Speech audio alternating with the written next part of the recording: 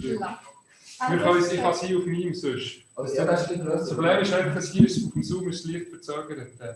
Ja, aber irgendwie, ja. Ja, müssen schauen, wo die, oder? Ja. Okay, wir können es hier auf meinem sonst. Also, ja, das ist Das Problem ist einfach, dass hier auf dem Zoom ist leicht verzögert. Ja, aber irgendwie, ja. Ja, müssen schauen, wo die, oder? Ja. Okay, wir können es hier auf meinem sonst. Das Problem ist einfach, dass hier auf dem Zoom ist leicht verzögert.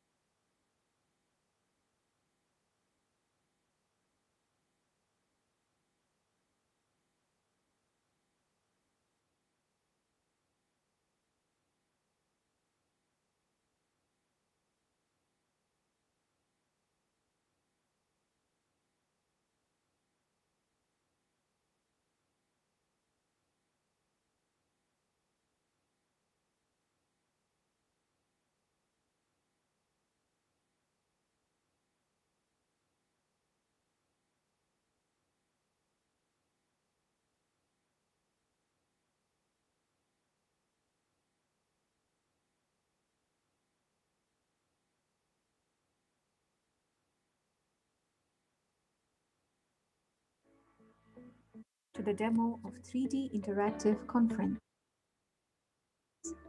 eTrain offers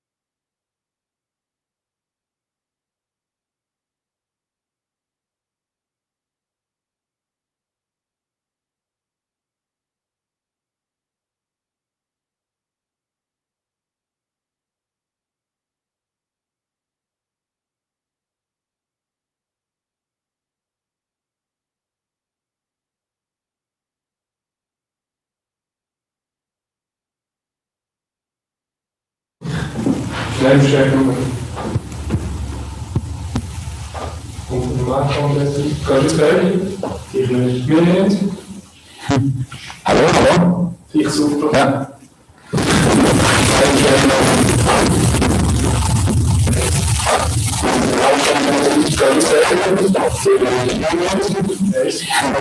Hallo? Ich super. Ja.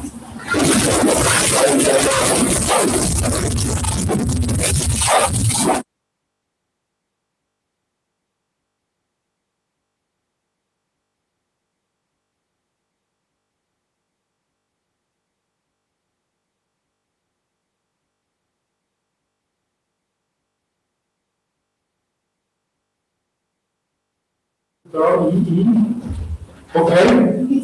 Ja, genau. Und jetzt machen wir schon einen Test. Lukas, Lukas 4 Jahre gehabt, hier. Und jetzt? Hallo? Ja. Okay.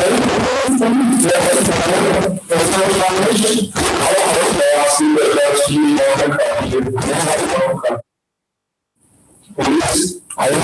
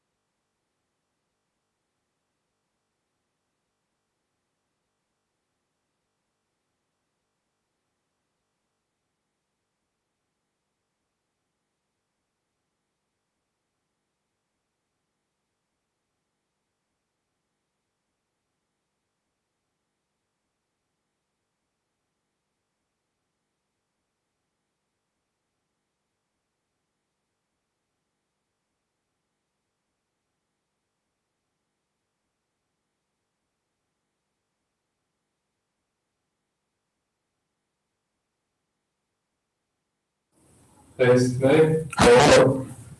Test. Du dann mal die Tür machen. Hallo? Test. Kannst du das gerade tun? Ja. Test, nein. Hallo? Test, nein. Test. Du dann mal die Tür machen.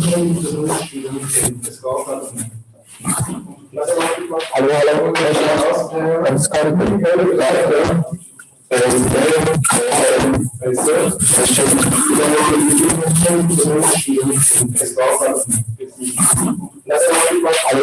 Test. Kannst du das gerade tun? Ja.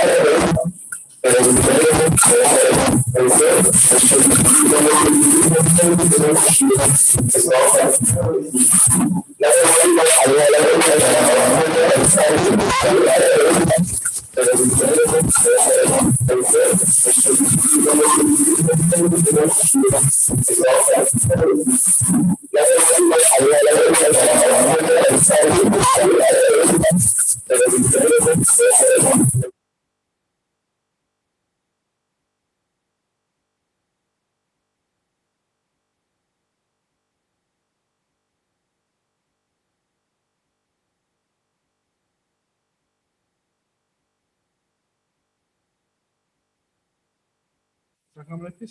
1, 2, Test, Test. Mama? 1, 2, Test, Test. Ist gut. Jetzt ist gut mit dem? Ja, wir müssen es so machen. Ja.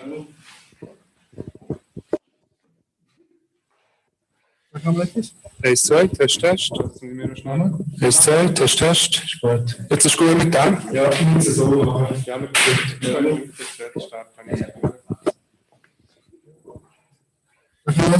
Test 2, Test. Sind wir noch schneller? Test 2, Test. Jetzt ist gut, dann. Ja, das ist auch gerne.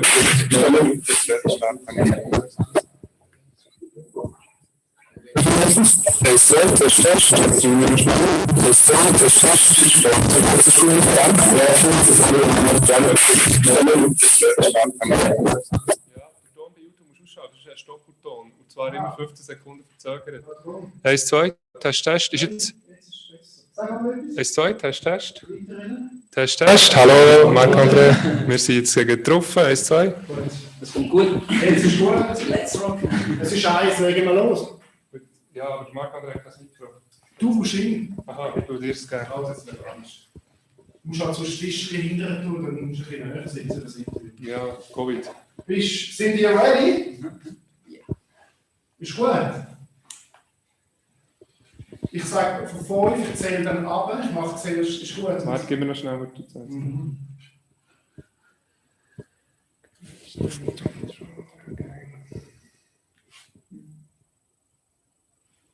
Ich tue das Bild schon mal von euch. Kannst du irgendwie noch fragen wegen E-Train oder soll ich es selber machen? Oder das? Ich frage dich, ja genau. Achtung, ich tue das Bild drauf, du sagst mir, wenn du ready bist.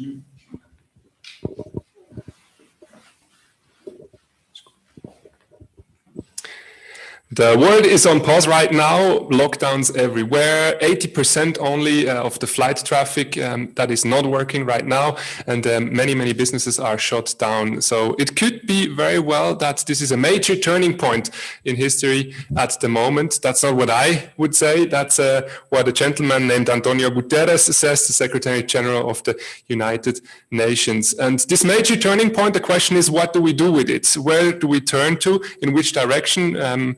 Do we turn into a more sustainable world, or do we turn into another direction? That's what we want to figure out. And I would say it is a very good sign that we have today leaders, sustainable leaders gathering from all over Switzerland and all around the world probably for the Sustainable Leaders Conference. A very warm welcome here from Zurich. We are here in a not so wonderful weather at the moment, but we hope it's still getting a little bit better, and be very welcome. And I have here with me, I'm not alone, I have here with me the president of SAMBA, the organizer of this conference, Marc-André Schaubecker. And Marc-André, how are you at the moment? Yeah, thanks for your support. I'm feeling very well, and I'm glad everything works, and we have you, the audience there. And I'm very happy that we could organize such an event with top panelists and speakers and leaders, as you just mentioned. And I'm looking forward to these discussions. And yeah. Just tell us a little bit, what is actually the Sustainable Leaders Conference about? Why did you organize that? Mm-hmm.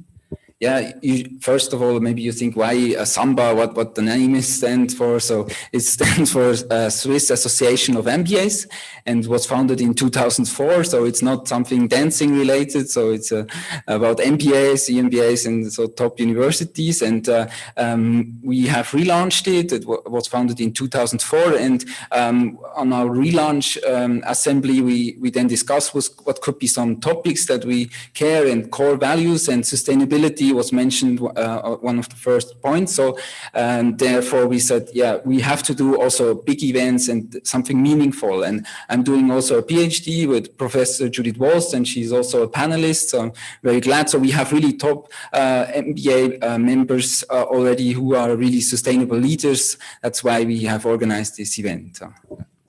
We want to come a bit back to the program of this event later on, but tell us a little bit about the platform. People are watching this on E-Train at the moment. This E-Train has also a special history, no? Yes, thanks. So first of all, we wanted to do it physically with Ernst & Young together in Zurich, but then because of Corona, we had to change. So the relaunch was in March, really, when the lockdown started. So therefore we had to think of new solutions. Then we thought, why not create a a course or a conference platform ourselves, that we don't have to use just Zoom, so that we can also network. Because the problem is we are a networking association or organization, and right now when everything is digital, it's really hard to network. So therefore, we thought we have to do something that could help, so that we come later to this, that you can even see all the let's say profiles, and that our algorithm that was developed also by Megha Shesta, she's also part of the team, and we created this algorithm that gives you like a perfect match that could be of interest to you. But this comes later. So therefore, we made this new tool called eTrain, and I come back to this. Yeah. We will definitely show you a little bit later how exactly also the different functions work with networking and so on. We will do that after we had some inputs. It's about sustainability today. Let's talk also about sustainability. Why was that important now for Samba, this topic? Yeah, I think this is a very good question. So previously, when I did my MBA, this was not a topic at all. So that's why we then thought, look, it is really important that you think long-term, that you don't think just for short-term profits, that you think big pictures and so. And this should be taught also by MBA schools and in general schools. So therefore, we said this is a core value of us and what is important for us. And as you know, especially nowadays, like in these times, you see that everything can change, and you cannot predict everything. So therefore, I think we have to be reasonable also with our sources that we have. And yeah, I'm looking really forward. And the problem was in the previous days that only, let's say, the head of sustainability or some juniors were interested in these topics and not the leaders. That's why we thought, like, we really need to get the C-level people like you, the panelists there, needs to be involved in this topic. And that's why we said sustainable leaders. So, yeah. We do have today 25 top leaders that will talk about sustainability, that will also give us insights in how they lead in a sustainable way, how they also make an impact for the environment. And I'm very, very curious. We will have 4 panels today. So not what we will talk here is important, but what these sustainable leaders will talk about that will come up. Can you tell us a little bit, what are your highlights in this afternoon? What's coming up for you that you are excited for? Mm-hmm. Yeah, all panels, of course, are very interesting. So I look very much forward, of course, to the first panel, sustainable leaders, and then also of the impact panel, because I'm very interested in this. So I'm writing a PhD in this, and also best practices where companies can show what they have already done and successfully implement. And then at the end, we have the circular economy that is very important for companies. I look forward to all the panels. So. So, and maybe we could show the video of eTrain. You can please, because we want to show you what you can do. This is it's like a 3D environment, and this you can see that you can navigate in our conference, because we are not physically there, but we created a nice environment together with our sponsor EY and partners like Marcel Ewan.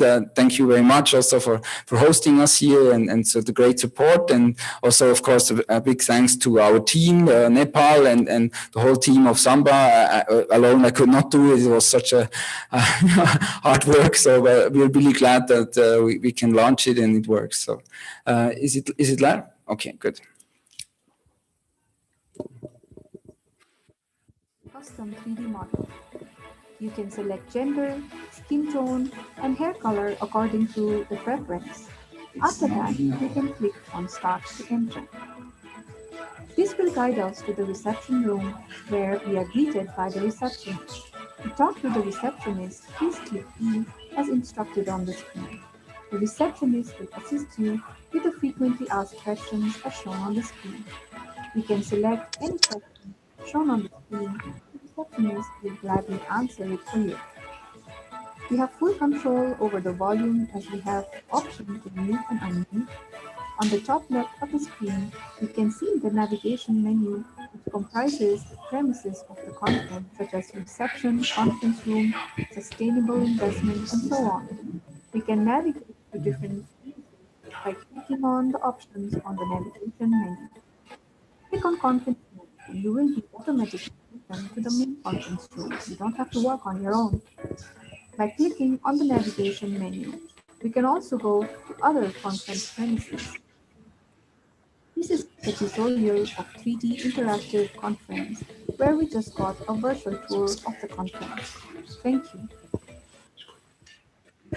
And we are back again. I hope you could hear the sound. We were not 100% sure whether that works. Technically, this is quite a challenge for also our man behind the technical department here in Marcel Jürn Kommunikation.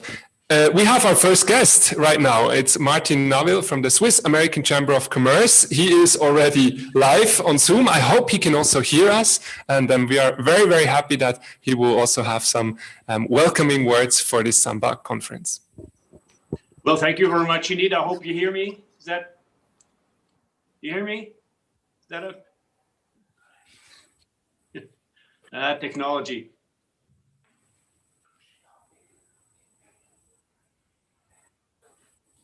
I don't know. Is that a yes or a no or hello? Martin, we can hear you. Yes. Okay, great. So welcome to everybody.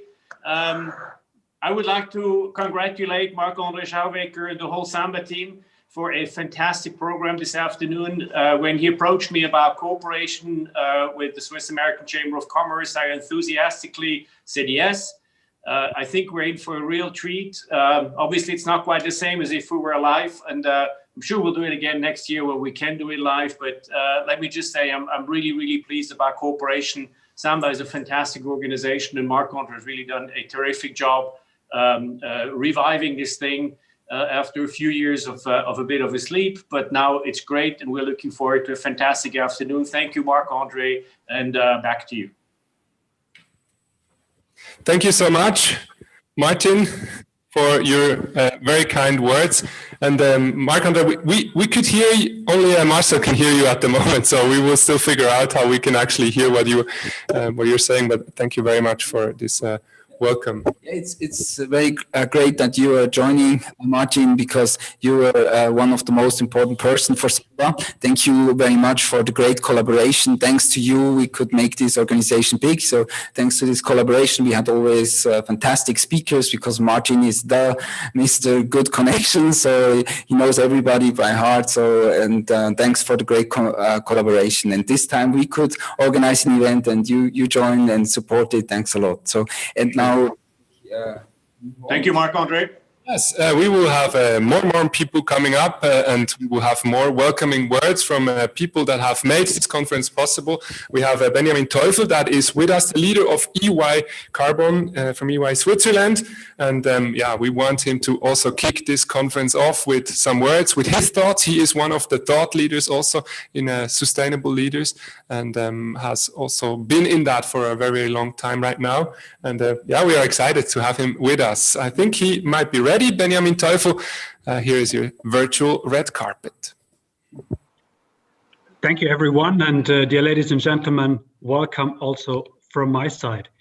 My name is Benjamin Teufel. I'm at EY responsible for the energy and resources business, as well as our initiative that we have just launched that we call EY Carbon, where we help other companies to become climate neutral.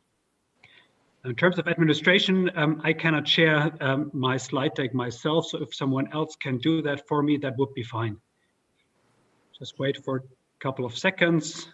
If not, I will kick off also without the slides.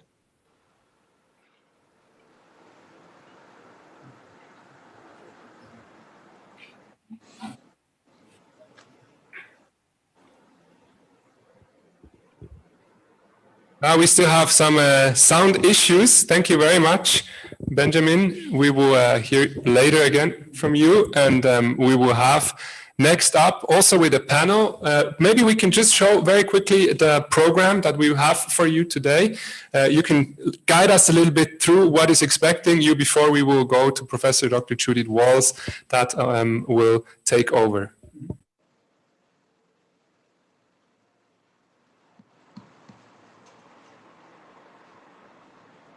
Leaders panel with Judith Walls, and then the impact investing measurement panel with I will be the moderator, luckily, and then best practice and case studies with Stefan Geiger, and then we have a circular economy panel with Dr. Mark Faeser. So, and then we have a closing speech, and then we sum up together. And yeah, look forward now also to Benjamin and Judith. Thank you so much. And we will also try to figure out our sound problems that we are having, because we cannot really hear what you were saying. I hope you can hear it though in the chat. And we have now Judith Walls, Professor Dr. Judith Walls with us, of the Chair of Sustainability Management from the University in St. Gallen. And when it comes to sustainability strategies for corporates, she is definitely the person to talk to. And I'm very happy that she will also have some words in the beginning, and then have a very interesting panel for us about sustainable leadership. Judith Walls, very, very warm welcome to you.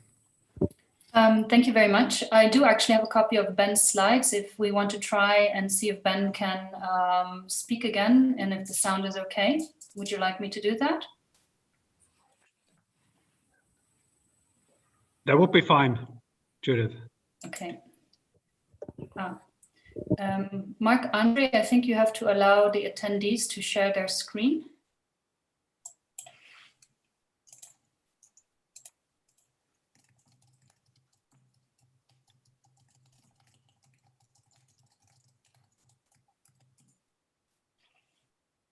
I'm just waiting for Mark to allow us to share the screen, please. Okay, that's good. Hello. Hi, Klaus. We haven't quite started the panel yet. I think we're just sorting out quickly the introduction still. Good.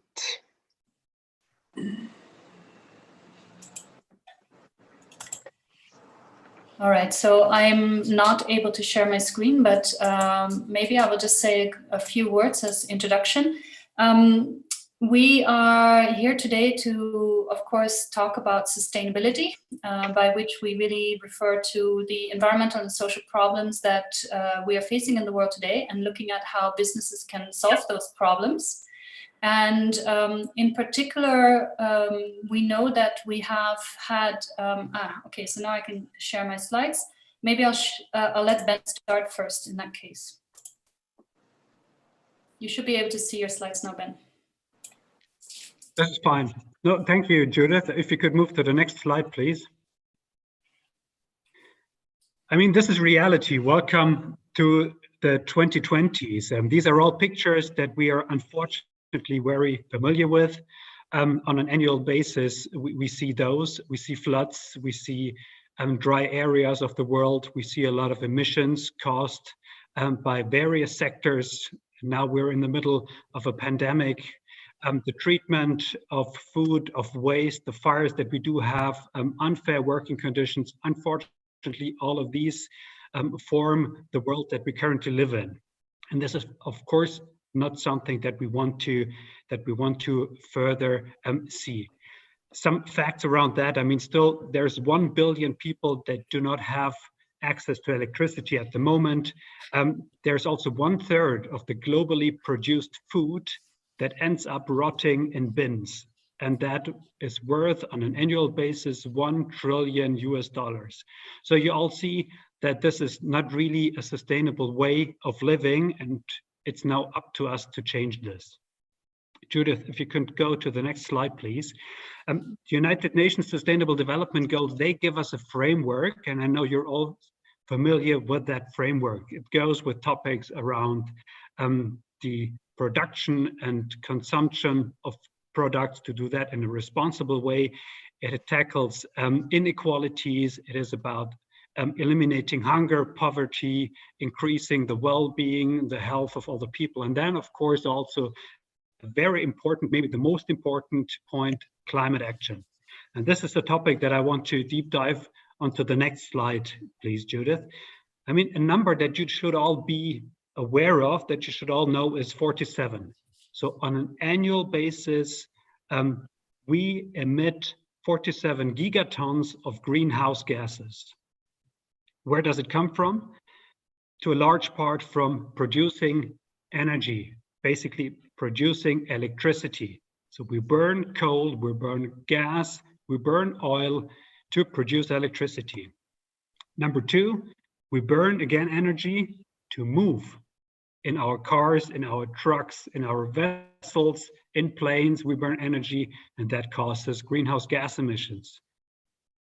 The industry also causes a lot of emissions also by burning energy. Just looking at the steel industry, cement industry, they need very high temperatures and burn energy and cause emissions.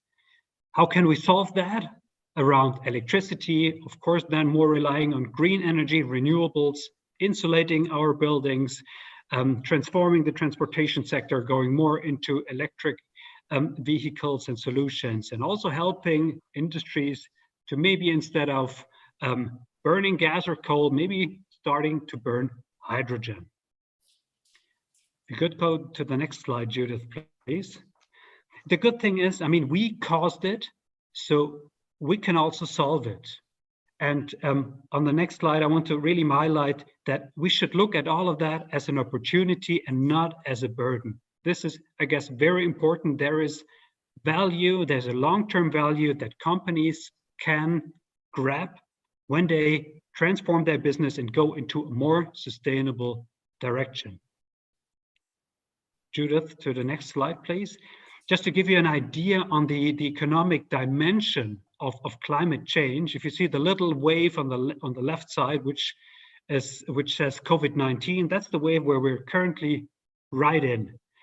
We might not have the full picture of the economic effect, negative effect that such a COVID wave has, but a climate change wave is far bigger.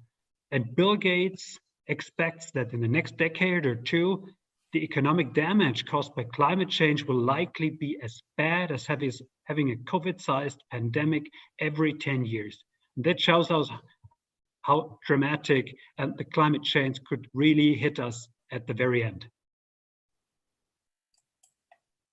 If we look how is society, investors, and CEOs looking at the topic of sustainability, then we can see several things. First of all, looking at the society, 87% of the people agree that stakeholders and not shareholders are most important to long-term company success. Another 56% agree that capitalism as it exists today does more harm than good in the world.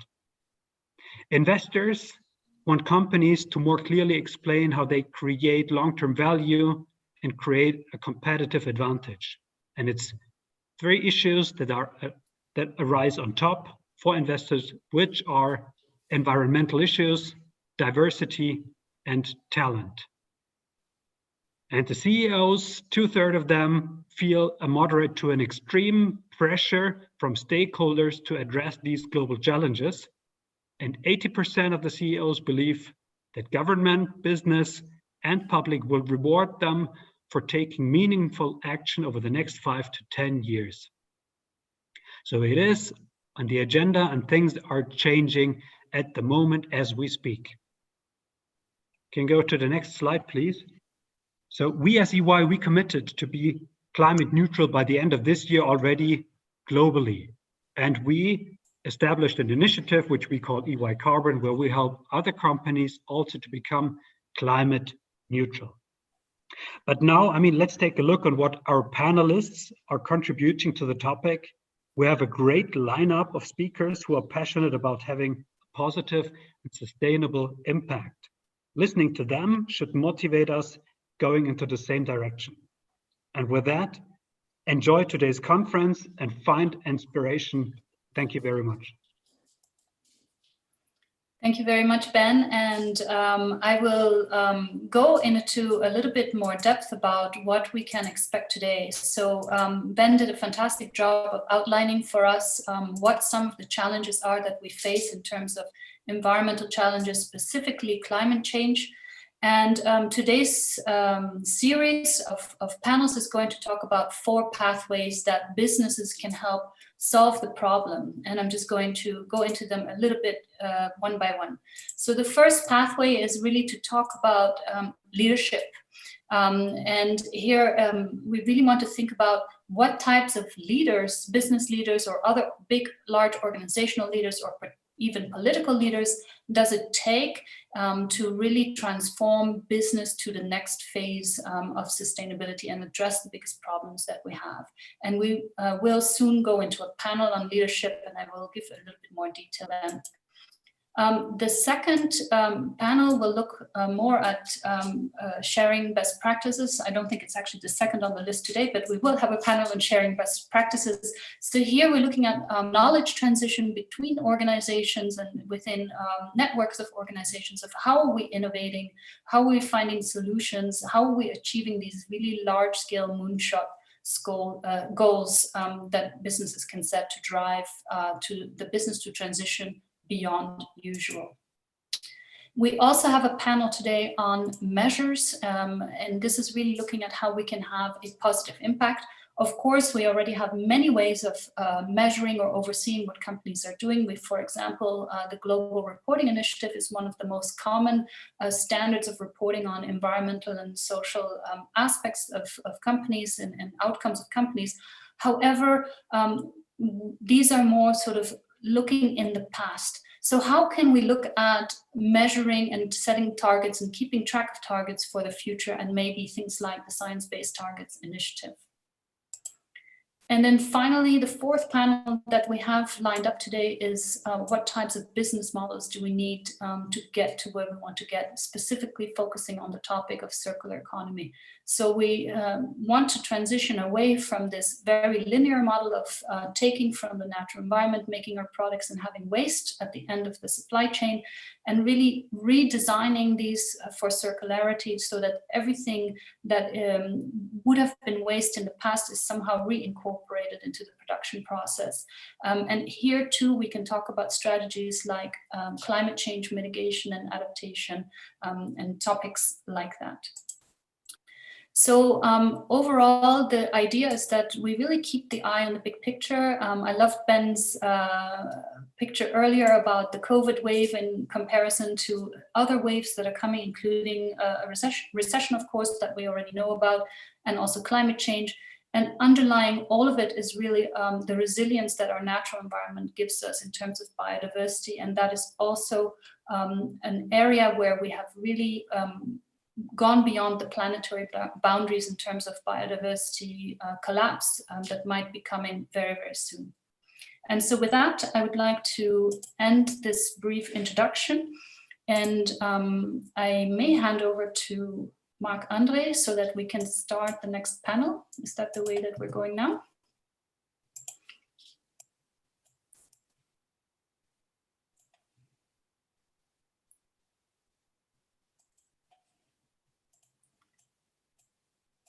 Not entirely clear. So I know that our panelists are coming in. I can see already several of you, so I think I will just move into the next phase. Welcome very much, panelists here today.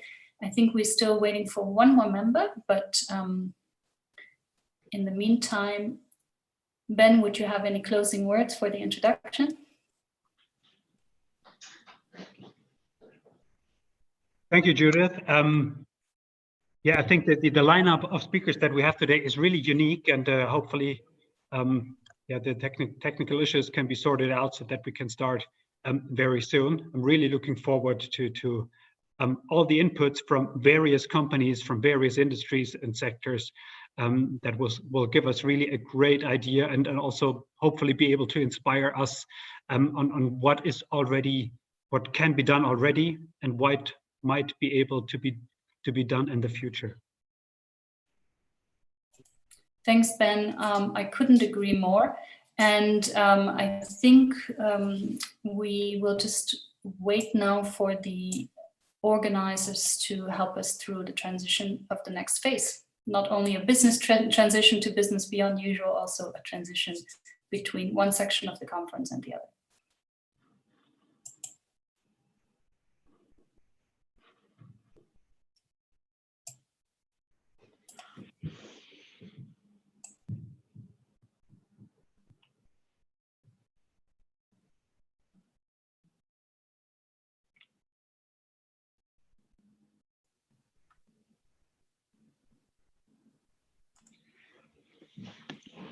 Yeah, I think so.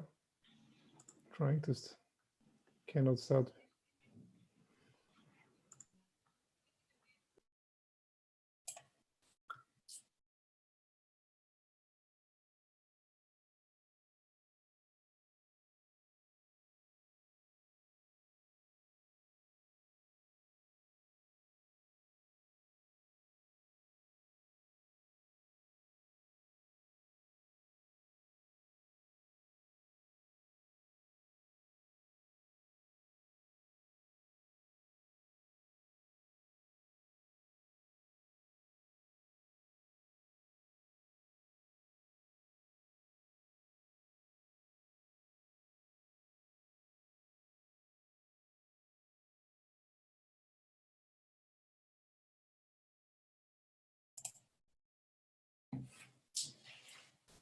Okay, I have been unmuted by the host, so I think that's a signal that we start with the next level. And we had Peter, you are here. We had somebody else just come in. I think we're still missing one of our panelists. Hold on. Stefan is still missing, but we will give him a chance to join. And I will maybe start with the introduction of the panel today. Let me just go to the first slide. So I want to give a very warm welcome to everyone to the first panel on sustainability leaders or sustainable leaders in the Sustainable Leaders Conference. My name again is Judith Walls. I'm a professor and chair for sustainability management at the University of St. Gallen with the Institute for Economy and the Environment. And actually, leadership and sustainability is a topic that I have been studying for many, many years. And so I'm really excited and pleased to have with me today 5 experts who are themselves leaders who deal with the topic of sustainability. From the left to the right, I'll just introduce everyone very quickly. So we have Peter Giger. He is the Chief Risk Officer from Zurich Insurance Company. We also have with us today Mark Langenbrink. He's the Chief Executive Officer of Mercedes-Benz here in Switzerland. We have Dr. Klaus Moosmeier. He's a member of the Executive Committee and Chief Ethics, Risk and Compliance Officer of Novartis, which, by the way, was a company my dad worked for many years. We have Karen Oertli, the CEO, PNC and UBS Region Switzerland of UBS Switzerland. And hopefully we also have very soon Stefan Steger, country chairman, Switzerland in Korn Ferry, who I'm admitting as we speak. And I just wanted to give a little bit of background information because from an academic point of view, I don't obviously work at corporations. I sort of am in my little box at the university most often, unless I'm talking to students and people I know.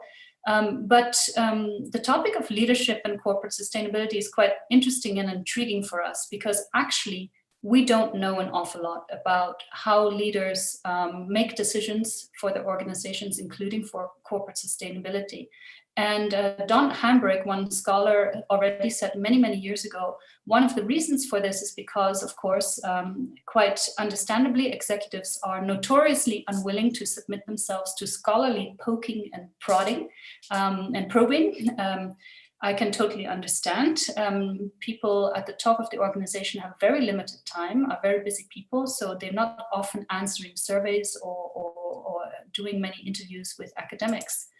However, to really understand what is happening inside businesses, it is actually important that we look inside this black box of leadership and what are the sort of psychological underpinnings, the socio-cognitive underpinnings of how people make decisions, what is driving them to direct the strategy of the organization one way or another.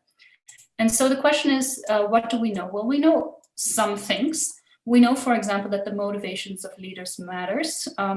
In some cases, the motivation can be very instrumental, more like a business case for sustainability, that companies will do it if it makes also financial sense at the same time. We also might find that some leaders have a more paradoxical or relational motivation in which they take a more perhaps holistic view that it's not only about the finances of the company, but also very much about the social and environmental impact a company has and its stakeholders beyond the shareholders. Or there might be a moral motivation, for example, in which a leader simply believes it's the right thing to do and therefore directs their company in that direction.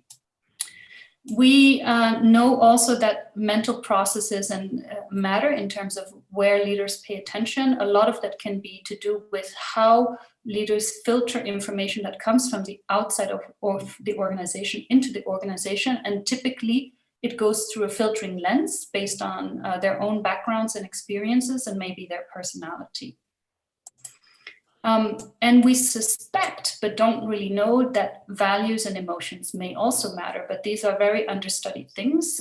But we know that more generally, individuals have a high variation in how much they value their environment.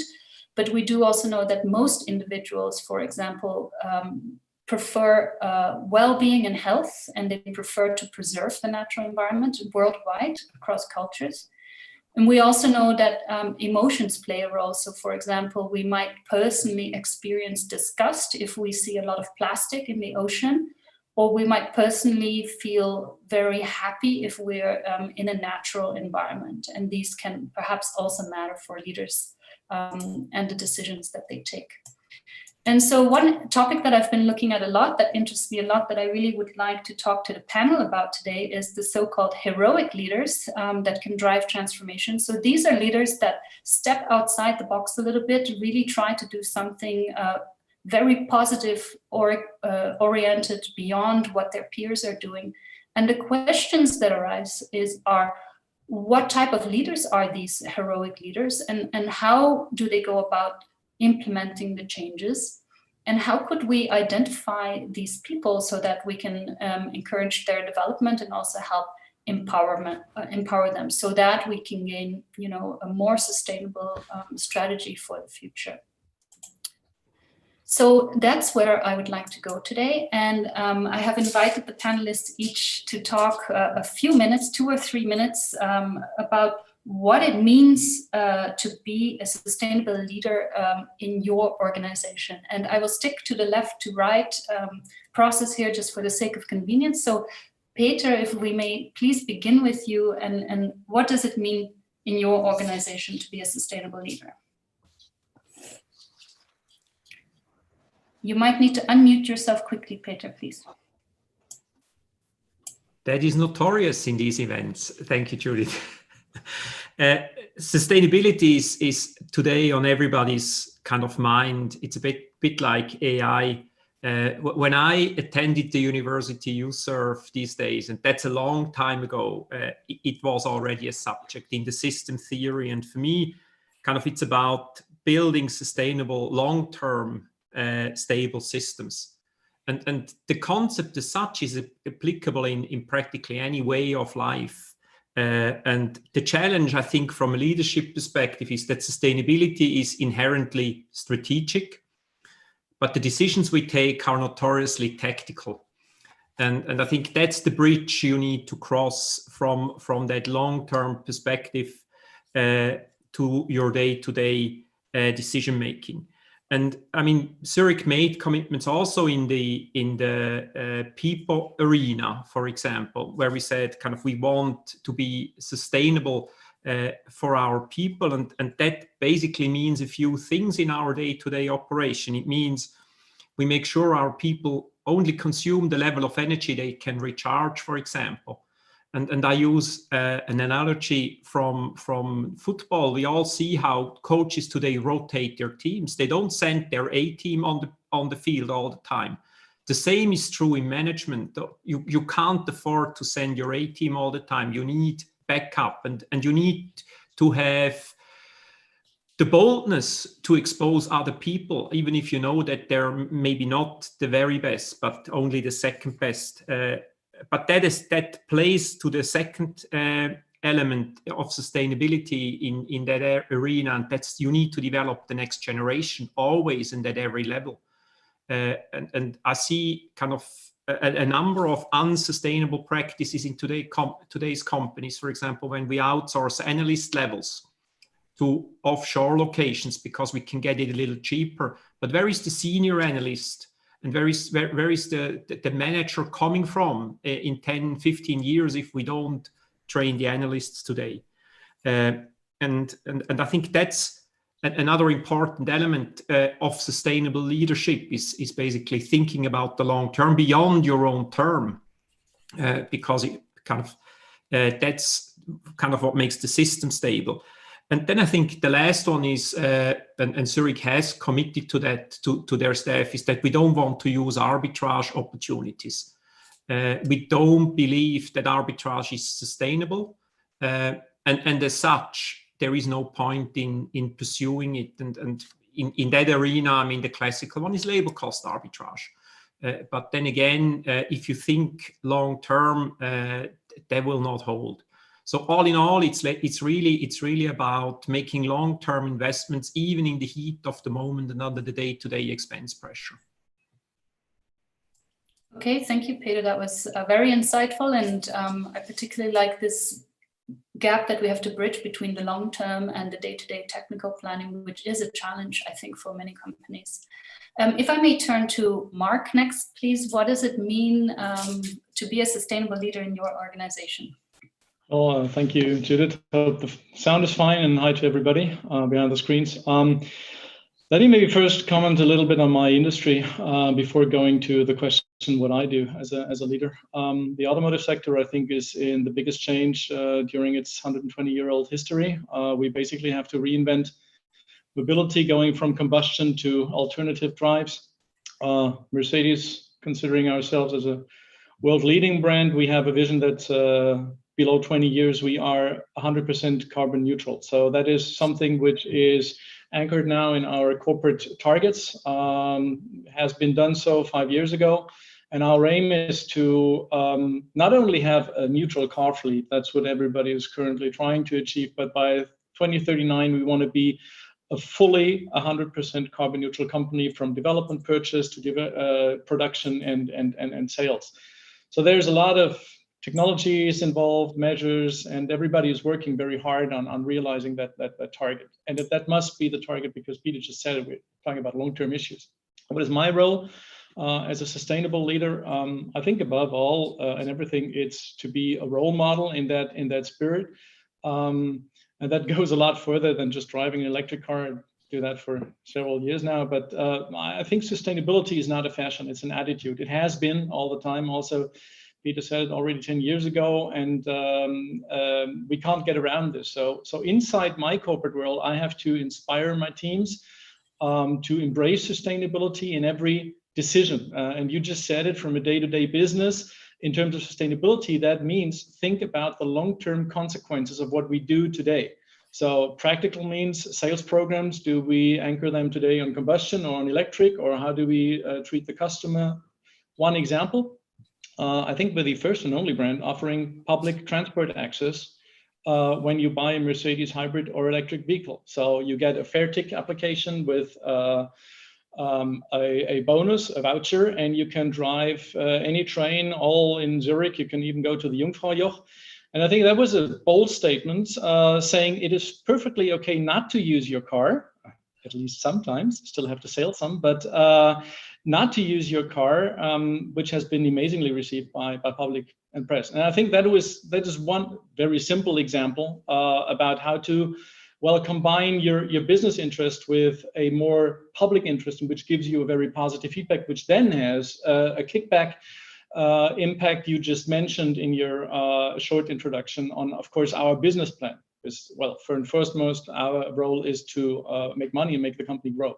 So we all have understood that sustainability is not an if option, it's rather how and how fast. And then there's a last dimension that is outside my company. It is our role, I think, as C-level leaders to activate and strengthen the interfaces with the politic, with science, with society, with customers. An individual effort of a company or an individual is fine, but a sustainable, durable future will only happen if all the responsibles work together in a network and I consider it to be my role to be among those driving that development, literally. Thank you very much, Mark. That's very interesting to hear. And I really do agree with you that your industry is undergoing a massive transition at the moment. So you're right in the midst of managing these challenges on a day-to-day basis. I would love to go next to Klaus, and maybe you can tell us a bit more about what it means to be a sustainable leader in your organization. Yeah, thank you. Judith, dear colleagues, thank you for the good dialogue we're having. I would like to center the first thoughts around the word of trust, which is for us at Novartis the key word to discuss sustainability in the company and with society. So I would first maybe have a look from a leadership perspective at our own corporation, our own company, and then come to quickly to society. So look, the transformation we're doing at the moment at Novartis, from at least from the perspective, the perception, which was the highly hierarchical, purely performance organization, to a new way of reimagining medicine. And there are these three buzzwords you may know from our CEO, Vas Narasimhan. It's about the unbossed leadership experience. So the concept of a servant leader, which is a huge journey where we bring all our leadership members through at the moment, which is really, I must say, the real cultural change. The inspiration for the purpose, which is in a pandemic, of course, a special topic, I think, as you all agree. And also the curiosity, I think we as leaders have to foster in the organization. Curiosity for diversity and inclusion, curiosity for lifelong learning in an organization. So I think that's for us, the main topic for a servant leader, to build this trust in the organization. And I think you all know special challenges during a pandemic where the organization suddenly works in a totally different way than before to reach the associates, to get them connected, to get them also be mindful on their own well-being, which is an important leadership task as we speak. So if you turn to society, you know, to be very open and blunt, I mean, the pharmaceutical industry has a trust problem with society. Interestingly enough, in the 1780s, the pharmaceutical industry was one of the most trustworthy industries globally, and we did a bad move onwards for whatever reason, and certainly we're also ourselves to blame for this. Now in the pandemic, I believe society and companies are part of society, not separate from society. That's, by the way, an unfortunate distinction which is sometimes made, that there is the industry, there's society. I mean, there is no society without industry and vice versa. But we are trying to regain trust with society, which, of course, in the pandemic becomes quite obvious because there is no solution for the pandemic on a national level, or on a level only public sector, only private sector. That's an important leadership task, I would say, try to rebuild trust with society, especially now during the pandemic, where there is, by the way, a big opportunity. And this is not only the classical ESG ratings, where we all as companies are striving for higher ratings, and we can talk hours about this, about the system, if you like it, yes or no, but generally, I think it's a good push for the industry. It's also the broader trust topic, dialogue with society. For us at the pharmaceutical industry, extremely important access to medicine and pricing. That's most important topic for the future of mankind, access to innovative medicine and pricing, and how we can come to an agreement and still have the money to invest billions on research and developments, which may be lost because you can't force science at the end of the day. And then closing here, not forgetting the ethical challenge. We need an open dialogue on ethics, which is often not done. We launched our new code of ethics during the pandemic, which was co-created by our associate and by our associates and based on behavioral science, just to foster this dialogue, which is sometimes totally forgotten or overlooked. looks, and there we bring together, closing here, the trust topic, society and company, because at the end, as we are part of society, trust are the same topics, and leaders have to drive this dialogue. Thank you, and back to you, Judith. Thank you, Klaus. Very, very interesting. This notion of servant leadership is, of course, something that also comes up a lot in academia, and maybe we can come back to it during the questions and discussion. I would like to now move to Karen, please, and maybe you can explain to us in your organization, what does it mean to be a sustainable leader? Oh, Karen, can you please unmute yourself? Thank you. It resonated well, basically what Mark shared. It looks like we have quite some topics in common. It's very much, I would say, about having a very strong but also clear vision and to convey it into the organization. I think it's not just having the vision, because not everyone probably already started to share the same path internally, but also externally. It's really to have one common goal, which is kind of the target you want to basically achieve collectively, I would say. And then it's very much about inspiring people, and ideally, and I think that's really one of the prerequisites, to be a role model and to have strong proof points, and not just talking about it, but to really make it very relevant and very tangible for people, that they really see you mean it, what you say, basically. Now, to having really proof points to look at where we started basically the journey and what we do basically, it's very much also, I would say, coming from clients, but also regulators, and looking also what kind of employees we try to attract in an industry which is very much also in competition with some of the big tech firms. So it's very much that we can install it in our DNA, next to having a clear vision and being inspiring to clients and employees. So looking at what we started, basically, it's not only that we have, I would say, global committees in place where we interact internally, but also with industry bodies and regulators, and being connected with other financial institutions in the market, but it's also about listening to our clients, formulating new value propositions and products, educate our clients, bring the clients on the journey, given the diverse client base we have also in Switzerland, and also do the same for our employees, educate them, try to help them to embark on a journey, and also give them some support. For example, we recently had a Zero Waste Week, where we really made it a topic every day with some additional proof points where people also could link to a lot of activities. For example, we started to cut single-used items across Switzerland, where we equipped all our branches with dishwasher. It sounds like just a small step, but we were able to reduce it substantially. Or we also started to have the digital capabilities linked to sustainability, that we say we want to reduce the number of pages we use every day. So, for example, we have a digital mailing system implemented, and we were able to reduce by 10 tons paper we use every year. And this is just kind of the small proof points. We try to give something back to the organization, have really clear, tangible proof points for our employees, but also customers at the end.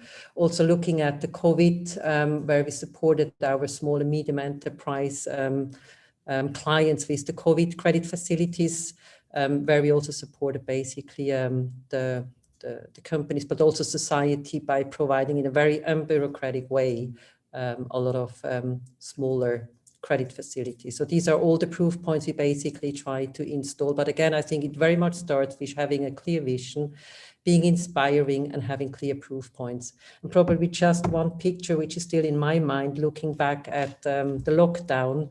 There was once in a newspaper, NZZ, a picture from the Kilimanjaro, which was suddenly visible from Kathmandu, 30 kilometers away, because the pollution came down so substantially during the lockdown. And I think for me, this is such a strong picture, which I would really like to carry on also as one of the proof points. If we are really very careful in how we use energy, how we use basically all our materials, what kind of difference we really can make. And it looked like it was super easy during the lockdown. So can we just save and secure some of those measures into the future? that would be for me a very good outcome of the crisis we basically saw earlier this year. Thank you very much, Karen. And yes, I think this having this visual image of what it looks like in a world without pollution, for example, or with less pollution, is a really powerful way for us to kind of think about the future, right? I would like to turn to Stefan. Please, can you maybe talk a little bit about what it means in your organization to be a sustainable leader, or what you know about sustainable leaders? Thank you, Judith, and thank you for having me. Well, we are an consulting organization. We help organizations to build good leadership effectively. So it's very much at the core of of what we are trying to do. Allow me to start with a small story, building a little bit on the point that on the example that Karen just gave, that image of Kilimanjaro. I recently had and illustrating a little bit how difficult it is to become more sustainable in our leadership. I've recently had a conversation with the CEO of a large European steelmaker. And we spoke about sustainability, of course, because that's a huge theme there. And he shared with me some data and said, amongst other things, our CO2 production in my assets is 50% of the CO2 production, of the average CO2 production of steelmakers. Yeah. So they are doing extremely well. Then he continued to say, and when I go on a roadshow, and he goes on those roadshows like all of these people do all the time, what I find is not a single question around how am I doing with my CO2 emission. So the analysts have absolutely no interest in that. They couldn't care less. So he says, ending our story, why should I continue investing into further sustainable production? Yeah, what's in it? And I think that is the key question, and that's a real example. Huh? It's not made up. And that is the key question that we also ask ourselves. If we believe, which we tend to believe, by the way, because we have here a number of representatives of very relevant organizations with whom partially we work, and we work with others. What we see, if we believe that going forward, it's not just about profit making anymore, and we take it seriously, which we see emerge, which we clearly see emerge. But success in the future will be driven more by, not only by what we do and how we do it, so by vision and strategy, but it will be more driven increasingly, not exclusively, but increasingly by who does the things and why do we do it. So a greater importance of purpose needs to be sort of immanent to everything we do. If we believe in that, then of course, leadership of the future will incorporate much more of that. We'll have to embrace much more of that, which is, by the way, again, something which we in our studies see as a trend. Yeah? So I'm not negative. We see that as an emerging trend. We believe in it. And it is very much a behavior or an organizational trait as a consequence that is driven by how are people socialized, what do they truly believe in, what set of values and so forth do they truly embrace, and how can we identify, how can we help, those values to become stronger so that they can detach when in that dilemma, that I described with my example, when in that dilemma, so they err more towards the sustainable decision, the longer term decision most of the time, rather than the shorter term, easier decision that provides us with the classic, sort of parameters that everyone likes, or traditionally has liked. Yeah, I'll hold there. I'm sure we'll continue Yes, thanks, Stefan. It definitely comes back to my initial slide about different types of motivations, right? Some leaders are driven more by these instrumental motivations. It needs to make financial sense in order for us to keep pursuing this question, versus kind of a more holistic motivation, if you like, which might be somewhat value or purpose-based. So maybe I would like to also leave this out as an open question for the panelists, because we had now a number of people talk about servant leadership, vision, inspiration, the role of values, the role of motivation. So are there particular qualities that we can look for in leaders, or characteristics that we can look for in leaders that would make such people more inclined to pay attention to sustainability?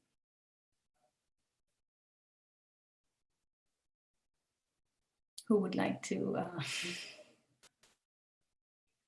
I mean, maybe I'll come back to Peter otherwise, since it's been a while since we heard from you. Well, I think, look, we said you need to take a strategic perspective, and sometimes you need to accept short-term pain for the long-term gain, and that takes boldness. Boldness is often based on values. So I think kind of sustainable leaders have values, and that they build upon and that they can relate to, even in the heat of the moment. I mean, we're a 150-year-old organization.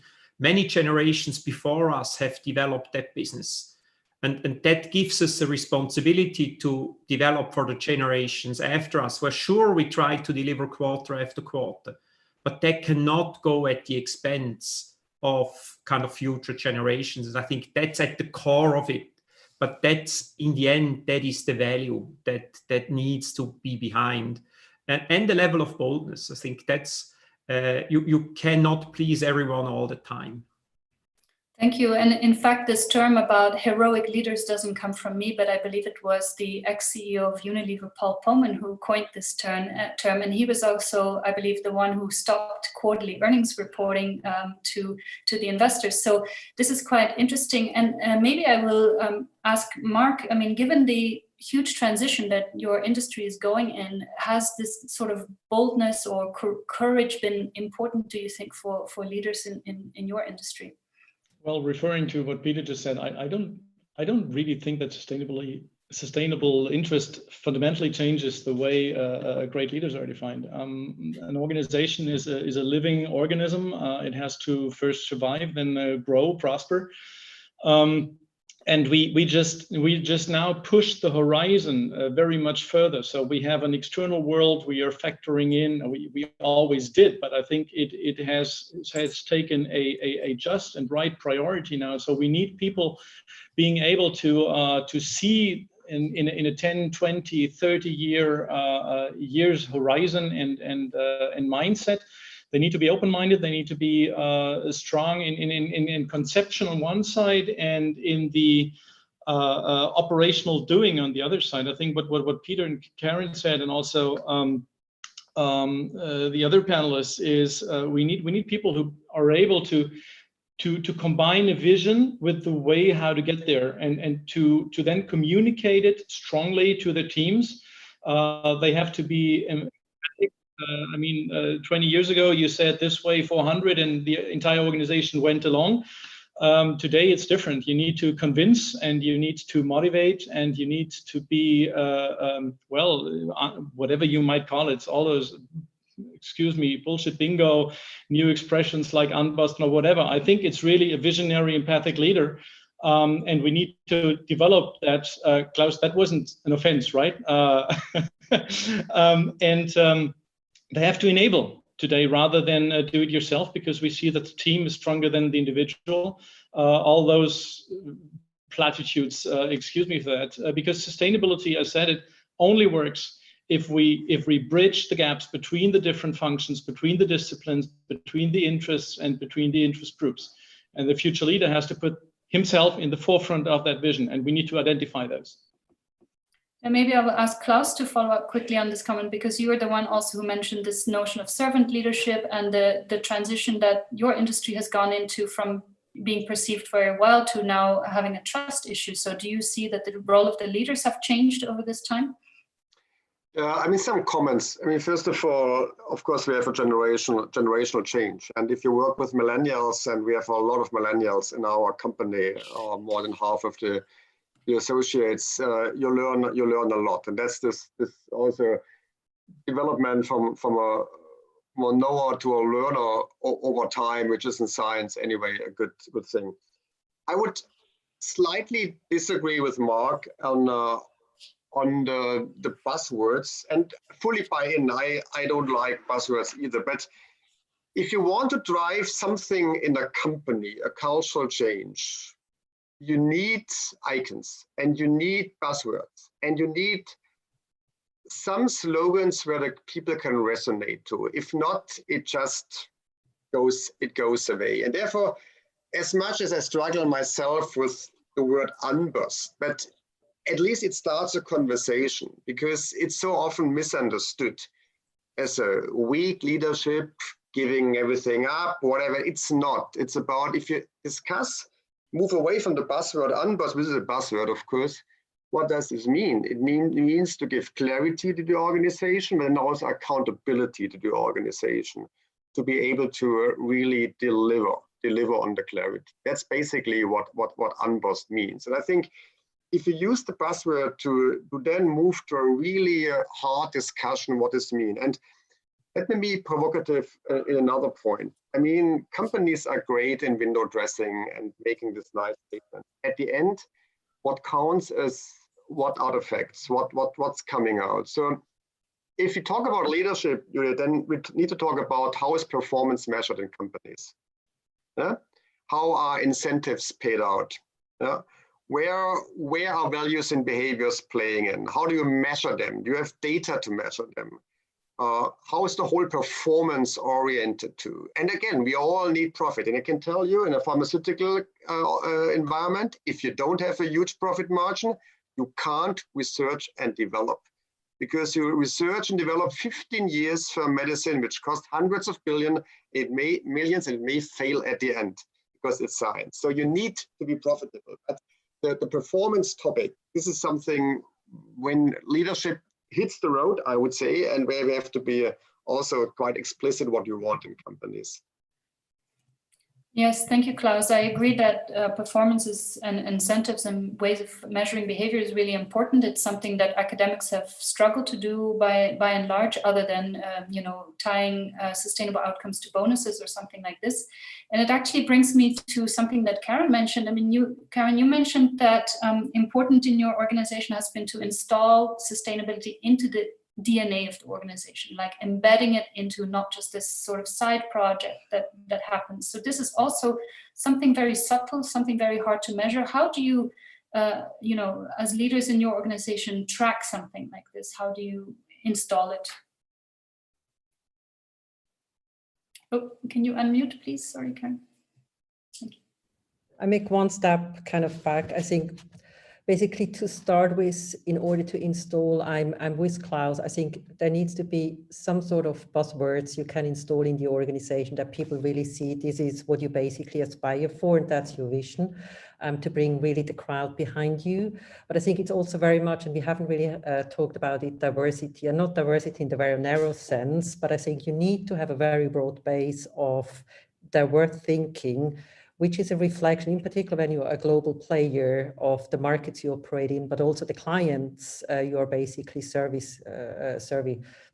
I think that's super important. And having then kind of the right diverse staff base in order to serve your clients, I think it's very much about how people lead, and leader in a sense of unlocked potential in the organization. So it's not really the unboss culture what we drive, but I think it's very much a collaborative way of linking people in the organization, that they start to cross boundaries and to really bring the full potential what a firm can offer to the client. And that's only if you have a very broad mindset. And that again comes only if you have a very diverse client staff base.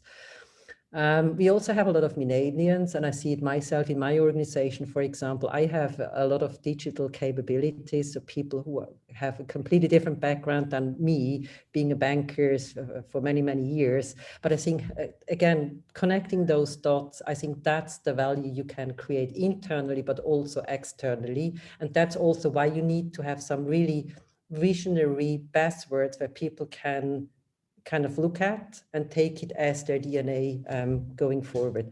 When it comes to KPIs, I think I also slightly disagree that you can also be sustainable in the way you operate or kind of products you offer to your clients without having an impact, a negative impact on your revenues or profit contribution. Looking at, for example, investment products, we have, of course, sustainable products, but also still not 100% direct towards sustainability criteria. Usually sustainable oriented products outperform those where we don't have an angle on sustainability. So we have a lot of proof points that also sustainability leads to additional revenues in relative terms. And I think having those proof points, you can also reflect back on very particular KPIs that sustainability adds value.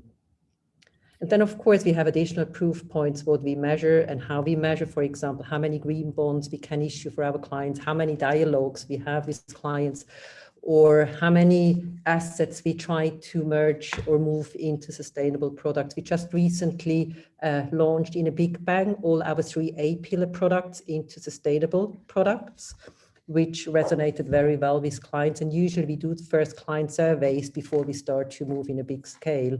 Or we just launched last week a credit card out of industrial corn just to test new ways of products. And also there, I think there's such a variety in the market and so many opportunities. And I definitely do believe sustainability is not a negative impact for performance. Thank you, Karen. And picking up on your theme of diversity, it's one of my favorite topics as well when looking at, for example, the boards of directors. One element, of course, is gender diversity, but also very much a diversity of experience and background coming from different fields, perhaps, or even different industries. And then I wanted to actually direct to Stefan this question, because you talked about the who does it and why they do it is really important. And do you think that someone with a more diverse type of background has a different way of looking at how to run an organization? Or can you say something towards this notion of diversity? Maybe let me try to start the answer slightly differently, Judith, if I may. If we accept the fact that people are formed, or that views and behaviors are primarily formed by the context that people operate in, and in German you would say the milieu, or in French the context that you live in, which biologically is certainly true. If we accept that fact and we say, okay, we now need more sustainability and a better balance between what we've said before, profit and longevity and what have you, then a leader needs to strive for or needs to create a culture. However they do that in different circumstances can be different things. Need to strive to create a culture that truly represents, those elements, those cultural elements in a sustainable way that leader wants to produce.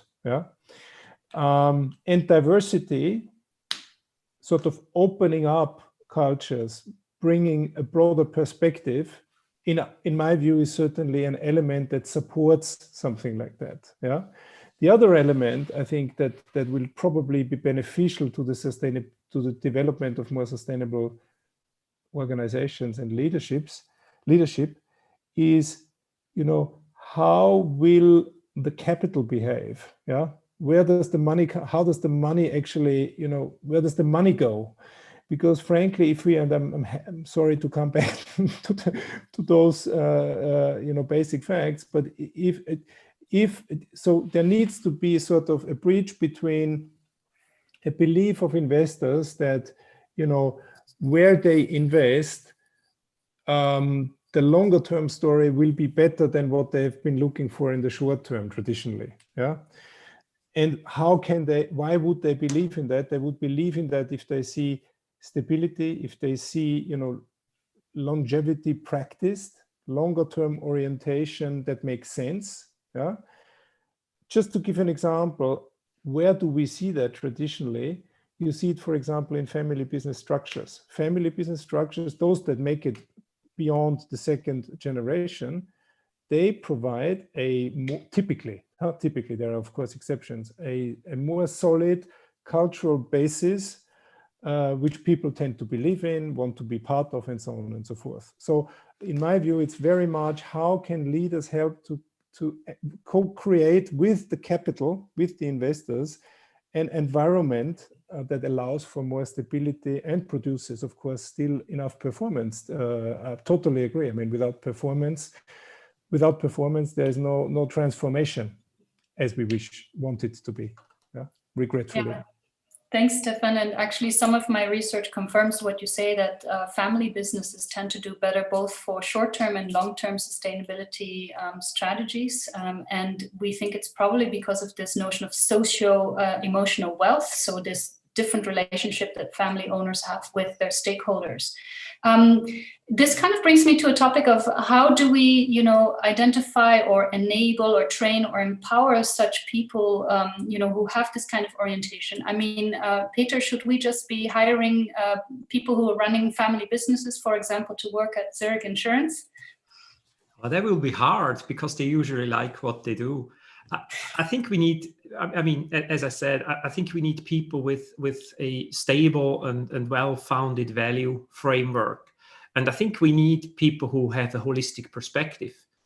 Because, Karin said, well, it's kind of sustainability creates value. Part of the issue that we have, especially in the environmental management, is that we have externalized costs. So we show profits on the cost of somebody else, like the environment, because polluting the environment comes for free. Now, if you internalize those costs, obviously you have a more transparent perspective and your accounting shows something else. And I think that's part of the issue. You need people who go beyond the accounting numbers. Accounting numbers give a lot of bad incentives for non-sustainable behavior. And I think, again, it's a cultural thing. Investors want to see results. You need to deliver results. It's your reason for being, in a way. But you need to balance that in terms of kind of the long-term investment in the business. Developing people costs money today. The benefit comes in the future. It's a good investment. But like any investment, the accounting impact today is negative because the cost comes in today. And so we need to distinguish these two perspectives. And I think it's really that type of ability to holistically think and understand systems, also to deal with the ambiguity, because the signals are not always clear. And to be able to pursue that path in the long term. And I heard kind of the notion that we need to have the signposts so people know where the journey is going. And by the way, I agree, big organizations need a bit of bullshit bingo. You can't move 50,000 people in a direction with very differentiated speaking. You need simple messages that come time and time again. And we see that in the sustainability field, because it took quite a moment to develop momentum. But now that we have the momentum in the organization, once we're on the move, organization like ours, Karin, once we're on the move, it's hard to stop us, but it's hard to make us moving as well. And that's, again, it's a leadership trait to be able to take a complex world, reduce it to a simple message that people can relate to, and then kind of submit it again and again and again. Thank you, Peter. As an academic, I must say I'm not in favor of too simplistic messages because we lose a lot of complexity and nuance, but I guess that's why I'm not leading a major corporation. I wanted to ask Mark, especially given the transition again of the automotive or automobile industry, do you think there's something as being too progressive as a leader, too far ahead of the curve? I mean, the automotive industry has over time tried, for example, electric vehicles in the past, and it never worked. So is this also a question of timing? Well, before answering that, I have to make one comment about the bullshit bingo I started. So thanks for everybody reacting to it. I mean, Klaus, I even noted the unbossed word because I want to learn more about it. It's interesting. Now I'm just trying. What I was trying to express is that sometimes when the strategy doesn't work in operational execution, we change the strategy. And sometimes, I'm coming back from a French background, sometimes when we have found a new word, we think that we already have the solution. So, and I'm very much with what Karen and Klaus said, and then Peter, we need tangibility first, we need measurement, we need targets. So the sustainable leaders, how do we improve our organization? And that comes back, Judith, to your question as well. I think we have one thing Karen and Peter just said. We need to measure it. We need to put it into our recruitment, into our development, into our benefit systems. Partly it is already done, and then we as managers do not only need to be, let's say, the boldest in our company or leading role model, but we also have to be bold about our recruitment decisions.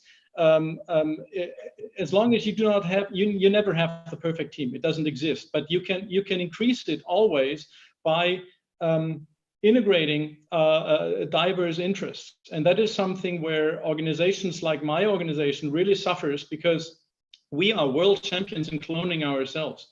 And it is very often that we have people coming from an external world, asking the right questions, putting the right things forward, and then being, excuse me the impression, spit out the organization within 2 years or 3 because they didn't adapt. So that is certainly something I and my colleagues from the board as leadership team try to make evolve in our organization, that despite our 120, 150, how many years ever existence and all the pride that goes with it and all the experience, we need to every day evolve. And the faster this world is turning, and currently it turns very, very fast, and it's not going to be any slower in the next 10 years. The faster we need to have new talents, new interests, new horizons, new disciplines, like Karen said, on the digital or whatever capabilities to come into our company, embrace that, really actively play it, and then become better. And it's not only sustainability, it's all the other disciplines, but sustainability as the longest strategic objective as a first one. Thank you, Mark. Very, very insightful. Cleared up the bullshit thing. And maybe we keep this discussion going afterwards. But what I'd like to do actually is hand over to Marc-Andre, who's been keeping an eye on the questions that the audience members have been posing. And Marc-Andre, would you like to raise the first question, please? Oh, we can't hear you. Sorry. Write it in the chat. Okay, I have one question on WhatsApp, which maybe I will transition to that, which was coming back to incentive, and maybe I think Klaus was the one who talked about incentives, right? We can ask you. The question was, how do you incentivize your employees to achieve targets for sustainability, and does the bonus include such targets? Yeah, I mean it starts as often with the top. So we have, that's of course also the pressure from the board and from the ESG investors. We have very measurable ESG KPIs for the executive committee, for the CEO in our incentive structure, and it's all public. So we've published our ESG scorecard. We publish how we move there on the indices. So it starts with us. And then, of course, it's important to bring this in the strategy and in the performance and incentive system of the whole company. And what we are doing at the moment is, which is a big experiment, we call it Evolve. We are moving to next year to a completely new performance system, where we basically reward on team performance, and ESG plays a big role there from the KPIs. And then we have, but very strictly, and that will be interesting how we do it, it's a journey, the extra incentives and values and behaviors.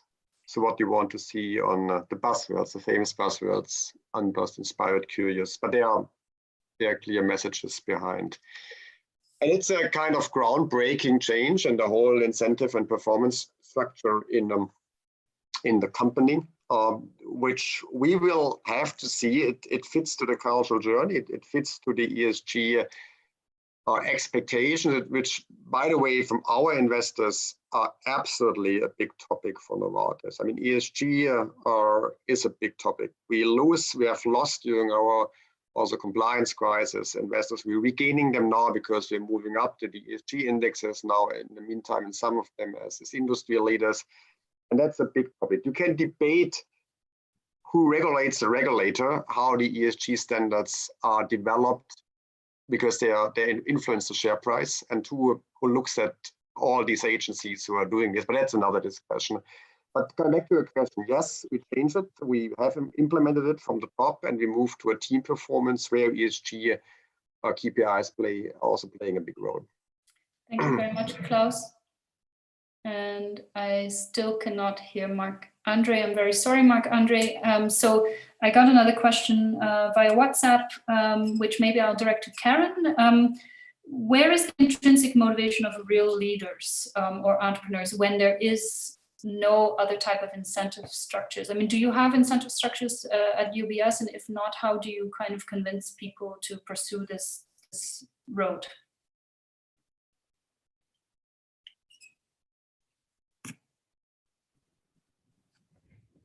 Well, I think intrinsic motivation starts for me not only around sustainability. I think it's whatever you do, ideally you're intrinsic motivated, otherwise you won't be successful, right? So I think that's for me really the starting point for whatever an employee or even myself do.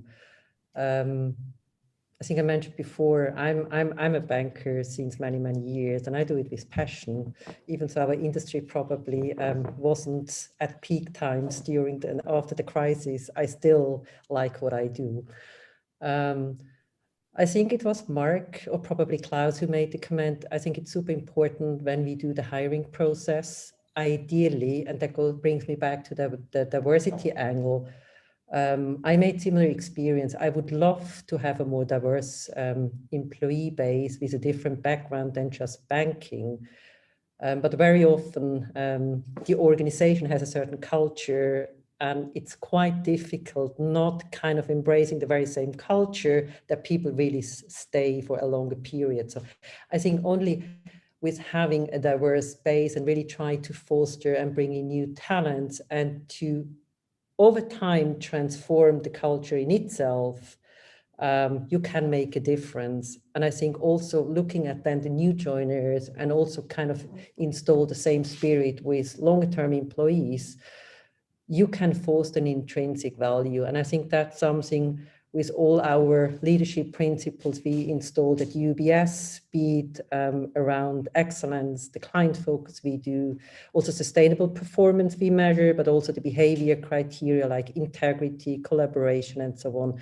That's how we really try to foster an intrinsic motivation, in addition to having really a diverse staff base, which helps us to make progress on that journey. And I think it's a journey. It's not something you have and you have it for once and forever. I think the environment changes, and probably this year faster than ever.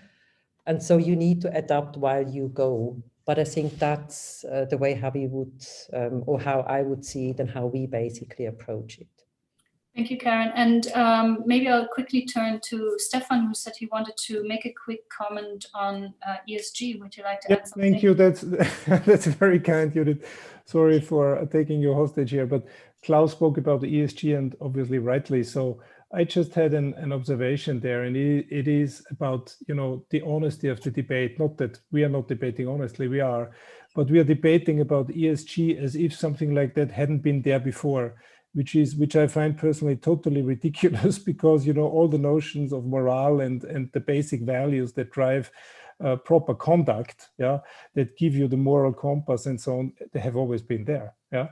So I think we need to watch very carefully those artificial structures that we now insert all of a sudden as if they were new. They are not new at all. They're totally traditional. We just need to do it, yeah. And we keep this calling something new, which I find sometimes it's almost a provocation, because as if we were dumb and hadn't realized Anyway, sorry for that, but it comes to No, my mind very strongly. I think you make a very good point, and this comes back to the notion of universal values, which cross-cultural psychologists have always pointed out. There are sets of universal values that everyone finds important, and they include well-being, health, protection of natural environment, for example, as well as longevity. We all want to be old, apparently. So let me try Marc-Andre one more time to see if he still has more questions for us.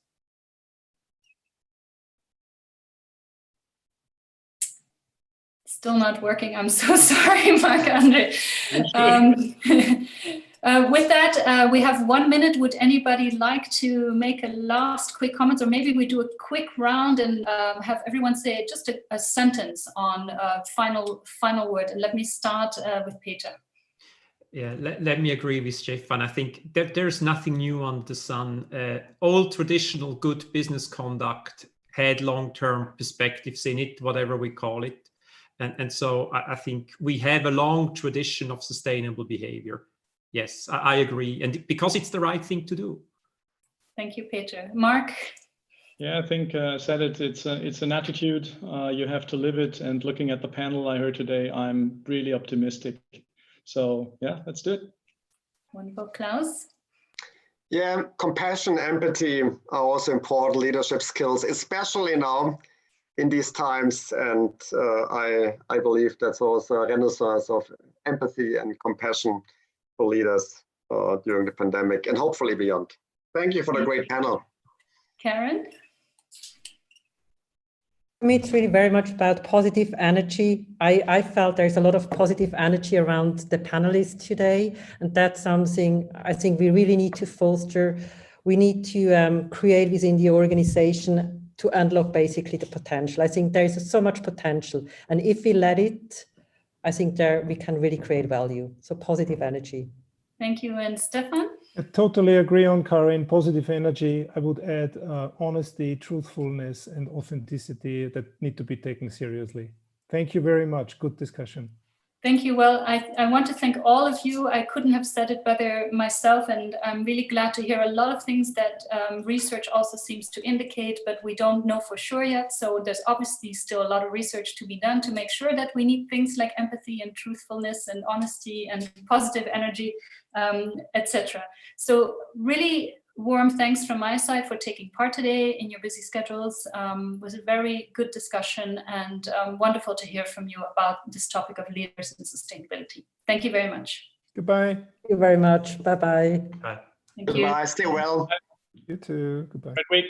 And Merry Christmas to everybody. Happy holidays.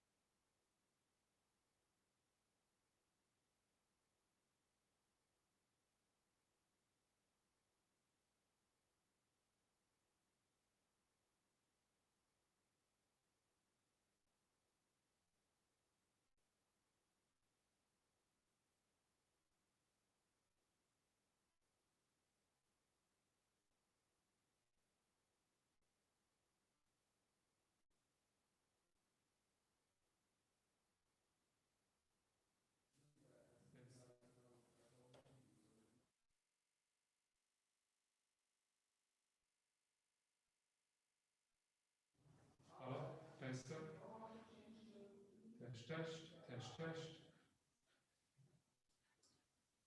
Also es ist einfach im Zoom kommt es hier einfach nicht an. Ich weiß nicht, weißt du?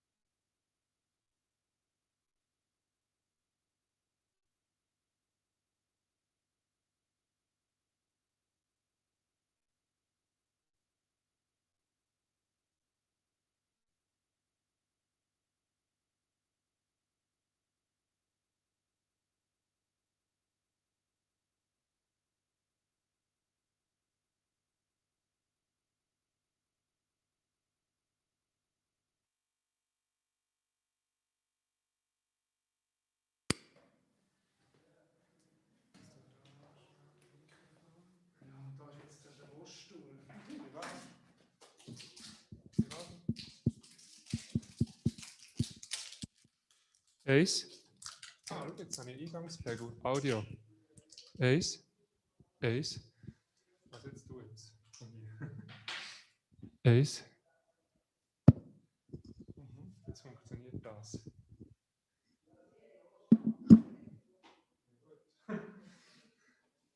Also kommt nicht raus. Aber auf jeden Fall machen wir jetzt auch weiter noch. Ich zeige zuerst. Das Problem ist jetzt halt, wenn wir das Video zeigen, dann geht es natürlich jetzt nicht. Ja, dann geht es nicht. Also nicht mit uns. Das heisst, wenn wir jetzt das Video zeigen, dann müssten wir quasi wieder hier.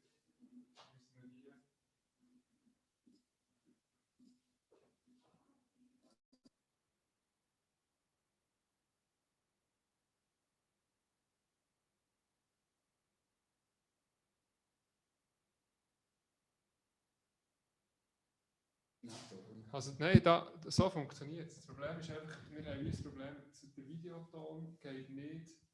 Also wir haben entweder den Ton hier oder den Ton auf dem Video im Moment. Ich weiß nicht wieso, ich habe das Gefühl, es ist ein Zoom-Problem, weil das Zoom.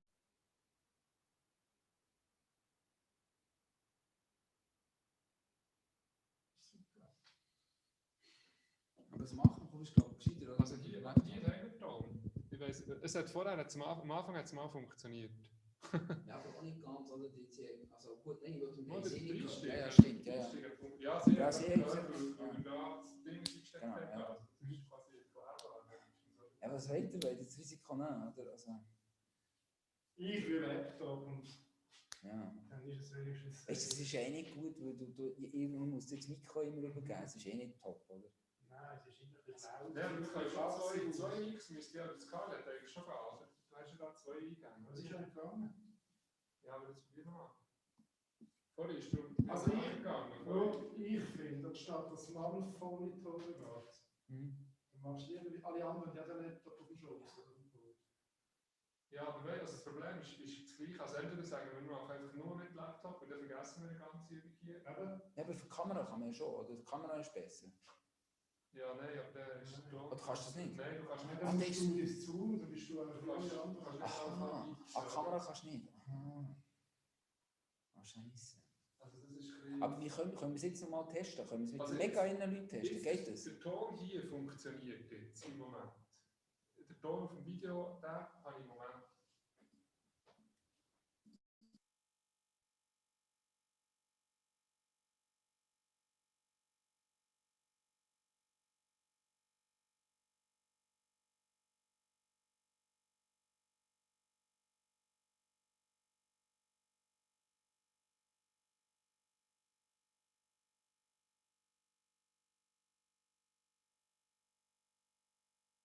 Wertschöpfungskette zu den Lieferanten, um ebenfalls ihre Nachhaltigkeitsziele erfüllen. Das ist das Themengebiet der Dekarbonisierung und wir als EY unterstützen Unternehmen dabei, klimaneutral zu werden. Wir selbst haben uns verpflichtet, bereits Ende diesen Jahres global klimaneutral zu sein.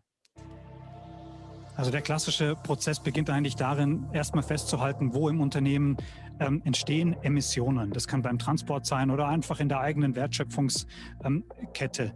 Wenn man die Visibilität hat über die Emissionen, die man selber direkt oder indirekt verursacht, muss man sich überlegen, welche Maßnahmen kann man ergreifen, um genau diesen Abdruck zu verbessern und mit dem Kunden oder mit den Unternehmen zu diskutieren, welchen Zielen man sich verschreiben möchte und wie schnell man diese Ziele auch erreichen möchte. Nachdem dann das Ganze entsprechend quantifiziert ist, entsteht eine Liste von Maßnahmen, die das Unternehmen dann umsetzen kann. Da sind wir beim letzten Punkt, Act and Report. Letztlich werden wir nur einen Schritt nach vorne machen, wenn Maßnahmen dann auch umgesetzt werden. Und dann ist es wichtig, hinterher darüber auch zu informieren, um festzustellen, inwiefern die Ziele, die man sich ursprünglich gesetzt hat bei der Thematik, auch selbst erreicht werden konnten. Uns hilft, dass wir selber auf diesem Dekarbonisierungspfad oder zum Weg der Klimaneutralität uns gerade befinden und den Ende des Jahres erreicht haben wollen. Und damit kennen wir natürlich auch den ein oder andere Herausforderung oder die ein oder andere Stolperfalle, was natürlich ungemein hilft in den Diskussionen mit unseren Kunden.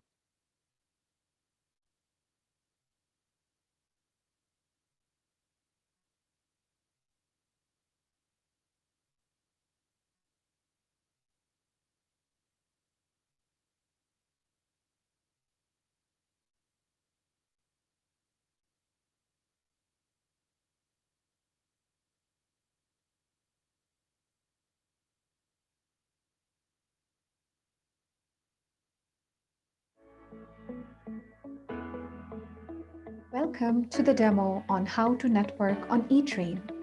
eTrain offers you the opportunity to network with other participants and speakers at the event. Its unique features help participants meet new people and make meaningful connections, not only during the conference, but also after the conference. So let's start. Once you have joined the conference, you can see who else is attending the conference and can initiate conversations. Go to the participants icon, browse to see all participants, check their profiles, and if interested, initiate an instant chat. If you want to formally set up a meeting and have a video call with this person, you can also take advantage of our unique Set Up a Meeting functionality. Click on Set Up a Meeting button. This will lead you to the calendar of that person. You can see time slots of when the person is available and click on the time slot that you are interested in. A pop-up screen will appear. Fill in the details and send the meeting request. The receiver received an instant email from eTrain notifying him or her about your request with all details such as who sent the meeting request, what time, and the details of it. He or she can click on View Meeting Request. This will lead them to a window where they can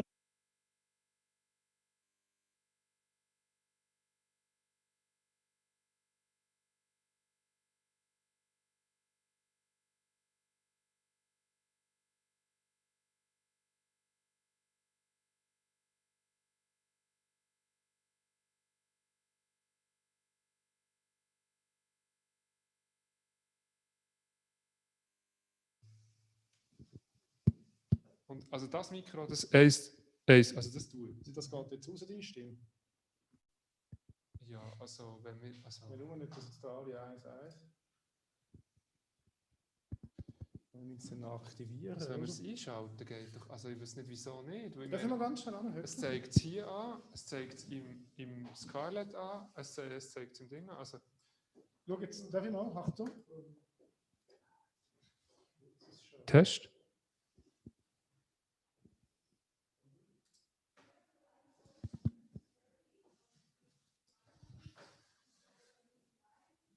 Okay. Also das müsste eigentlich jetzt funktionieren, solange es mal verlieren. Nimm doch du das und... Eins. Und dann müssen wir halt da hier hinter der Ding ein bisschen abdrehen, weil dann mir selber, gut, mir stört es auch nicht mega, es ist einfach, dass es nicht eine Rückkopplung gibt, oder? Müssen wir halt schnell, also du kannst es so wieder so laufen, oder? Und jetzt müssen sich die Leute noch einschalten, oder?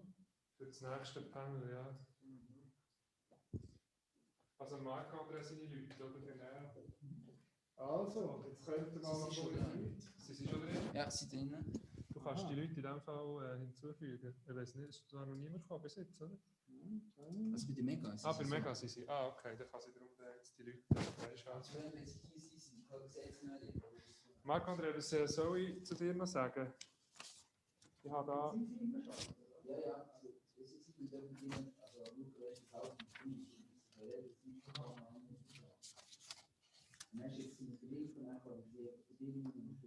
Impact Investing and Measurements. Und wir zeigen jetzt während dem Ding zeigen wir das Video. Ja, der ist von Roger Federer Foundation. Das ist von Roger Federer Foundation, das zeigen wir hier. Und dann zeigen Sie, wir hocken auch an dem Panel zum Lesen. Ich muss vorne vom Wetter auslaufen. Ja, ich jetzt muss machen. Okay, du machst das. Ich kann schon, ich muss jetzt Also wir zeigen was, wir zeigen den Panelist, also was? Ja. Das da auch nicht, oder? Dann kommst du oder du erzählst schnell. Und jetzt muss Marc nicht mir ein Intro machen. Und dann genau, ich will ganz kurz sagen. Und dann hier ist Roger Federer. Genau, das ist noch dann musst du noch umstellen ins Black Match. Genau, das geht halt ganz kurz, da gibt es halt ganz kurz. Das heißt, wenn ich mal 20 Jahre aber hättest du zum Video? Nein, Also für eigentlich doch. Nein, genau. So, jetzt wir das schnell probieren. Aber sie Präsentationen drin, oder nicht? Das Problem ist, sie will selber Screenshare. Du musst einfach in dem Fall das so Ding machen. Das musst du jetzt. Ja, aber die müssen mal reinkommen jetzt. Ja, vielleicht auch das jetzt. Die sind noch gar nicht da, sie sollen sich mal reinkommen. Ich sag gar nicht. Siehst du, also beim Scarlett Ace. Du machst schnell da, das wäre jetzt. Was? Wenn wir jetzt. Ace. Nein, wenn jetzt das Scarlett Mikro frei ist. Ace. Irgendwie nicht, hä? Du bist doch nicht. Ace, also im Ding, tu jetzt. Ah. Ace, Test. Hallo? Oh, das funktioniert mit den Mikros. Das musst du mal. Hast du sonst den Laptop? Sonst musst du, ja genau, sonst machen wir es so, dass wir den Marc-André. Also sind wir ready? Ja, bleib schnell. Ja, das Backup ist mir noch nicht ganz klar. Warte, ich muss auch einen Marc-André hier schnell. Weißt du, schnell da das Zoom-Link. Wo habe ich? Kannst du mir schnell noch den Zoom-Link schicken? Messen. Aha. Ja. Du weißt, dann kann ich nur Marc-André hier mit diesem Laptop Zoom-Meeting aufschalten. Und dann könnte er im Notfall via mein Laptop quasi einfach als Einzelperson teilnehmen. Dann würden wir quasi die hier einfach. Weißt du, also nicht aus einem Skript, aber jetzt schauen wir mal, ob es. Nein, wir können das nicht. Dann würde er quasi einfach mit einem Laptop reden. Weißt du, mit das wäre Backup. Also ich schicke es dir weiter. Ja, gerne. Wieso nicht mit ihm? Lukas, wieso nicht mit ihm? Weil du mit deinem Zoom schon hier angemeldet bist. Ah, okay. Also du kannst so auf die Leute, eine Minute. Du kannst schon auf die machen, aber dann muss ich mich heute anmelden. Bei dir, weil du kannst jetzt 2 Zooms. Aber das geht nicht. Also. Warte, ich habe es geht hier.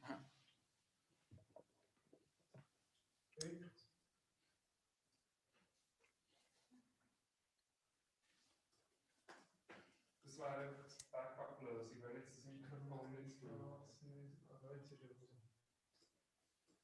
also schau, jetzt nimm du das mal. Oder die kannst du sonst einfach da haben, dann kann ich so drin reden. Ich kann jetzt gerade rein. Aber du tust ja die Intro machen, oder? Oder präsentieren zu machen?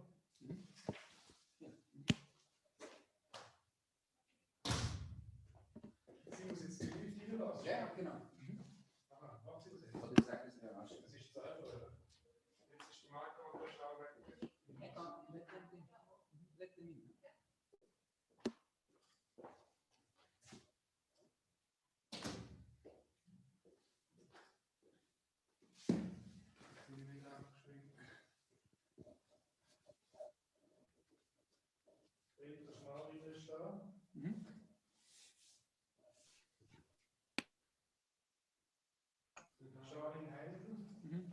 Ist die von Federer schon ist?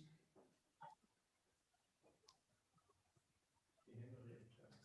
Giovanni.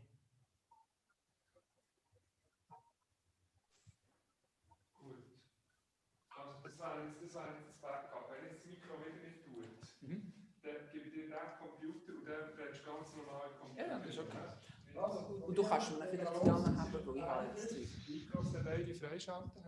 Ja, sind wir ready? Meine Kamera. Ich mache nichts an.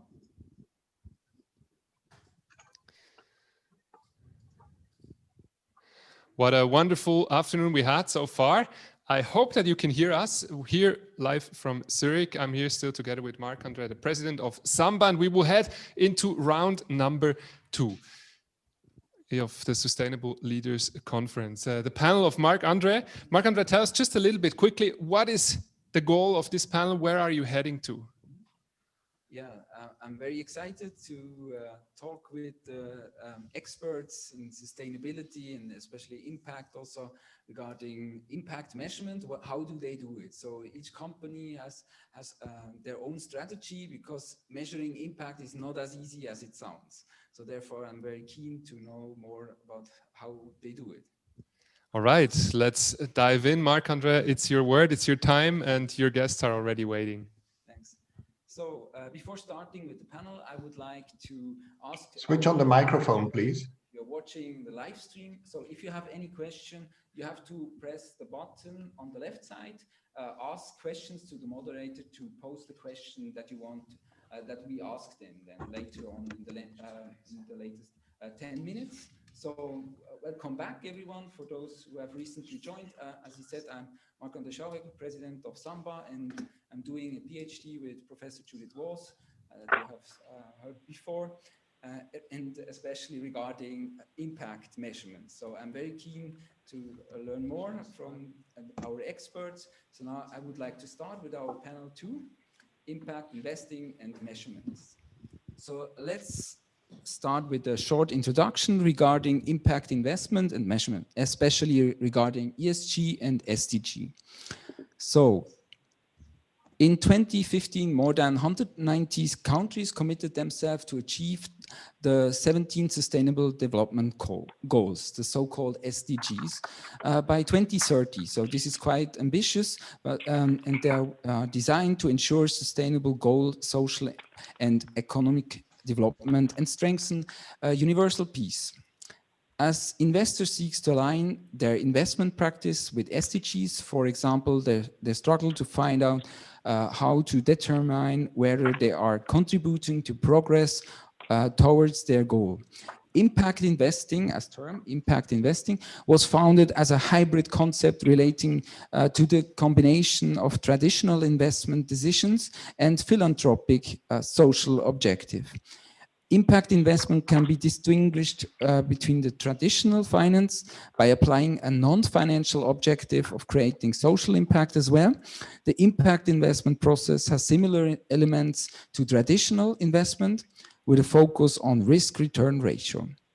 The traditional investors pursue solely financial returns, disregarding any environmental and social or governance, so-called ESG criteria. And then sustainable investing is a bit different. So the targets investment in businesses that are creating value through ESG-friendly practice. And a social responsible investor attempts to protect value by detecting and eliminating investment that poses potential ESG risks. Social responsible investment, so-called SRI, is more about minimizing the negative impact from an investment decision by implementing ethical aspects where environmental or social impact is considered. So you can differentiate between impact investing, sustainable investment, and responsible. It sounds a bit similar, but it isn't the same. So, but what is impact? Measure impact is difficult and adds a new dimension of complexity for social ventures compared to other companies. At the same time, impact assessment is important to track performance, and it is also fundamentally for impact investors.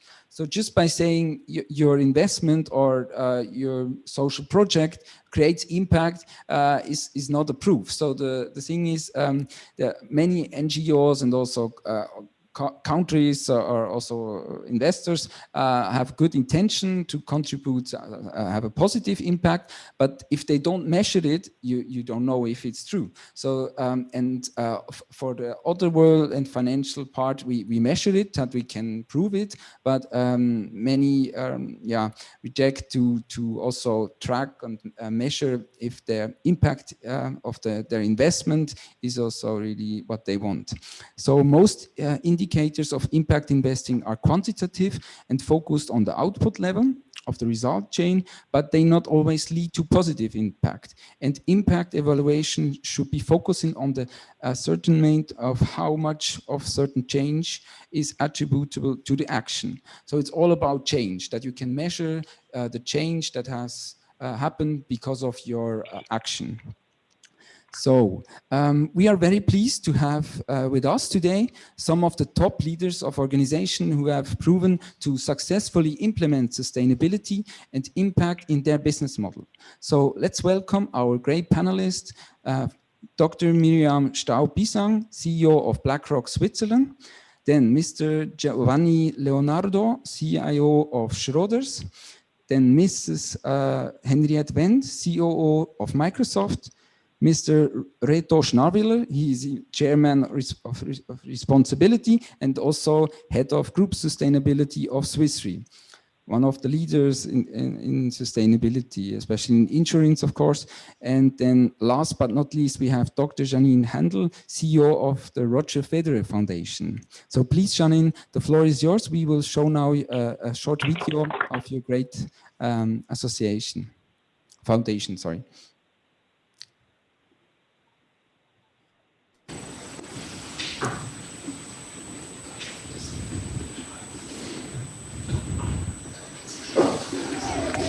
When I visit the preschools we support, I see children filled with joy. They are full of eagerness to reach their potential. It is a privilege that through my foundation, I can be part of their journey. I started my foundation back in 2003. It is incredible how much I've learned and how far we have come. Today, we support early education programs in 6 countries in Southern Africa and Switzerland. I strongly believe that a good start in education is crucial to empower children in a sustainable manner. Over 1 million.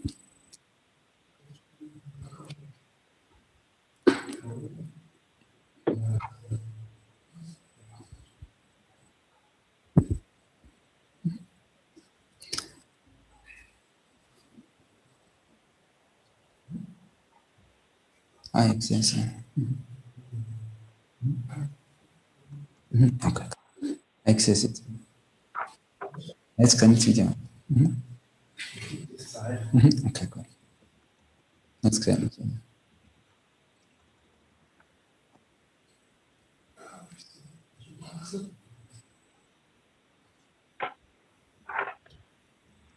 I'm not sure if everybody doesn't have any tone of the video. No tone. Okay, so the floor is yours. And curiosity to discover the world. Hello. So we are back. Janine, the floor is yours, please. Well, thank you so much. I'm happy to actually have a direct connection. I hope everybody out there can hear me. You can see I have not that fancy background from MBA Association, but I'm sitting actually in a hat in Lesotho and just having had a launch of our latest school readiness initiative. That's what you couldn't see on the map of the video, that we could add Lesotho, and I just had a launch with the Minister of Education and Training, where we formally head off to another country in our portfolio. Happy to be here. Looking really forward to that discussion, because impact is all what matters. And therefore your introduction, Marc-André, was very interesting, because for us, coming from a philanthropic sector, impact is what we are doing since decades. And I would even say we might be the specialist in having impact, And it's the whole impact investment movement, which came in a little bit later, which will be interesting to learn how you do it. But when you mentioned, Marc-André, that this is about change, yes, it's about change, but it's about sustainable long-term change. And that sometimes is something I'm looking forward into the discussion, is not always happening. Change cannot just be on an output level or even not at an outcome level. It really needs to be on an impact level. And being the only representative of the philanthropic sector here in this round, I must underline, we are performing heavily as the business sector is doing, but the only difference is our return on investment is purely social instead of financial. Thanks a lot. Now, Reto Schnarwiller from Responsibility in Swiss Re has a presentation. Yeah, good afternoon. I'm still trying to share that, but I think you need to give me presentation rights, or why don't you show up the slides and I can, here we go. Now it should work. Yeah, please.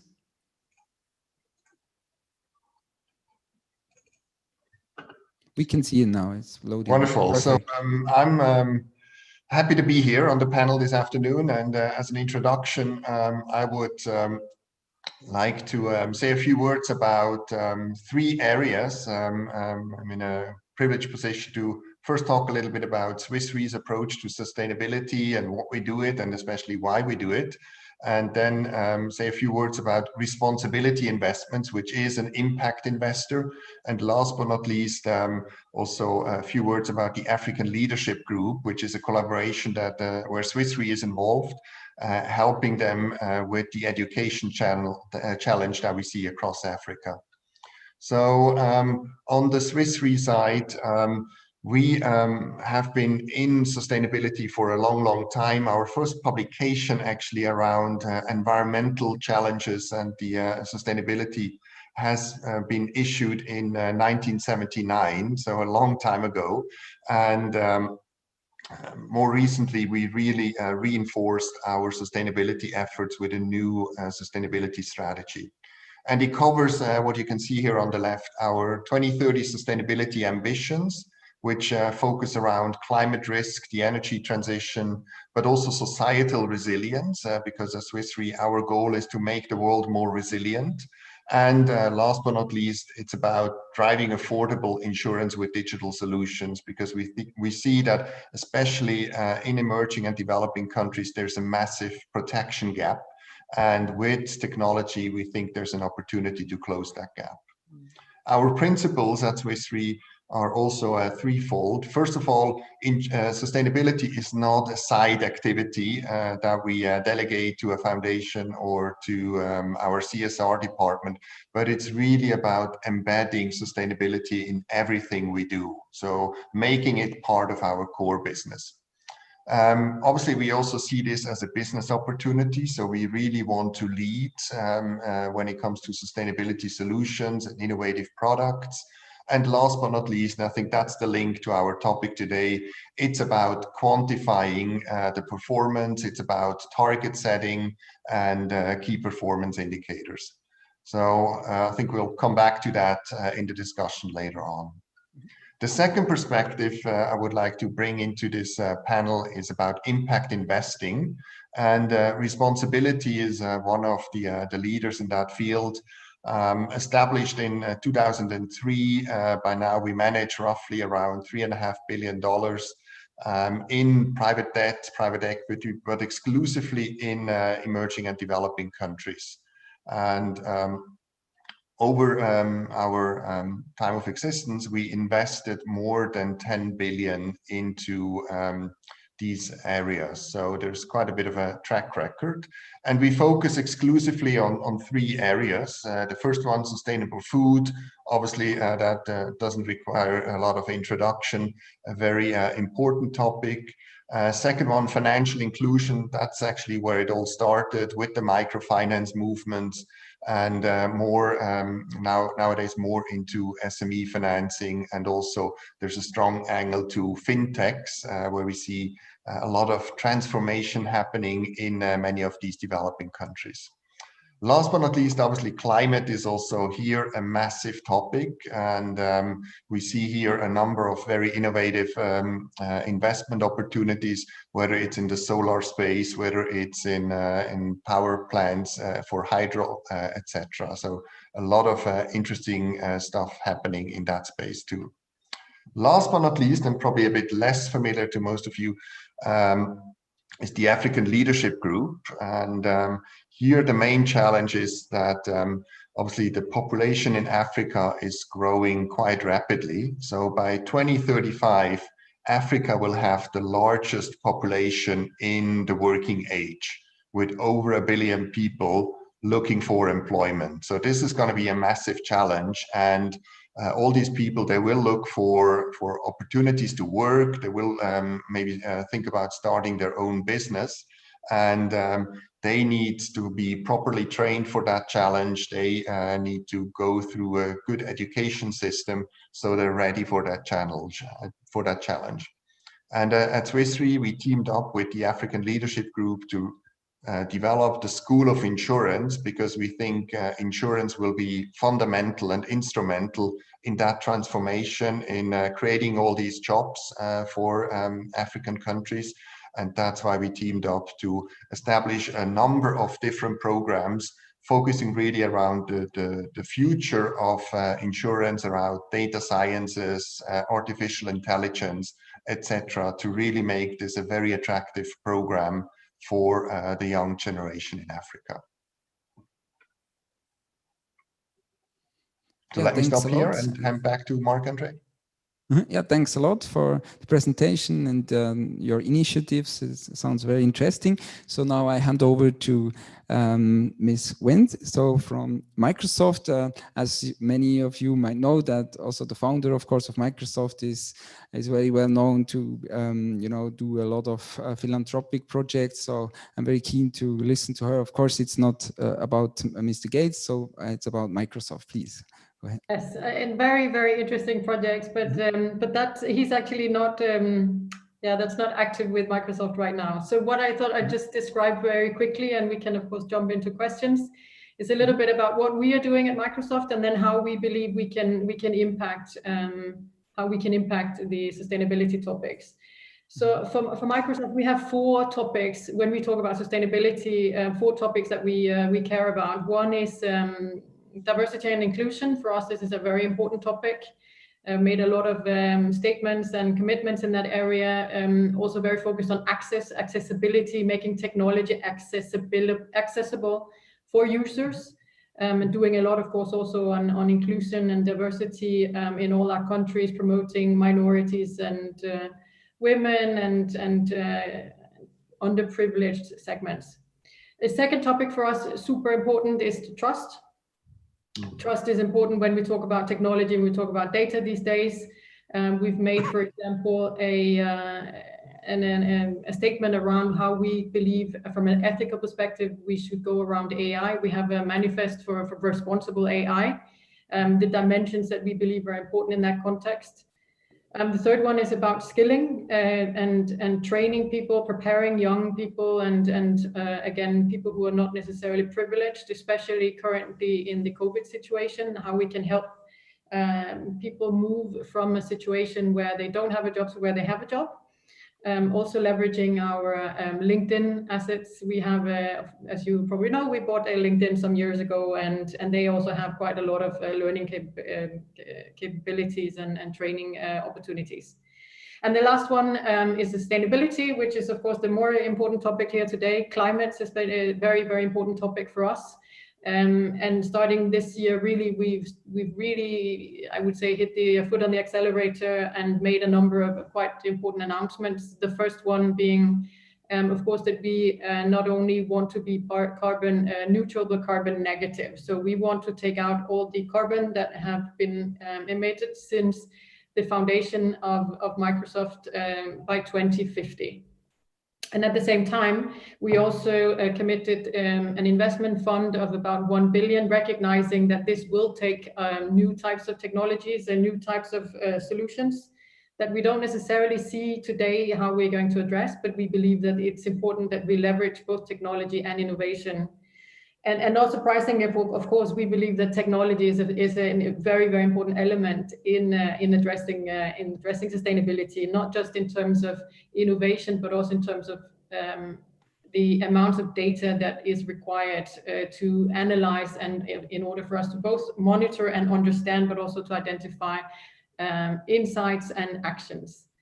We've also addressed a couple of other areas. I'm not going to go into all of them, but at a high level, we talk about waste, we talk about water, and we talk about biodiversity, and have a number of initiatives in all of these areas. Again, backed up by technology and data, because we obviously see this as a fundamental way of addressing a huge challenge like this. We looked at, in Switzerland, what is it that we can do? We looked at what do our customers care about? Based on the UN Sustainable Development Goals, we noted that two in particular stand out. One is climate action, and the other one is responsible consumption and production. And that's what we are currently focusing on in Switzerland, because that's what our customers care about. And when we think about what we can do in Switzerland, it's about what we do internally, but it's also at the same time about what can we do for our customers and partners. So how can our technology help customers and partners address their ESG targets? And we actually calculated, with the help of EY, calculated that theoretically, when we go through our industries and what we can offer with our technologies, that we could actually address some 18% of carbon emissions in Switzerland. Mm-hmm. And when we look at impact, I think it's important also to think about when we offer these types of solutions to our customers, that we also participate ourselves and our role models in that area. And I think when you look at Microsoft globally, we've done quite well from that perspective. But I would say there are two areas particularly we can help, we support customers and partners is in first of all, in reducing their emissions through our technologies, for example, by leveraging cloud technology.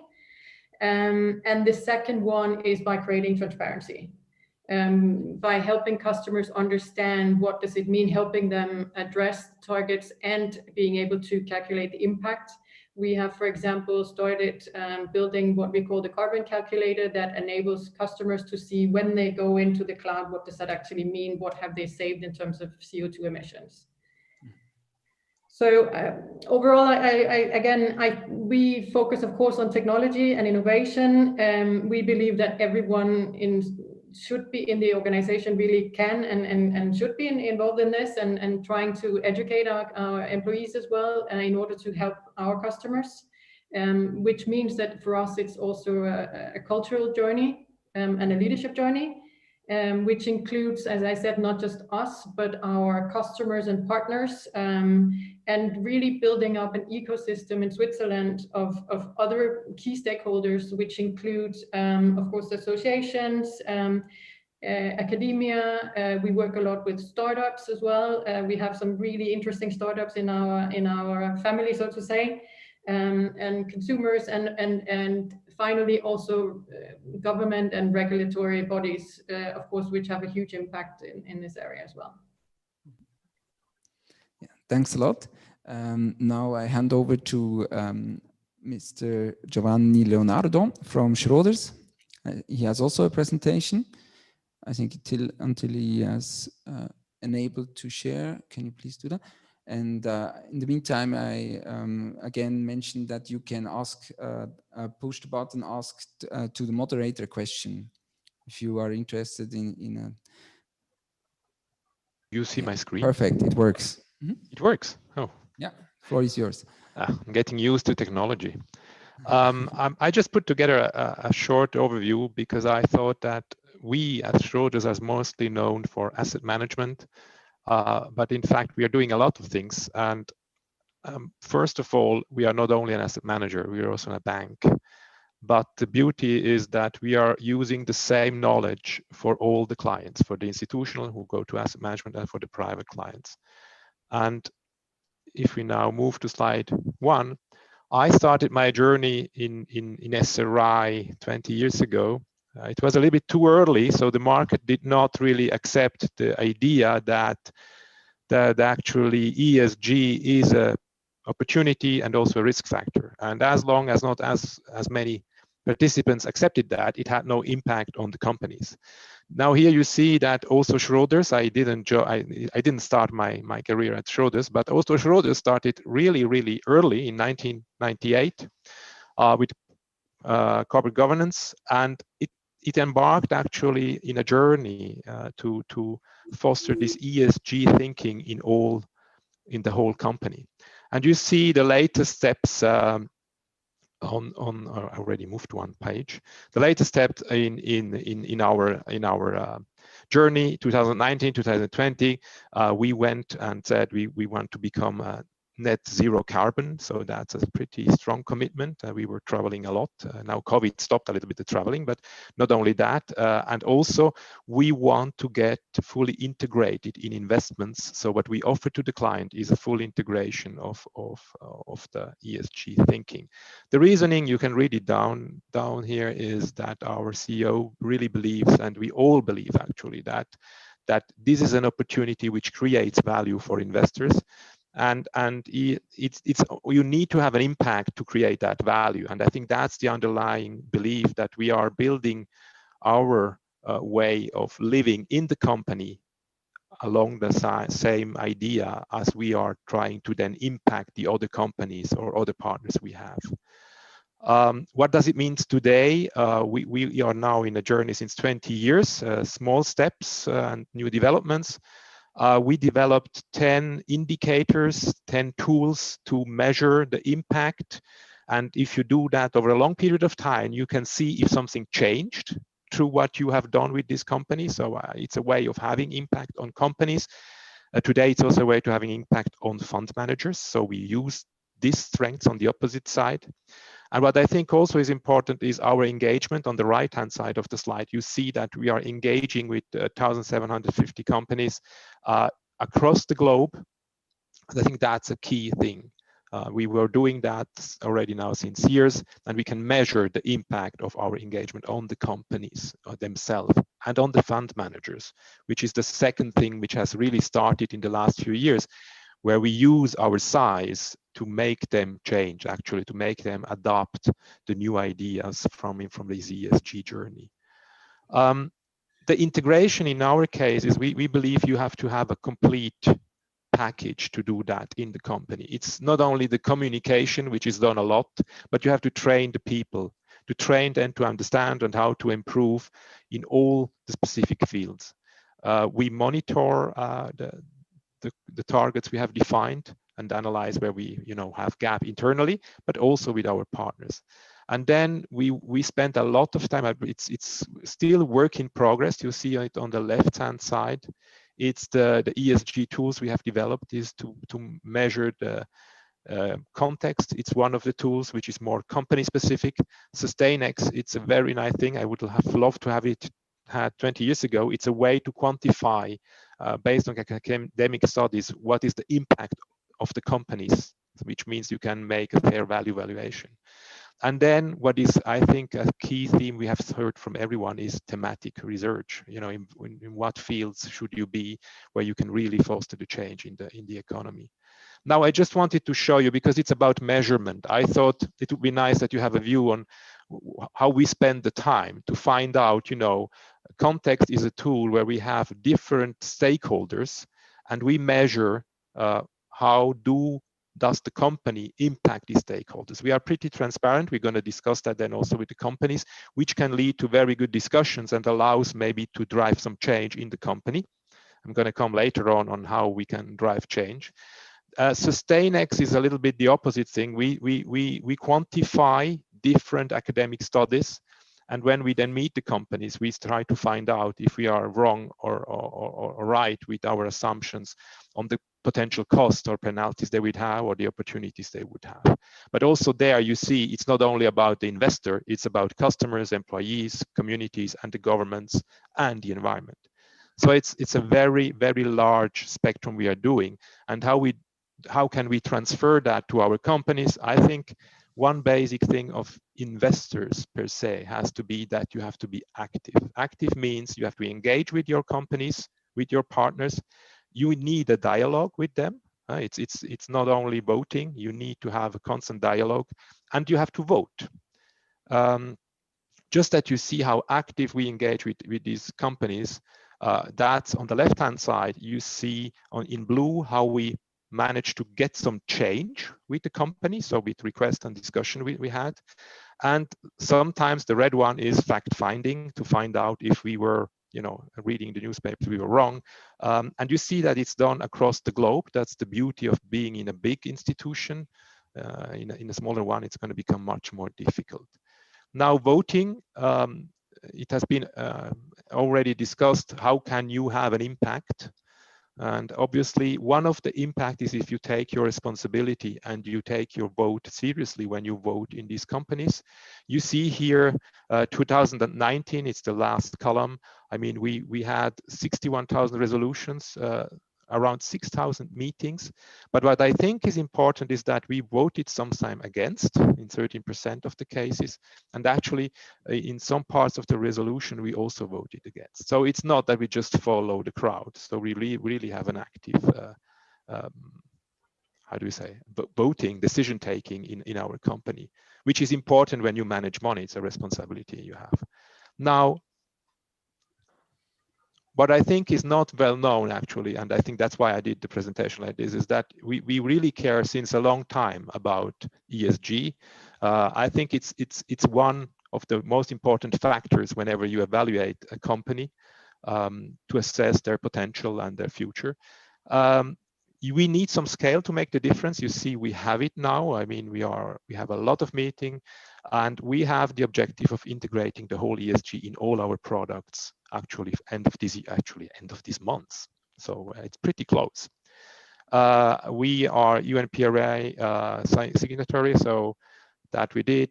We are in the top 10. I think all of that might be known or is not known. The last thing I wanted to mention is in our journey, we also invested accordingly. We have now Blue Orchard with us. It's a leader in microfinance, one of the leaders. And actually, this was an active decision that we move also in that field, where you then see the impact more directly than if you do it just through investments. It's also a little bit more easier measurable.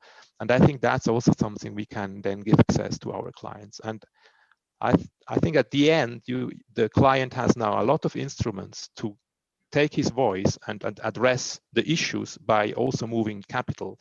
And one of the strongest measures to do is to move your capital or walk your talk. I mean, that's I think, the key message. Now, there is no excuse to say you cannot do it. You can do it on every level of our offering, and we also measure what we do. And now the disclaimer, as usual. Thank you. Thanks a lot. So you have already covered your way of measurement. It's very good. Now I would like to hand over to Ms. Dr. Miriam Staub-Bisang from BlackRock. As many know, they are also very, very active in ESG and sustainability investment. Yes, thank you. Thank you very much, Mark, for this kind invitation for this afternoon. Very pleased to be here and on this great panel. I don't want to use too much time in introducing BlackRock and its approach, to leave a bit of time for the discussion afterwards. I would just like to highlight the key items of BlackRock's sustainability strategy and approach, which has been going for a couple of years, but then I would say culminated in this year's early January communication to CEOs, call it Larry's letters to CEOs, where we came out with a couple of commitments as a firm that we wanted to fulfill by the end of this year. These commitments revolves around three areas being, one being the integration of ESG across all investment strategies. The second one about democratizing access to sustainable investing solutions and increasing the products on our platform. And thirdly, to be much more transparent about our approach on engagement and stewardship. This all, the strategy resides, I would say, on two important pillars. For BlackRock, sustainability and its approach to sustainable investing is not about primarily social impact, but rather stems from our fiduciary responsibility for our clients' capital, in the sense that we have the responsibility to ultimately maximize risk-adjusted returns for the clients that we invest the money for. So it's all these people, employees who entrust their pensions to BlackRock, but also private savers and so on. And so when we thought about sustainability and how to kind of bring it in sync with our investment objectives, we came to the conclusion that this is about risk. Sustainability and climate risks are investment risks, and taking that belief into account when investing for clients, it is obvious that integrating ESG criteria, ESG data in the investment process is the only way to go forward. So we set ourselves this goal to integrate ESG risks and opportunities in all our active investment strategies. When we think about sustainable investing, and here now having a focus on impact investing, there are two aspects that are very important for us at BlackRock and when managing clients' money. First, it was about designing specific impact investing strategies where the focus of, or the investment objective, is not only about maximizing risk-adjusted returns, but also the investments are made with the intention to generate positive, measurable social and environmental impact alongside a financial return. So here we speak, for example, about infrastructure investments. We speak about green bonds investments, but we also speak about private equity investments for impact, but also public equities investments for impact. And here the key criteria are, one, the intention to have the impact, secondly, that the impact is measurable, but thirdly, we adhere to the so-called operating principles for the IFC for impact investments. And here the key criterion is additionality. We want to make sure that the outcome that we strive for with our investments would not have occurred if it wasn't for our investment. So that's kind of the big picture on our impact investment strategies. But then overall, and that's the second aspect, and then I hand over to you, Mark, it's about our activities in stewardship and engagement. This is a dialogue we have with companies boards, executive boards across the world, and where we focus on addressing sustainability and predominantly actually climate risks in this dialogue. We want to hear from the companies to what extent they have identified climate risks in their businesses and how they set themselves up to mitigate those risks and set themselves up for success in a low carbon economy. We expect companies to inform transparently about these risks and their strategies and regularly, and if they don't comply with that request, we actually take voting measures against those companies and would vote against board members and so on. So we're very much committed to making an impact there for the benefit of our clients. Mm-hmm. So that's it in a nutshell. And I think we even have 20 minutes for discussion now. Yes. Time is running.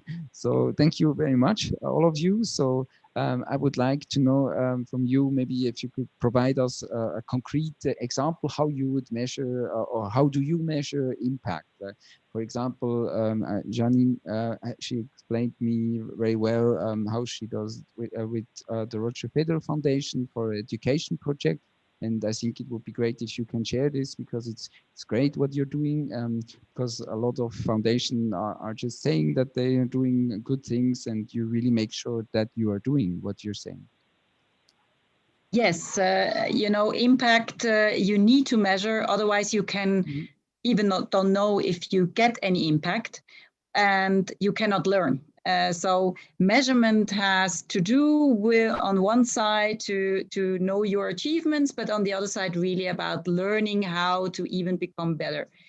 And maybe because the tone out was not in the video anymore, I'm not sure if the auditors have really grasped what we do. We are currently in a strategy which started 2019, which is completely aligned with the Sustainable Development Goal 4.2.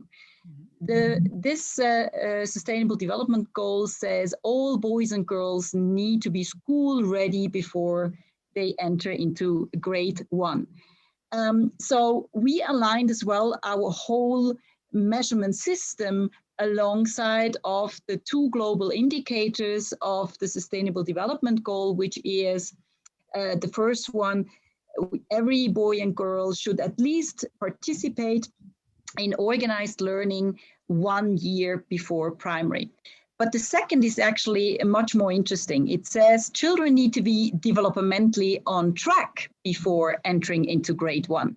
So when we started that strategy, I called UNESCO and said, oh, could you please share with us, you know, your Excel monitoring and evaluation sheet, so we can take on all the sub-indicators and align our implementation around that. But the answer was, there is none. These global indicators are actually the only one which we provide, and we approved in 2015 at the UN. And there is no definition of when is the child developmentally on track. So, because they said that's something which needs to be defined on a national level.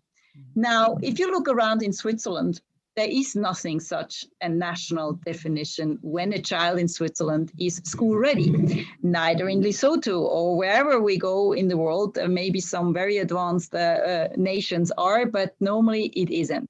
So what we had to do in order to really see whether all our package of interventions, which are mobilizing stakeholder around the child, committing that the child is having a good start into education, improve the learning environment, capacitate the teacher that he is able to deliver, include the parents that the children become school ready.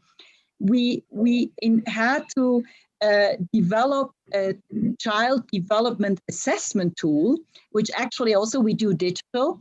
So we developed different apps for a so-called early learning kiosk. And one of these apps is this child development assessment tool, where the teacher can, for the first time, based on the curriculum, conduct up to 250 activities, which are all aligned with the curriculum domains, which are from that national curriculum in the country we are working in.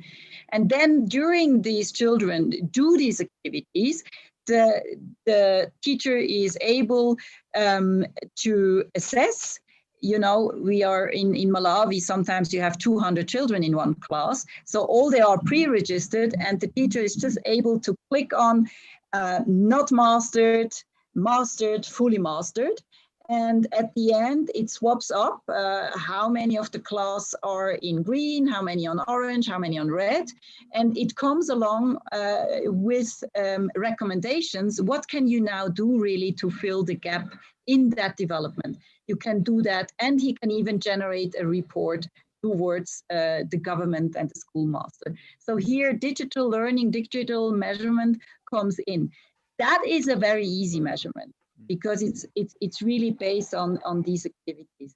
I think what is challenging is to measure when it comes to quality measurement, so not just quantity measurement. When is a community committed enough to engage into the child's education?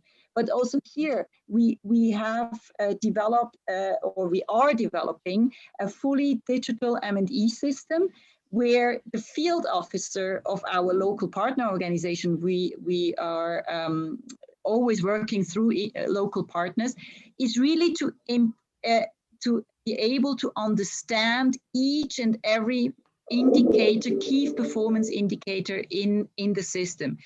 Because our learning of the last 10 years was really, you can have the fanciest indicator, key performance indicator, if only the monitoring the evaluation officer in the headquarters of an organization understands it, you will not be able to collect accountable data.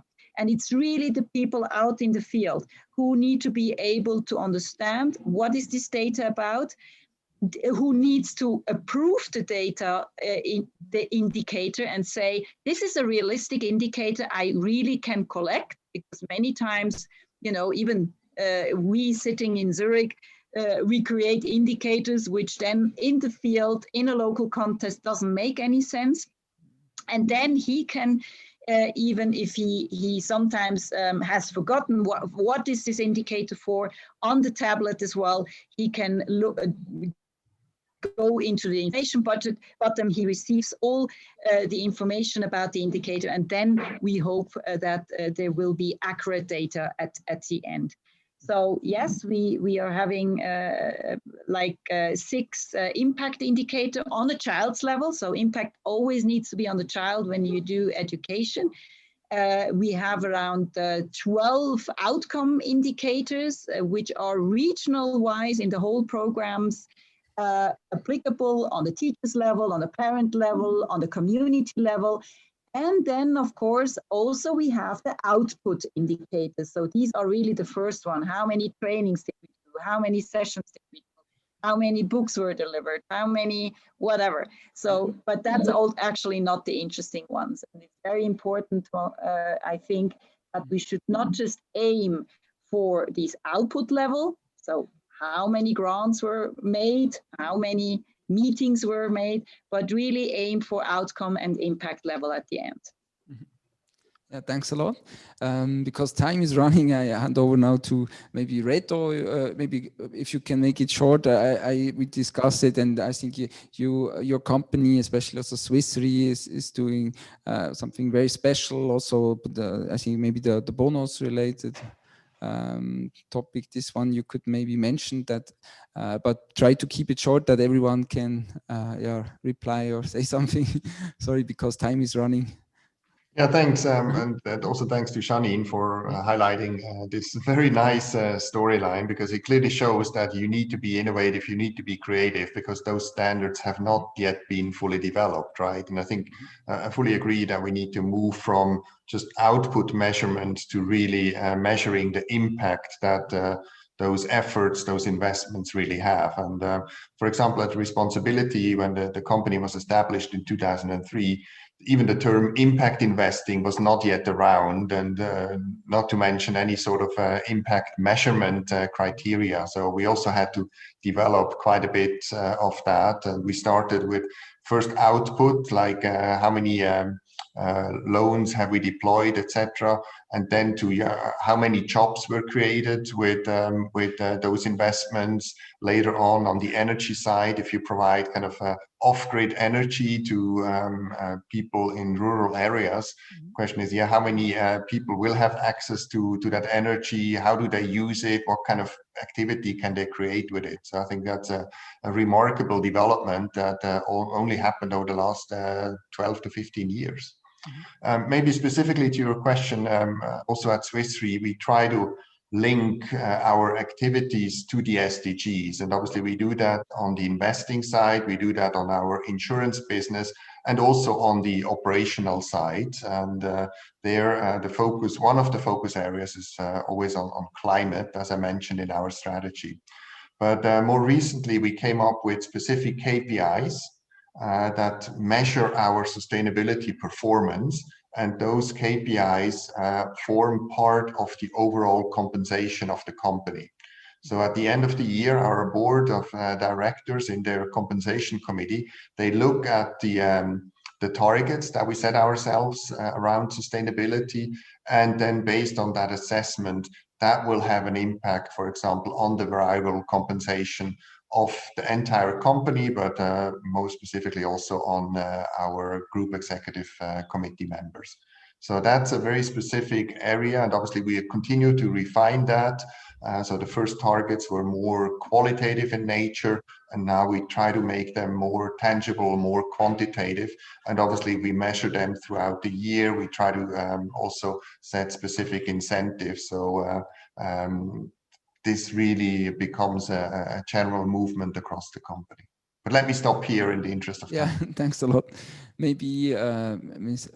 Henriette Wendt from Microsoft, and then at the end, Miriam Staub. Thank you. Yes, so very good indicators you've already talked about. Of course, we also measure internally our impact. For example, when we created our targets for where we want to be in terms of carbon negative goal in 2050, it was actually, well, of course, that's quite a lot of work in order to be able to understand, first of all, where you are, what you use, and how you get there. And we are, as you can imagine, very fond of data, so we try to measure and report as much as we can. And here I think it's important to say, of course, that we look at scope 1, 2, and 3. A lot of companies, or some companies, report mainly on scope 1 and 2, but it's important to include also scope 3, which on average can be up to 7 times bigger than the others. So that was very important for us. But when I think about what we do, is also what we can help our customers measure is very important. So we started looking at how can we help our customers through the use of our technology understand what is the impact on climate and emissions that they can have by using our technology. So for example, if I start leveraging technology that helps our employees stay at home, they can then eliminate travel, they can eliminate flights, they can eliminate ground travel, and then help them understand what exactly does that mean? How do you calculate that? And what will the impact be of leveraging that technology? And we've done that now for a number of, well, for all our solution in a number of different scenarios. And we will expand that so that we can help our customers, most importantly for them to understand where do you see the impact and become more transparent when they leverage our technology. Thanks a lot. And maybe now Miriam Staub. Yes, Mark. As I indicated before, and I just want to shed a bit of light on how we measure impact with our investments in private markets, and perhaps a few words on listed equity impact investments. On private markets, our focus is on private equity and private debt investments in renewable power or green bonds that eventually invest in green infrastructure projects in emerging economies. And what we look at is that for each individual project, we now in renewable energy, we calculate how much water we're saving, how much carbon emissions we save, how many jobs are being created, and what the community benefits are with that job creation. And we do that for both our investments in green bonds and essentially green infrastructure, but also our direct investments in green infrastructure, in renewable power infrastructure, and developed a specific approach accordingly, something which we actually co-developed with our clients and report to them regularly. Now, that I think is more standard when it comes to public equities. That is a very hotly disputed topic, whether you can actually have impact with investments in public equities, because there's actually not new capital coming to a company, but rather you invest and the share price goes up or down. And in order to make sure we have impact with our strategy, we look at the additionality we have with our investments, and from that, based on the idea of the theory of change and how our investments will help to make a difference and help to solve the problems we're trying to address. And so in public equity investments, we look at two aspects of investor contribution. We look to the additionality an investee company, a company actually has with their leading technology, innovative business models to address the problems of this world. And then on the other hand, the additionality we as an investor have by helping this company, especially a smaller cap company, get new capital and, for example, be listed on the stock exchange. I think that's an area where we will see much more innovation in the future, because there's always the question of correlation versus causality. How much is the result actually correlated? How much is the result of your actions actually caused by your action? And that is the big topic, again, hotly disputed, about the impact that you can have as an investor when engaging with companies, when pushing a management to take certain strategy changes. Was it your pushing? Was it somebody else's just pushing? Or was it just a smart CEO and the board which decided a strategy compliant or aligned with a low carbon economy is a smart way to go? So there might be correlation, but not necessarily causality. So here we're actually doing a lot of research, and we want to make sure that as we're very cognizant of all the risks of greenwashing, we don't run the risk of impact washing as a large asset manager. That's a key risk now of being exposed to public scrutiny. So this is it in a nutshell. I see we have 2 minutes. Maybe Giovanni wants to say something. I fully agree with you.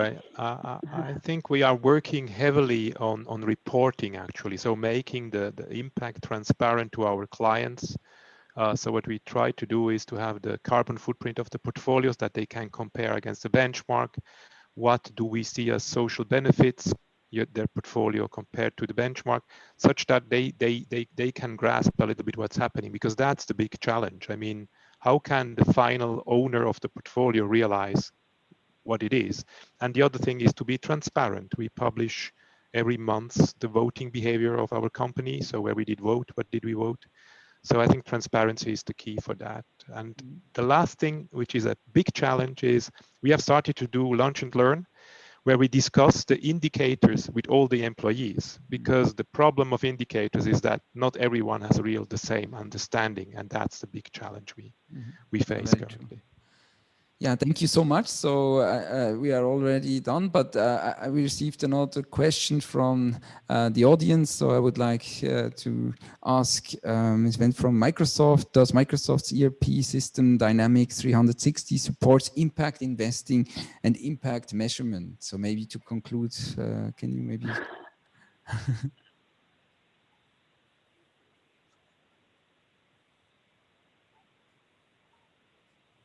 I think you're on mute. Yeah, sorry, we cannot hear you. Sorry, yes. Yeah, yes. now it's... Dynamics allows you to do that. There's a lot of different elements to Dynamics that you would need to consider. But yes, fundamentally, it allows you to bring out those data. I think ERP is only one set of data, of course. You need to think about all the other elements that you need to bring together. Depending on what you want to measure. So yes, of course, you can do that with Dynamics, but you need to consider what data do you need and where you're going to get it from. it's a much bigger exercise to find all the data and to analyze it and to create it, to put it into a compatible format in order to use it, than to put it through the reporting of the ERP system. But yes, of course, we can do that. But building the data estate and having all the relevant data is a big piece of work you also need to do in parallel, of course. Perfect. Yeah, thanks. Thank you all for this very interesting discussion and for your precious time. And yeah, I would like to announce the break. 15 minutes. We will start again at 15:50, and in the break you can watch our video how to network, because we really developed this tool for you, that you can network during the breaks and also of course during the sessions, the live session. So while we are streaming, you can also chat with each other, see the profile. If you can click on recommendation, then you see like the top 10 people who match with your interest and goals, and then you can request a meeting and then maybe set up a meeting after this conference or whenever you find the time. So yeah, I look forward to the next discussion at 15:50, and thank you very much. It was really a pleasure to be part of this discussion. Thank you all. Yeah. Thank you. Thank you. That was fun. Bye-bye. Yeah.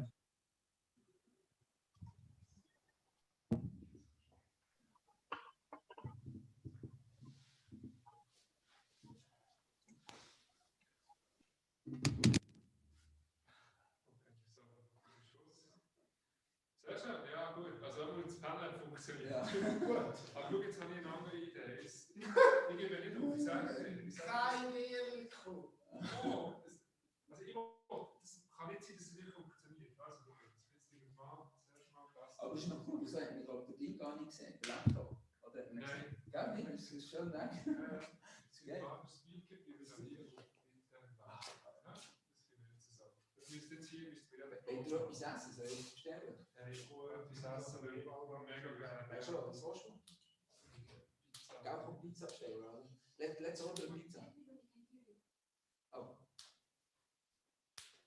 Let's have a pizza.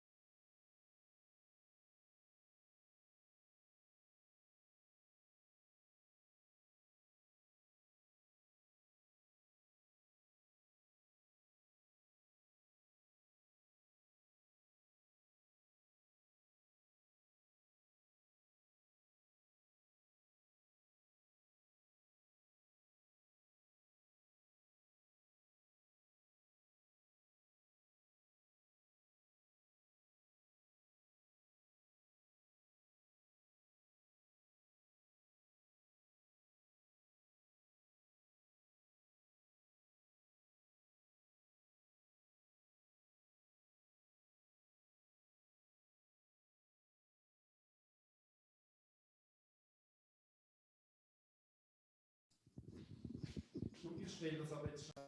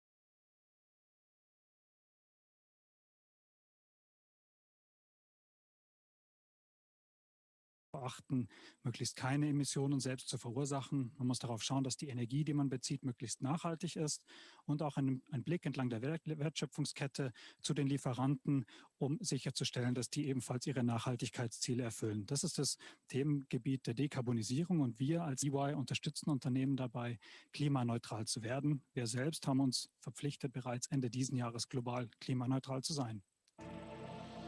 Also der klassische Prozess beginnt eigentlich darin, erstmal festzuhalten, wo im Unternehmen entstehen Emissionen. Das kann beim Transport sein oder einfach in der eigenen Wertschöpfungskette. Wenn man die Visibilität hat über die Emissionen, die man selber direkt oder indirekt verursacht, muss man sich überlegen, welche Maßnahmen kann man ergreifen, um genau diesen Abdruck zu verbessern und mit dem Kunden oder mit den Unternehmen zu diskutieren, welchen Zielen man sich verschreiben möchte und wie schnell man diese Ziele auch erreichen möchte. Nachdem dann das Ganze entsprechend quantifiziert ist, entsteht eine Liste von Maßnahmen, die das Unternehmen dann umsetzen kann. Da sind wir beim letzten Punkt, Act and Report. Letztlich werden wir nur einen Schritt nach vorne machen, wenn Maßnahmen dann auch umgesetzt werden. Und dann ist es wichtig, hinterher darüber auch zu informieren, um festzustellen, inwiefern die Ziele, die man sich ursprünglich gesetzt hat bei der Thematik, auch selbst erreicht werden konnten. Uns hilft, dass wir selber auf diesem Dekarbonisierungspfad oder zum Weg der Klimaneutralität uns gerade befinden und den Ende des Jahres erreicht haben wollen. Und damit kennen wir natürlich auch den ein oder andere Herausforderung oder die ein oder andere Stolperfalle, was natürlich ungemein hilft in den Diskussionen mit unseren Kunden.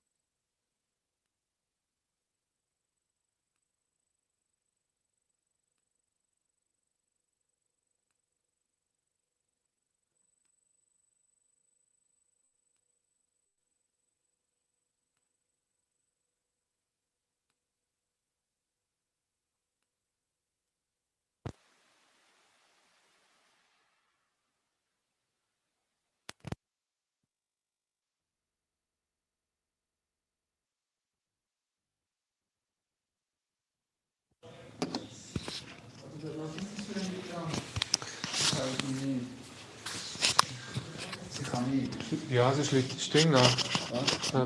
Irgendwie, was hat es noch? Oder da nebendran. Wie heissen die? Vapiano, aber die ist... Vapiano, weiss ich nicht, ob die Lieferservice haben. Oder... Eins. Wie heisst der Lieferant? Entschuldigung. Kannst du mal schnell hören? Hört man mich? Ja.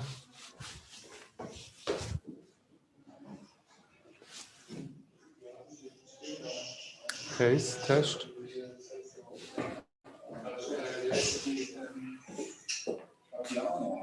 Vapiano, weiss ich nicht, ob die Lieferservice haben. Oder... Eins. Von wo? Von wo? Kannst du mal schnell hören? Hört man mich?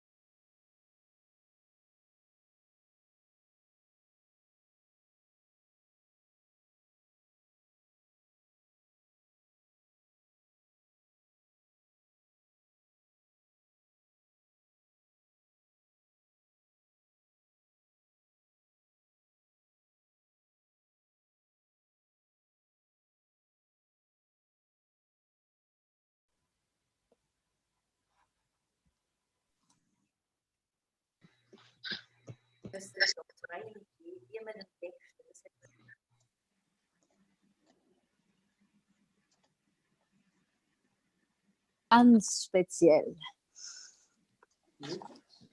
Okay.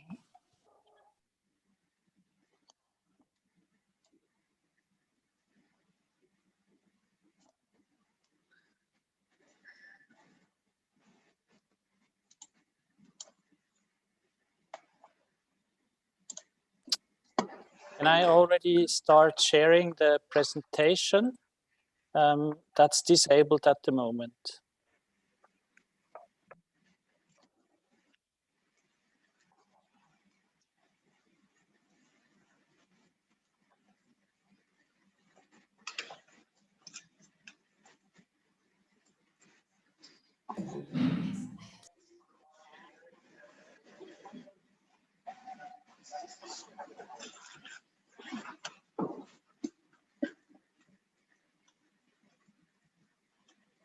Ask for unmute, das frage ihn oder der Geiger. Du bist dran.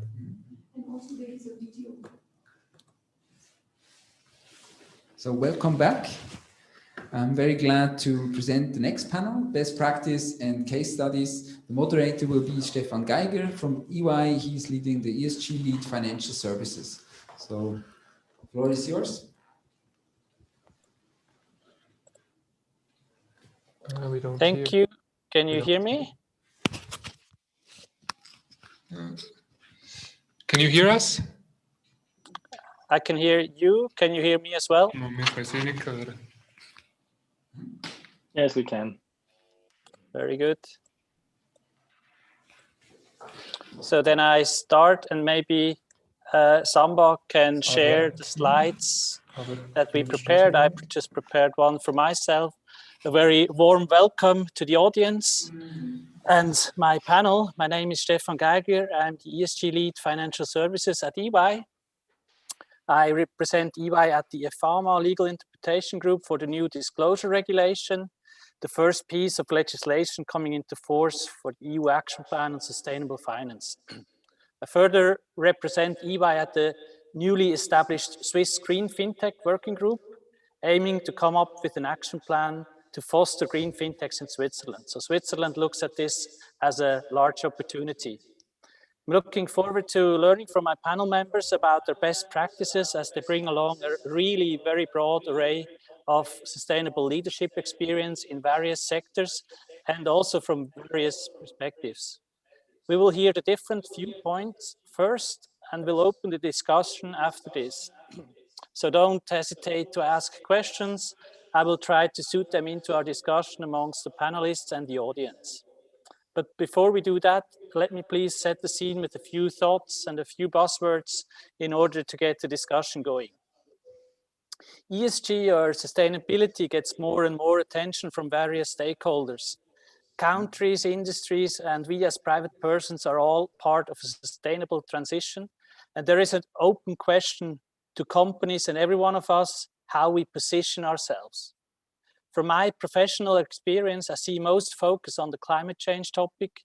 If you look at our current policies and the emission gaps, one sees that a smooth transition is not reaching Paris-aligned goals. The question is, when and how quick will we accelerate? That's also an important question when it comes to business model strategies. This question involves the risk part, the tragedy at the horizon, stranded assets, and the pricing gap when it comes to CO2 or greenhouse gases. But it can also be seen as a huge opportunity. Sustainability can be the growth and innovation story of our life, together with digital, if the Green Deal projects are shifting public and private sector capital at the scale as it is planned, especially in Europe now and also in other countries. And especially also when it's linked to the post-COVID money that has to be spent if it is linked to ESG and sustainability. So in a best case scenario, environmental impact can be decoupled from company growth. The sustainability trends that we as EY see are an overall trend towards long-term thinking that especially means enhanced stakeholder inclusion beyond shareholders' interest, also coming as a push from clients in the financial industry. Institutional clients are leading the way. And there are also shy discussions on how people can make their pension money matter. Maybe the way is to provide different options of sustainability preferences to the pension holders instead of prohibiting certain investments, as just turned down by the Swiss public. The inside out of perspective, or the double materiality viewpoint, is another trend. So what is the ESG footprint of a company involving all its activities, and how can it show stewardship to steer in the right direction? This view also tends to include a broader scope, i.e. involving whole supply chains and the investment footprint of asset owners.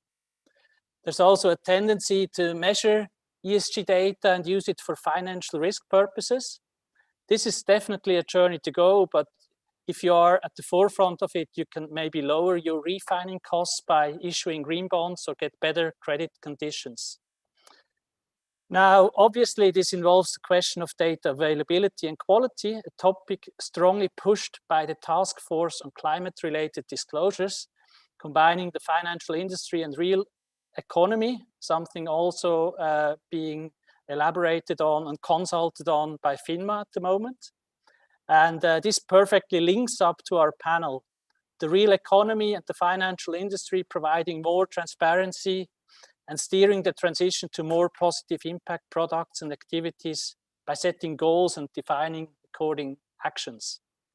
In our panel, we have people from the financial industry, from the real economy, and we also have a representative of the UN. So we have a lot of viewpoints, but let us start with Mr. Rybach. He is the Global Head, Public Policy and Regulatory Affairs, and Managing Director at Credit Suisse. So the Green Deal and EU Action Plan on Sustainable Finance, as well as increased transparency, also impacts banks that need to finance transition from fossil brown to green. And I think Mr. Rybach will talk about the importance of governance, tone at the top, and also how to transition with clients. And with that, I'll hand over to you, Mr. Rybach. Thank you very much, Mr. Geiger. Thank you very much to Samba, to everybody involved for putting this conference together and for having me on the panel. Apologies, I will have to drop off a bit early after that, but I'd be happy to take questions via email, either directly or via our moderator. Thank you. For Credit Suisse, I would like to showcase two best practice examples, one relating to governance and the other to a partnership aimed at shaping the marketplace and more specifically helping to create a market for so-called transition bonds.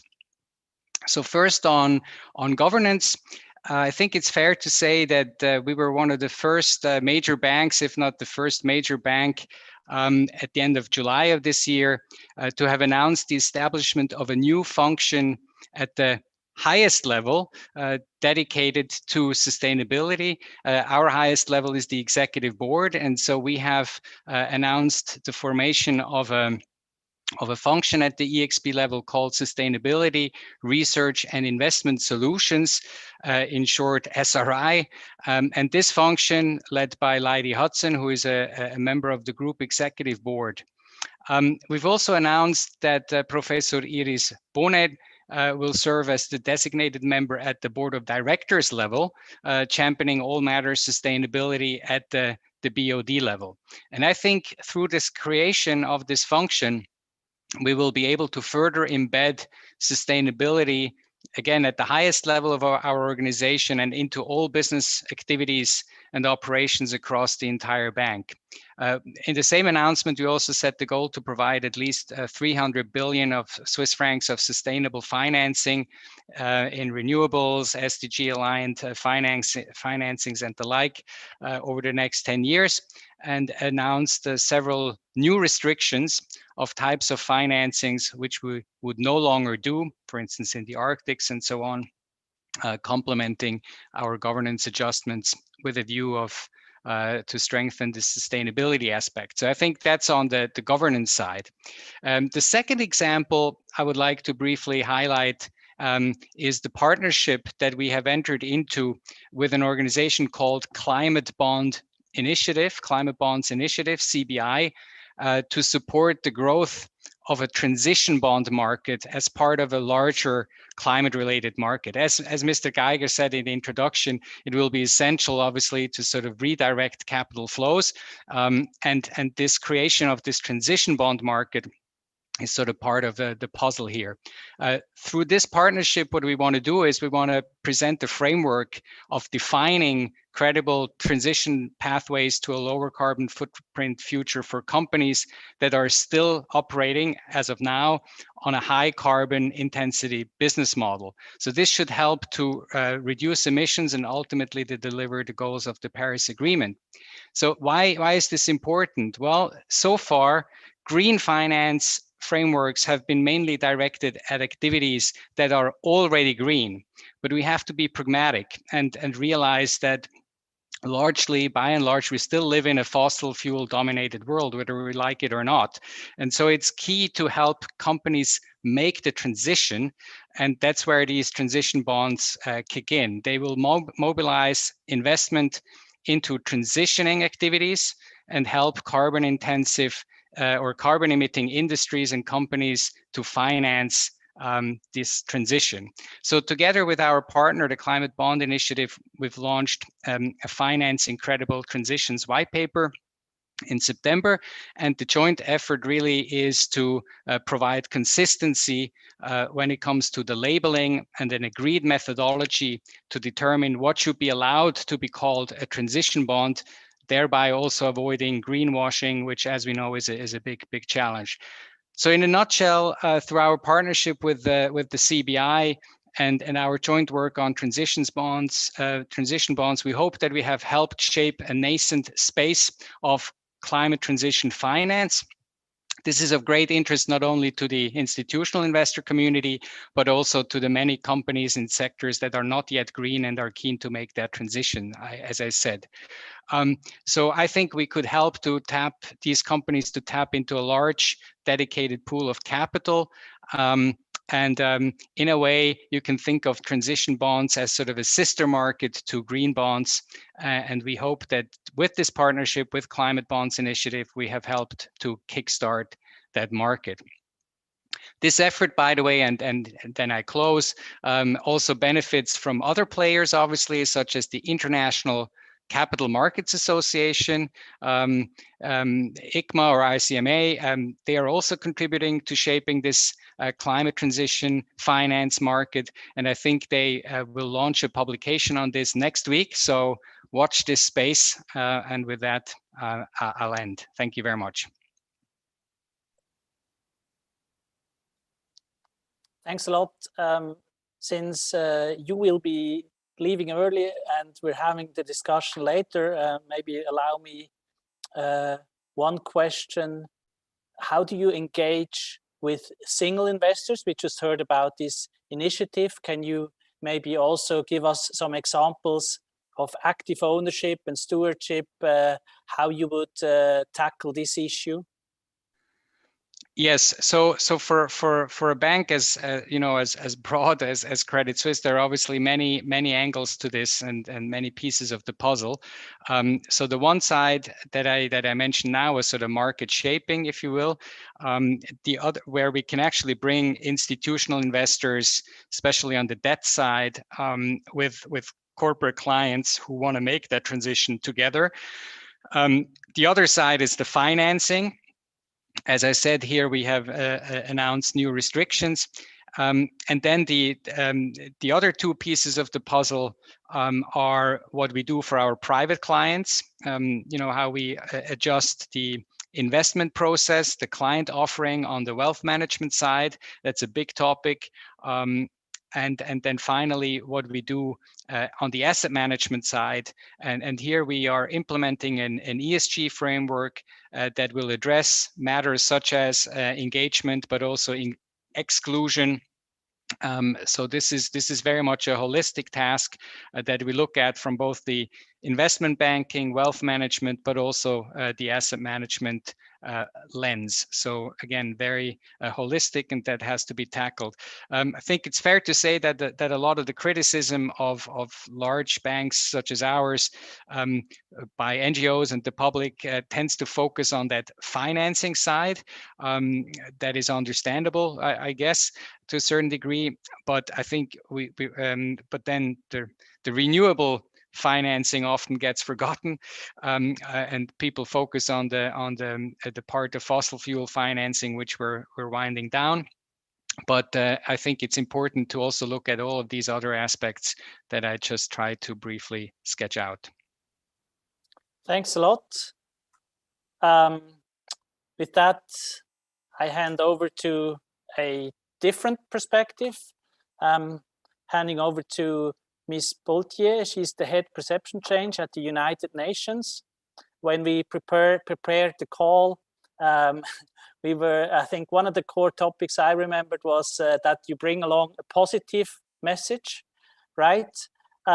She has a positive story to tell on sustainable development goals. I could make a link also to banking, the principles for responsible banking. They require an alignment with impacts, with positive impact. And some of the banks are, when they do their, and also the other providers in the real economy, they refer to the sustainable development goals. And that is your expertise. I understand that one of your aims is really to educate people on the SDGs and make them actionable, and align with SDGs is also something that we could do in our sustainability reporting. That I hand over to you. Yes, thank you very much. So without being a specialist in banking or investment, I really liked what Mr. Rybar said about people are knowing much more on the financing side on fossil fuels, but not on the renewable ones. And this is exactly the work what we're doing. We're just trying to tell the positive stories. Because of course, the Perception Change Project was born because when you see media reporting of the United Nations, you always see the top of the iceberg. It's always the bad news. So 4 years ago, when the PCP was launched, it was the Syria talks, climate change, all the conflicts around the world, and nobody was talking about all the word of protecting children, of protecting refugees, of seeking solutions to climate change, etc., etc. So we decided to start with some very specific tools in which we would try to tell the positive side of stories. And I've been watching and I've been listening to the previous presentations, and we're talking a lot about impact and about positive thinking. And this is what we're trying to do in the Perception Change Project. So we're working with over 100 partners in Geneva. The main goal of the Perception Change Project is to promote the work of all the international Geneva-based organizations. You know that Geneva is the largest hub of international organizations in the world. And the subjects that we're working on are peace, rights, and well-being, and of course, to achieve the Sustainable Development Goals. Now, as the SDGs are the backbone of the decisions being made right now to create a more equal and just world, we make it a priority in all of our initiatives to inform people about them. So we started with a very interesting exercise, which is the SDG mapping. We have 80 organizations that that gave us criteria on how they are working on the SDGs. So this is a tool to identify who is doing what on the SDGs with the international organizations. We didn't invite banks already, until now, already, that's a nice lapsus, but we want to invite banks and we want to invite the finance world.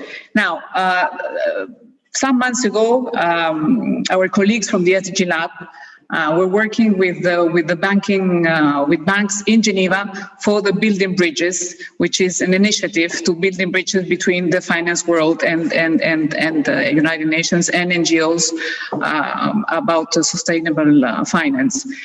On the other hand, we're working a lot also on impact infographics with all the other organizations. So, for example, if we have a theme that could be, I don't know, let's see, what are we doing in climate change? So we'll put together all the information, and we're going to try to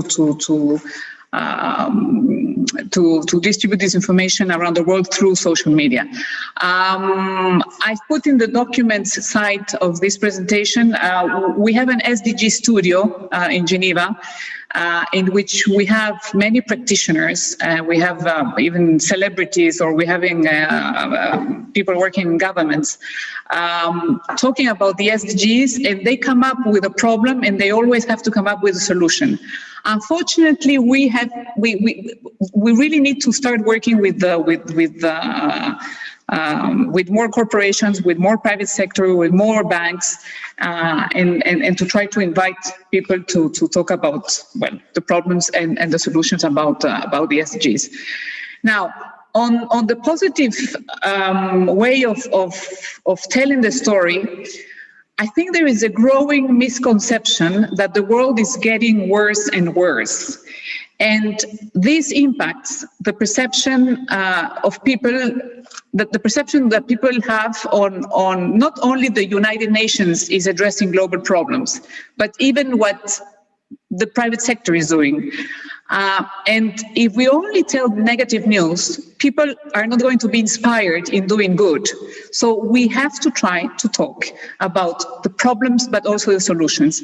This is what we're calling constructive news. So we're working a lot around the constructive news, and we have a series of what we're calling the iceberg stories, in which we talk about a topic. And so we have a fictional story, and then we're talking about the heroes about this topic. So let's say, for example, education.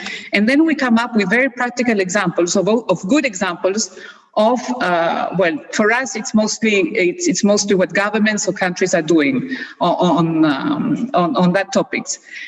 Now, I remember that the first slide that we had in all this presentation was the world in 2020, and it was very negative images about what is happening in 2020. Now, it's true that it's negative, and it's true that we're in the middle of a pandemic, but on the same side, let's face that 7 months after, because we started to be confined in March, we already have a vaccine, and we are well, not even December.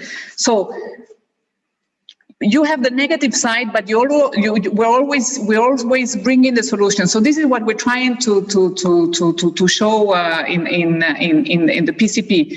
And the other thing is that the statistics are showing that in terms of mortality, in disease, the world is a better place than ever, and yet the people think that the world is getting worse. Well, the situation is getting worse and worse. Now, I want to finish here saying that our main audience today is younger generation. To the point that, for example, when we do a booklet on 170 actions to combat climate change, we're asking students from universities to give us the ideas, because they are not the future consumers, they are the consumers of today. And these young generations are the ones who are just demanding now, and they're expressing, for example, a sustainability preference. So we have to come up with an answer for them. I will finish that because probably we will discuss that afterwards. But, well, this is to sum up a little bit what we're doing and what we're trying to do in terms of positive communication. Thanks a lot. Picking up on the last, I mean, we said, stakeholder capitalism, what our next generation is one of those stakeholders, the public, and maybe also more from a client side. I'm referring now to Mr. Sitz. He's managing partner of Sitz Group and brings along banking and asset management career with stations at CS, ÜBB, AC Company. if I spell that right. And the things we have discussed about is really that you should be a credible undertaking so that your own people are really motivated. So kind of a bottom-up thought, and then it also makes a difference where exactly you're active in, and I think you can do a lot in emerging markets. I think you want to share some slides as well. Yeah, no, absolutely. Well, thanks a lot, Mr. Geiger, and also to Samba for the organization of the event. And maybe just before I share some slides, some background on us and what we're doing on the sustainability front. You know, a few years ago, as you pointed out, you know, as a company, we decided to fully switch to ESG and follow sustainable investments. But as an investment firm, to be, you know, fully compliant is easier said than actually done. And the problem is, you cannot just subscribe to the PRI charter, which we have, of course, and put up a few, you know, ESG frameworks and check boxes and hope it works. Even when an executive board, you know, decided it, you need an entire organization to kind of live and breathe sustainability, and that, you know, does not happen overnight.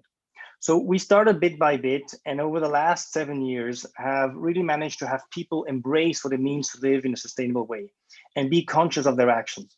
This goes from, you know, the efficient energy consumption in our various offices to waste consciousness, like, you know, suppressing bins in every office space, and going as much as possible, you know, paperless, and encouraging people to think daily about, you know, sustainability and what it means not only for themselves, but more importantly also for the next generation. And this, in effect, was much more efficient and yielded better results than how we just, you know, force people to follow rules and impose frameworks, which people really cannot relate to. So investing in education, and I think that's an important point, you know, fellow panelists have said before, is really about, you know, going such a long way about the topic. And this has now translated in seats being recognized, you know, and ranked as one of the top 10 ESG asset managers in Switzerland. And we as a family, we've been doing sustainable investments for quite some time, but not necessarily in an organized way. And we realized that telling people what they do, you know, on sustainability is great, but there's a huge opportunity which is often not talked about. This difference between what we call, you know, the formal economy and the informal economy, where, you know, investing traditionally, even sustainably, will only get you to a certain point. So ESG ETFs, you know, are good, and they're a good example, and they're part of a trend, but they are not going to the core of certain problems which need to be addressed. And, you know, problems everywhere, they affect everyone. So food security is a good example, as it affects us all, as we well know. And there's a huge untapped opportunity, especially in the private market segment, where we're trying to focus on. And this is why informal economies play such an important role. So I'll try to share an interesting slide here. Let me see if I can do this. Can you all see this? Yeah? Yes. Fantastic. So this is quite a telling picture. Basically, you know, this is about, you know, 1,160 pounds, or if you put it in kilos, 526 kilograms of food, which is basically representing the annual food waste for an American family of 4. So this is a year's worth of uneaten food pictured for a family in New Jersey. And so food waste and loss is a real issue. In developed markets, food losses, you know, are downstream. So it's you and I in our home and restaurant, hotels, etc. And these are hard to fix, as you need to change people behavior. In developing markets, losses are more upstream. So it's much easier to fix because these are more kind of B2B type challenges, and it's easier to fix and change, you know, infrastructure, storage, logistics, and so forth. And this is a huge impact for farmers, for example, who lose on, you know, post-harvest crops because of such existing issues. So if I try to go on the next slide, so this I think is extremely telling. You know, food loss and waste has a large climate footprint, which the graph shows well. And this is quite shocking. It would rank, you know, 3rd after China and the US. And don't mind the date. I know, you know, it says 2011, but those global data studies are not repeated often. It's going to be, you know, in the same ballpark today. And of the many, you know, factors here, food mix is one. with meat having the lowest proportion of wastage by volume, but third highest proportion in emissions. And this would only have gotten worse in the meantime with increasing meat consumption around the world. And I think if we go on the last final slide, I won't bore you too long. This is really what we try to show. That what matters is to invest in solutions along the value chain. So food waste, the downstream, is an issue in developed economies, where food loss is really upstream, is more of an issue in developing economies. And the proportion of loss is much greater there. While the climate impact is smaller upstream, the impact on farmer livelihoods drives significant other climate impacts. And those additional revenues can actually be used for sustainable soil management practices, for example. Increasing soil organic carbon is seen as a valuable climate mitigation strategy, and we believe will become more and more prominent as of next year, the years to come, with programs from UN agencies, as an example, and agricultural carbon marketplace. So in essence, over the years, we learned that one way to try and really maximize our impact is by investing in productive and regenerative agriculture in developing countries, where there is so much more to be done, and where we can reduce food loss and waste and really improve overall the rural livelihoods. And this can be achieved through very targeted investments, and the size of those broken value chains is much higher in these emerging countries than in our developed economies, and therefore also offering really interesting opportunities for investors. So it's about finding the right operators, however, which is really key. And so you need really a good local network of partners for that, which is precisely what we try and achieve. And I hope that gave you a bit of color in what we're trying to do. And obviously happy to take any questions and share more info for those who wish. Maybe just the first question. Please. Can you give us an example, of an impact product that you actually have, and show how you measure this impact and how you report after it?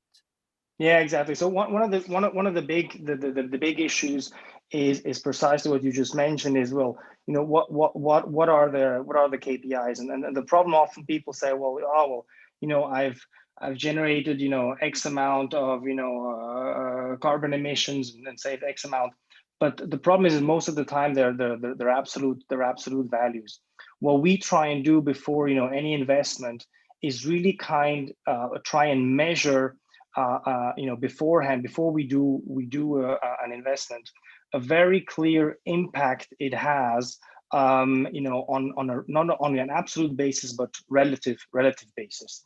So it's a bit for people on the call, a bit like when you say, oh, but it's great, I'm going green and I'm buying a hybrid car, etc. But if the total carbon footprint is worse, it doesn't make any sense. And so now what we're doing is we're launching as of next year something, because a lot of investors ask us, well, how can we invest alongside you? And we've been doing a lot in Sub-Saharan Africa, India, and also Southeast Asia, where I spent over 7 years. Notably in Myanmar. We're trying now to launch a specific fund alongside us to precisely invest in these issues on food and agriculture. And what we're trying to do is really have a measure, not just on a year-on-year measure, but actually relative measure what it actually does to the communities. And it will be different for every type of investment, right? I mean, some of the categories we're looking at is obviously productive and regenerative agriculture. Another one will be sustainable marine foods, what it does to the community. And so I can't give you a framework, because again, I think the problem with the framework is it has to be relevant for the actual investment. And then you need to choose every time, I would say, a relative benchmark that you can actually really measure the actual impact you're doing. I think thanks a lot. That's definitely good and gives us kind of a flavor, how you actually do that. I'm handing over to Mr. Studhalter. He is the Chief Audit Executive at Paris-Gallibo. And by that, I warned Samba, can you afterwards please show us the video that is planned? Mr. Studhalter has made a career at Cocoa before, also as a CFO. And when we talk about Paris-Gallibo, we also talk about chocolate and sustainable chocolate. And he will let us know with some initial questions from a video what the challenges are for Paris-Gallibo specifically. Thank you, Mr. Geiger. And yeah, let's watch the video. How do you define business as usual? What does usual mean to you? What do you see as normal or acceptable?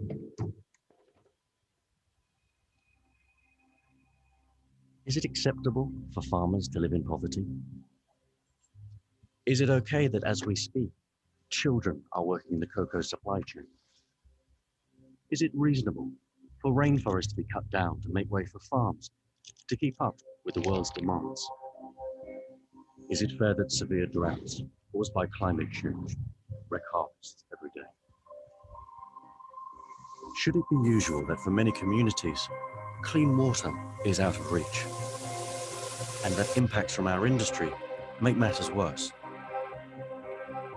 What happens when what is usual is simply no longer acceptable? When what is normal is undermining the foundations of our company? That's when business as usual is broken.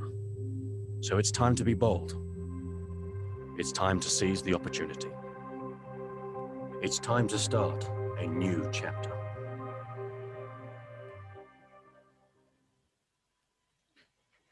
Thank you for playing the video, and I think the video nicely summarizes the challenge that we face as an industry. As you saw, there is quite a challenge around poverty, and the poverty in many of the cocoa growing countries starts from low productivity that many farmers have on their little farms that got smaller and smaller over the years, or depleted soil, or poor agricultural practices. And this afterwards then leads to the risk that they might use cheap labor, which could be children. And so that's one of the child labor challenges we face. They might go for extra cutting of rainforest in order to get some extra space, extra farming, and that leads then to climate change, climate challenges. And as you saw, we have launched as a company a Forever Chocolate initiative that was in 2016, where we made 4 bold promises. We said we want to lift 500,000 farmers out of poverty.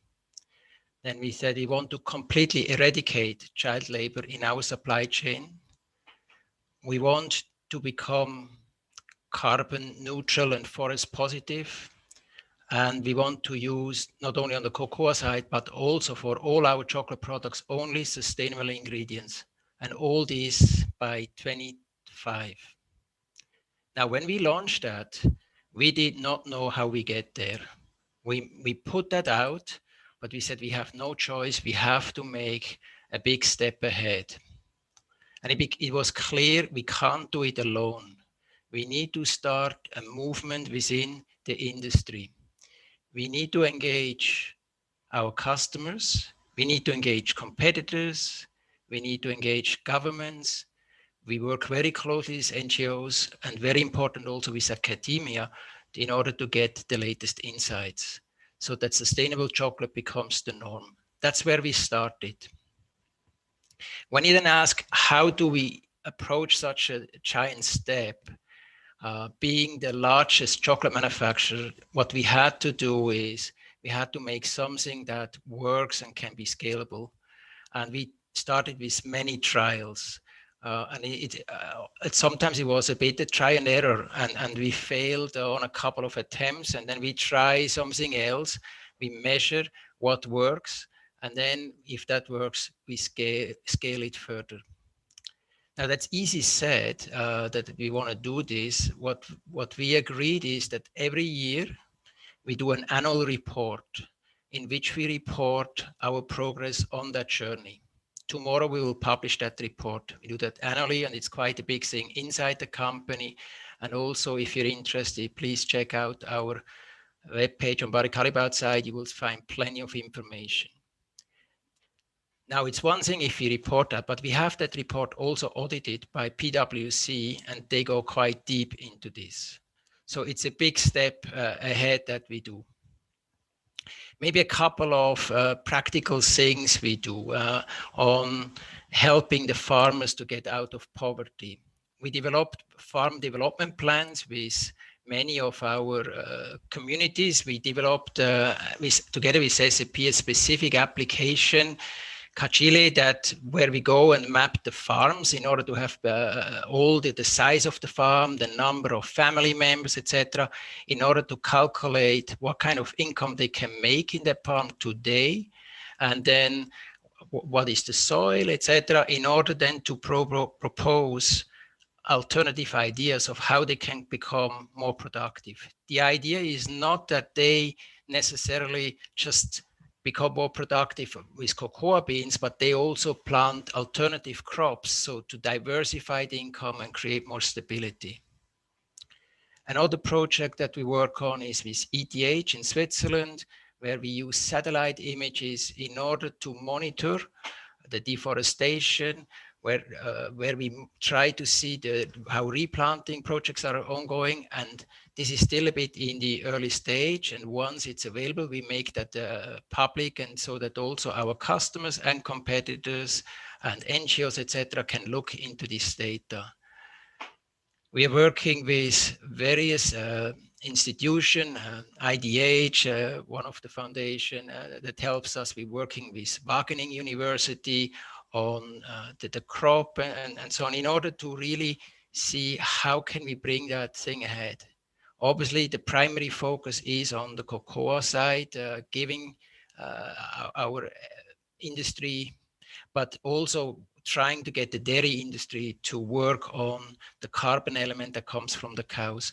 So it's quite a bold and big step, and we are now 4 years into the journey, still quite a ways to go, and still many challenges ahead. But for all of us in BC, it's quite an exciting thing. Maybe one last point that was also mentioned earlier, and talking about positive news, and that's an important thing we also do within the company. It's engaging the people. Our own team is extremely important in order to really make it stick within the company, but then also to create a movement, and new ideas are coming up. And we have something called Seeds for Change, where there are employee programs, and when certain things are being done, then also there are points collected which are then used to replant the sponsored trees in the origin, etc. Many things that do come up from the team in order to make it happen. And I'm happy then later in the smaller or in the panel to discuss a bit further. Thanks a lot. I'm handing over to our next panelist, Mr. Marbe. He's Head of Public Affairs and Sustainability at Baloise Group. Originally a lawyer, he became a communication expert, having worked at ZIBA, the Employers Association Basel, and even on a regional radio in Basel. Maybe I'll leave the floor to you. So thank you for having me, and I hope my radio experience helps in webinar style, so you hear me clear and loudly.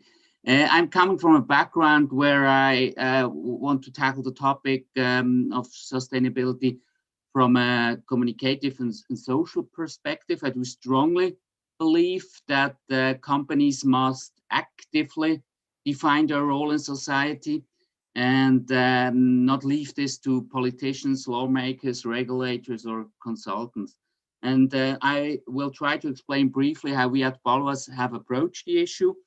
For those of us who are not familiar, we are a medium-sized insurance group with a focus on Central Europe, around 7,500 employees. So sustainability as such has a long history with insurance companies, even though it is not explicitly meant like that. But if you think on our pension or life insurance products, which have a horizon of 30 or more years, you have to have a sustainable approach or a sustainable business. Nevertheless, the topic of sustainability goes much further today.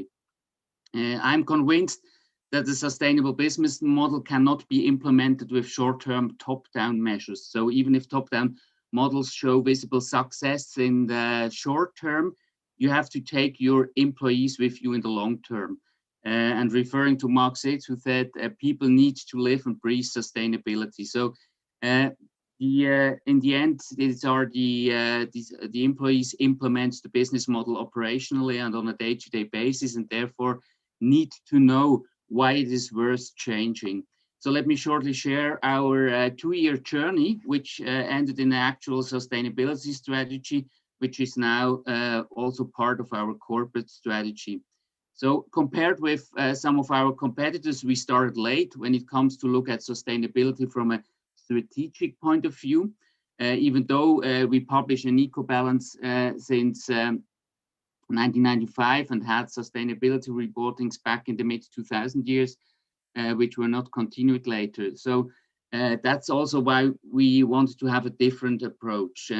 So 2 years ago, there was a group of employees from involved departments such as investor relations, HR, legal and compliance, logistics, risk management, product management, asset management, and so on, with the aim of finding how does Baloise create value and how can it continue to do so in the future and sustainable. And there was no order from the top, or nor did we have additional resources. There were just people and departments with the motivation and the conviction to do the right thing, and which were also convinced of the sustainability concept. And the result was then the Baloise Value Creation Model, which is based on the Integrated Reporting Council model. And the aim is to show how Baloise creates values for investors, employees, customers, partners, society, and the environment. Today, this group has grown and builds the internal sustainability network. And after the creation and the first iteration of the model, also 2 extra resources were hired from outside to bring know-how in. So we realized that we lack here some know-how. One was for a responsible investment strategy in asset management, and one for a strategic framework and communication. And that accelerated the development. And in the second step, the SDGs were discussed, and together with the employees. So we invited experts from the Swiss Agency of Development Cooperation who were involved in the writings and development of the SDGs to participate in a workshop. And after that workshop, we did a group-wide employee survey and to determine which SDGs are most important for our employees and our company, and where can we achieve as a company the greatest added value. And thanks to the SDGs also, employees also quickly found an emotional connection to the topic of sustainability. And because they were involved from the beginning, they now engage strongly with the topic, also because they know their personal opinion counts. And after that, then we went to the executive committee and the board to operationalize the strategy and set up a governance model. And let me say something about pressure. I mean, outside pressure from politics, a few from customers and also partly from the capital market helped to put the topic on the agenda of the top management. But after the strategy was developed and had to be implemented. But external pressure alone, I think, cannot be the driver for change. So for us, also the direct exchange with investors is really important. Most of them are with us for 15 or more years, and they know our long-term strategy, trust us, and it helps us in the direct contact to explain what we do and why we do it differently. And we are currently deliberately refraining from reporting according to a standard such as GRI.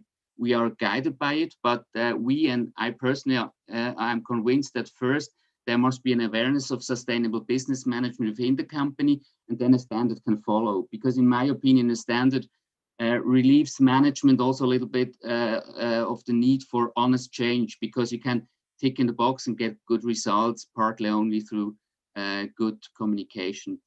So perhaps let me quick summarize what we've learned. So I tried to change the company from the inside. I think that helps. Involve employees from the start and use them as drivers. Have the courage not to follow the same path as everyone else, and see regulations not as a duty or a burden, but as an opportunity. Thanks for that grassroots story. So bottom up is important, breathe and leave it. With that, I hand over to Ms. Luisa Delgado.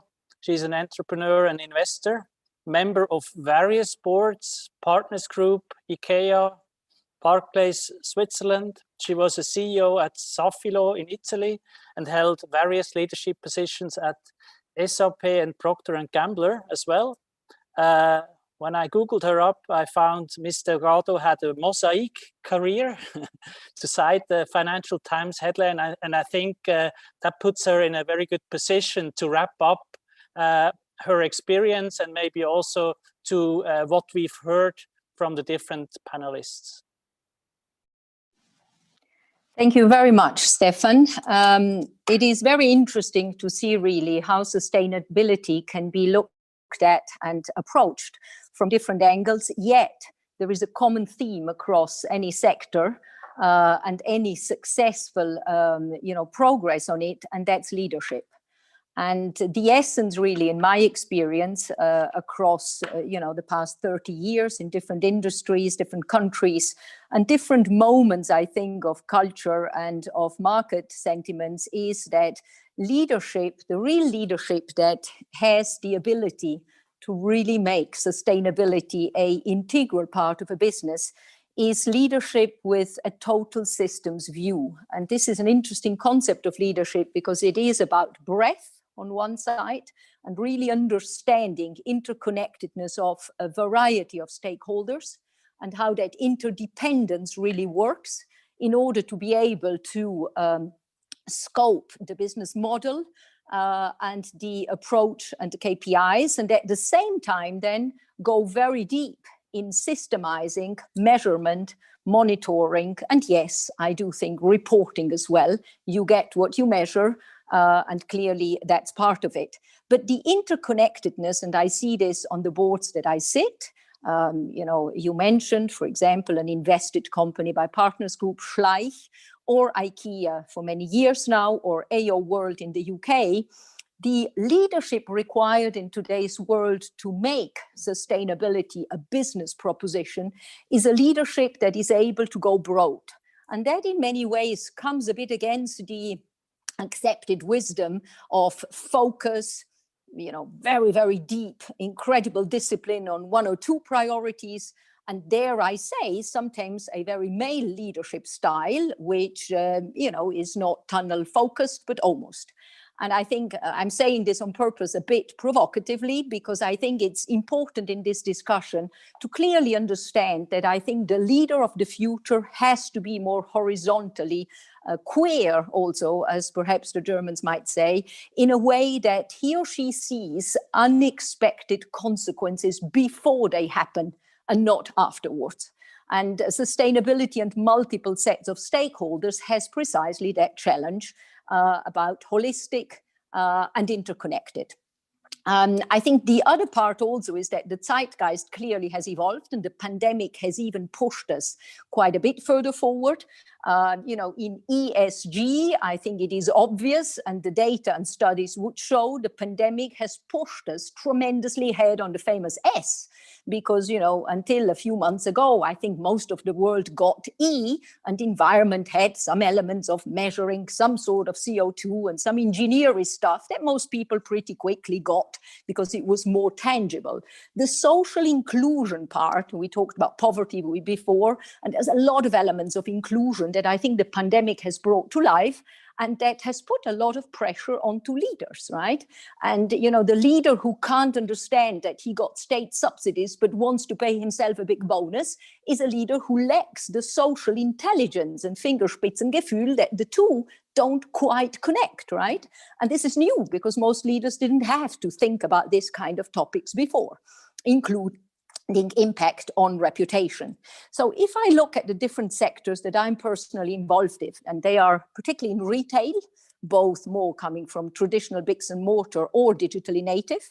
They're in branded consumer goods, whether that's toys or other food products, or then luxury and fashion, and also private banking. And if you put all of this together, it is incredibly interesting how themes are actually fertilizing across these sectors. And, you know, the themes in my view are 5. The first one is about purpose. I think, you know, by now, I think most people have understood that sustainability is not something you do after you have fixed your business.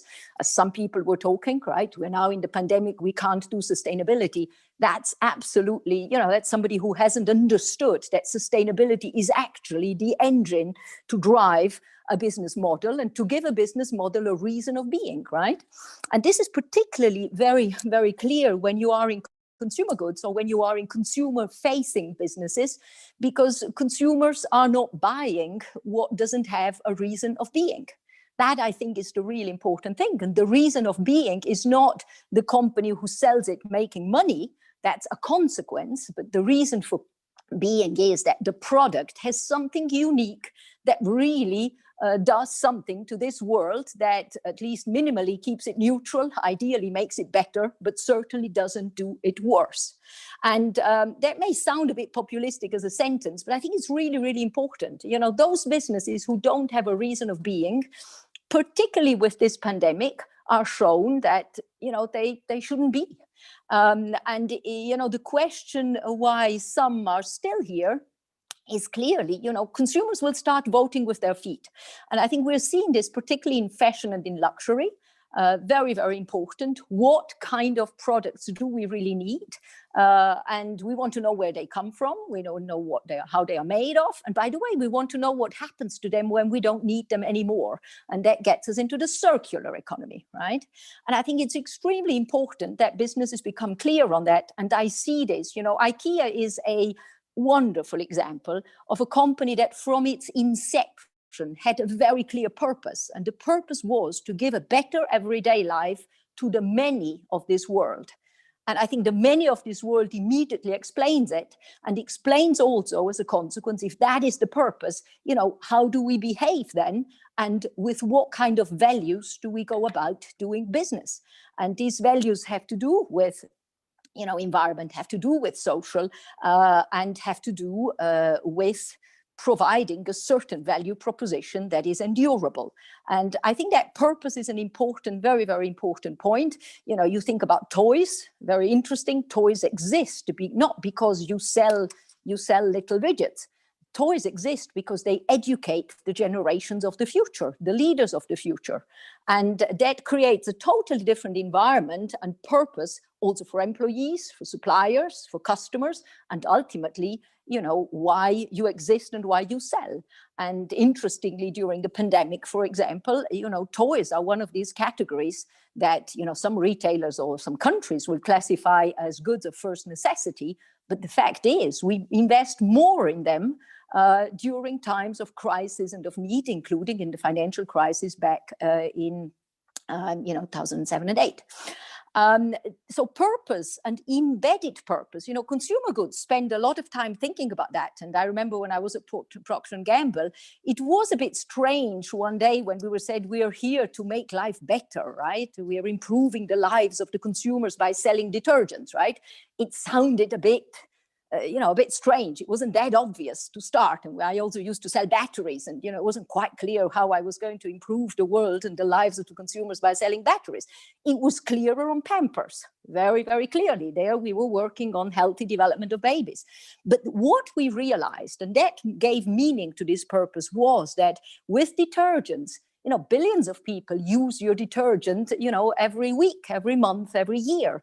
And by that touch with the consumer, you can actually do something to improve the way they use detergents. The world uses detergents, and as a consequence, we consume water, etc.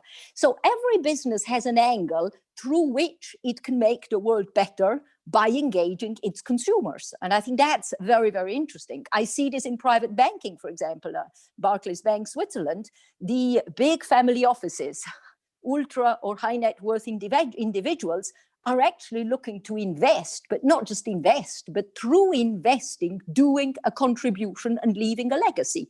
Also there, a clear purpose.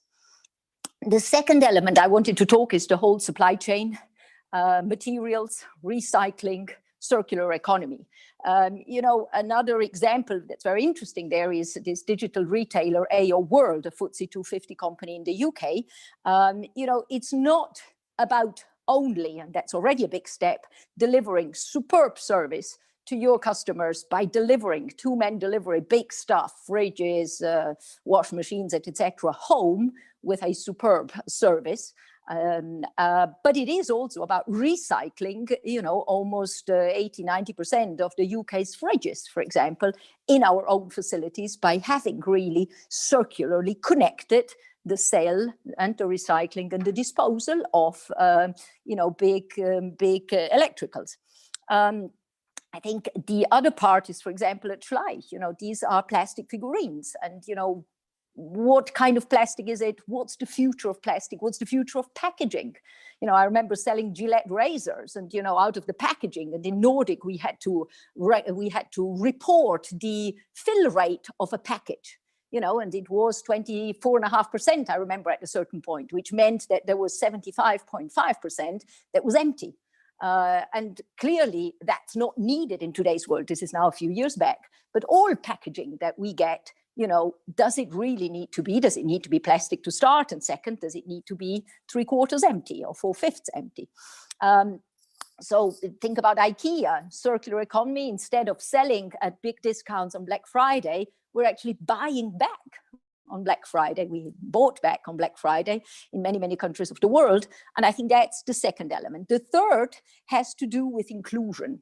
And I think inclusion shows up in, you know, programs and plans in a company. And you know what, at the end for listed companies, it shows up on how your executive compensation really relates to the rest of the compensation of everybody. And that's not to say that everybody has to make the same money. Absolutely not. That's not the point. But the point is, when you are focused on rewarding your executives on value creation, for example, this latest value creation plan at AO World, is it just for the top 5, 6, 7 that should get, you know, with whom we should share the value we create? Or should we actually do this with everybody?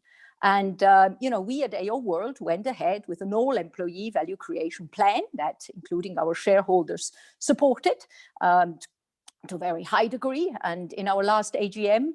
And, you know, meaningful value creation sharing is a very, very important part of ESG in the S area, whereby really the galvanizing of all employees to a goal should bring value for all. Another aspect, I think, of ESG, and that relates to remuneration, inclusion, diversity, policies, etc., that come with it, and I think find their way into remuneration very clearly. The fourth point is the idea of investors, shareholders, and legacy. Very often, you know, investments into ESG are seen as not investments but costs, and something you have to do because you have a report to make, or somehow you want to create your reputation. I think what interests me particularly is, particularly in a private equity context, is if we look at ESG and some very chosen clear areas, you know, inspired by the UN goals for sustainable development, are we building superior value versus if we didn't do it? And as a consequence, will we be able to really generate a higher value, command a higher valuation at exit than if we hadn't invested in it? And I find this area super, super interesting, because at the end of the day, that would give us the proof of the pudding of what we are really doing in this area, okay? The fifth one is the role of boards. I want to close with that. I think the role of boards is crucial. Not always, in my experience, understood. Okay, yet I think it starts. You know, the fish starts from the head. I think is also in German maybe a saying. Certainly in Italy, that's how we call this. And if the fish stinks from the head or starts stinking from the head, it can also smell well from the head. And I think it starts with boards. Boards, direction setting and clarity, governance clarity on what really a company needs to achieve ESG-wise if it is to deliver sustainable growth, profit, cash, but sustained for generations and ultimately for all its stakeholders. And you know, I sit on some boards, IKEA naturally to start, where ESG and anything that drives from there is so embedded, so that it's not, let's now talk ESG. ESG transpires through all the business, you know, strategy and action planning and monitoring, but also governance is a clear element of ESG. The G stands for governance, risk management in particular, compliance and related, which I think are extremely important, and boards are crucial in this. That's how I would summarize, I think, my learning so far, and I think it links into a lot of what has been said as well, but it's interesting to see how it really transcends throughout all the industries. I think I would get back to you, Stefan, in that spirit. Thanks a lot. You wrapped up a lot of what has been said. We are going to continue to discuss until someone tells us we should stop.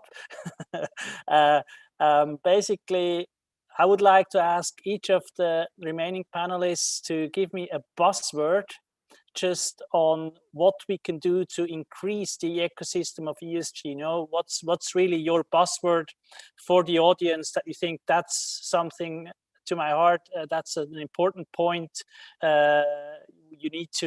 you need to have as a guiding star.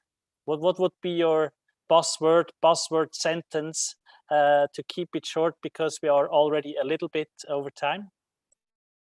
I'll start with Ms. Poultier, maybe. Yes, I have very short messages taking into account everything that was said. I think that, first of all, with a deeper insight, we will all be able to make better informed decisions in our daily lives. And I think that we're really shifting our focus from what the problem is to how to fix the problem. And this, for me, is very positive. Now, talking about the Sustainable Development Goals, it is clear that the Sustainable Development Goals are somehow the humanity's to-do list for a sustainable future, for a sustainable planet.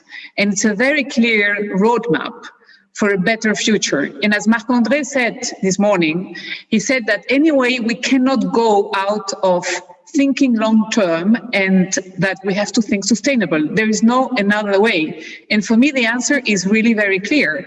There is a real generational shift now, and the young generations want to make a difference. And the millennials and the Generation Z are expressing their sustainability preferences. Now, the good news is that impact investment is growing, that businesses are getting more and more involved with sustainability issues. And that means, and that is the good news for the businesses, is that they have a real power to make the world more sustainable. I think that they are the heroes now, or they can be the heroes now, if they listen to young generations. Thanks a lot. Mr. Seitz, what's your buzzword or on your to-do list, one of the priorities? I think our tagline, which we keep reminding ourselves, is for the future. And that means a lot, because I think it summarizes quite well that when people, you know, unfortunately, a lot of people are selfish, and as I think we've all realized today, is you really need to think, you know, and breathe sustainability. And the only way to get people to do that is thinking about their future. And I think if you think about the future and, you know, what our kids are going to be left with, that's, I think, a very, very strong motivator. And you'll think twice about, you know, throwing something away or getting a paper cup or whatever. And it starts there. And, you know, we have to go in steps. And I think it's great to have, you know, big plans. we want to change the world, top down, etc. But unfortunately, it's always the carrot and the stick method, and the stick gets you just as far. And you need the carrot, and the carrot has to be for the future. Picking up on that, Mr. Marbe, your last message? Yeah, I would add on to Mr. Seitz. I mean, remember the past to create the future, because most of the companies, when they were built, they were not built or established to make money. They had a purpose and they wanted to make something better. And perhaps they forgot it in the last years, but remember it, and then remember your roots, then you can build the future. Thank you, Mr. Studhalter.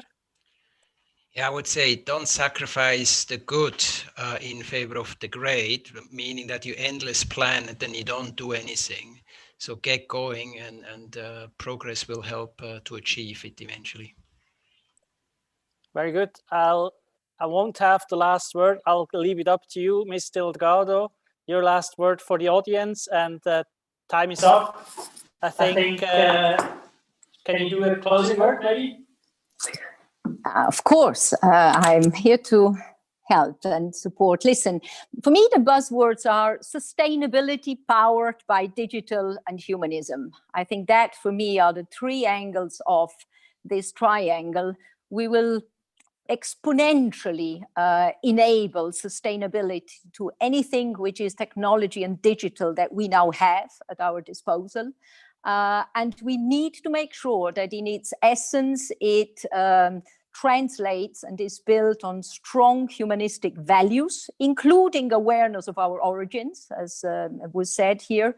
And I think if we manage these sustainability powered through digital and humanism, we will make a major impact, a sustainable, enduring impact, and I do think change the game in an exciting way. Thank you very much.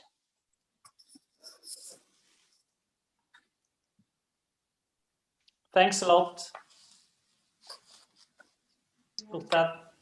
Bye. Thank you. Bye-bye. Bye-bye. Thank you very much. Bye. Thank you so much, Stefan. Thank you, everyone, all the panelists that have been part of this wonderful panel. It was very, very interesting.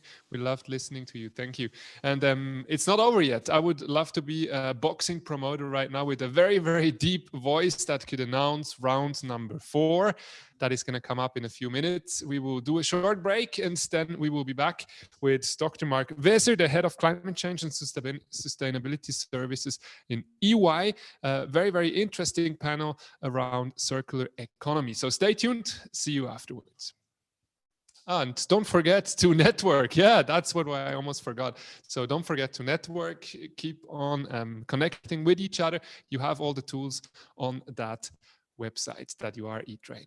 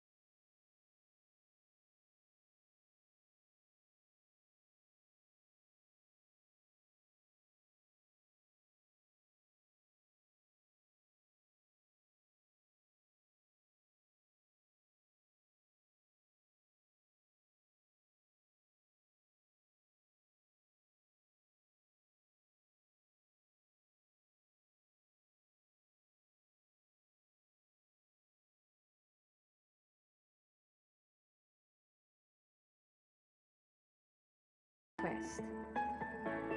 This will lead them to a window where they can accept it, reject it, or also propose another meeting time.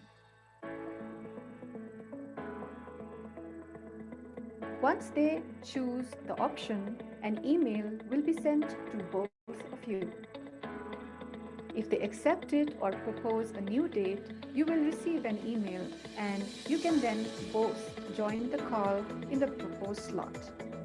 This gives each participant complete control over their meetings and conversations, avoiding unwanted disturbances from those who you are not interested. You will be able to see all the messages and meeting requests sent by other participants in My Profile.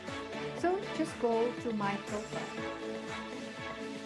You can also share your calendar by simply going to the calendar icon and copy-pasting the links to your message. Now, too many participants to decide whom you would want to talk to? You can click on the recommendation menu and view top matches for you. Our exclusive matching algorithm recommends custom-made matches for you as per your profile and background. View their profiles, know what their interests are, and initiate a conversation on similar topics through chat or video call by setting up a meeting. To improve your networking experience, we highly recommend you to update your profile. To do that, go to My Profile and change the settings. Make sure to upload a high-quality profile photo and complete your profile by going to Edit Profile, where you can choose to upload a new photo. Sync in your calendar to show your availability to others. And provide your LinkedIn URL. Thank you and happy networking.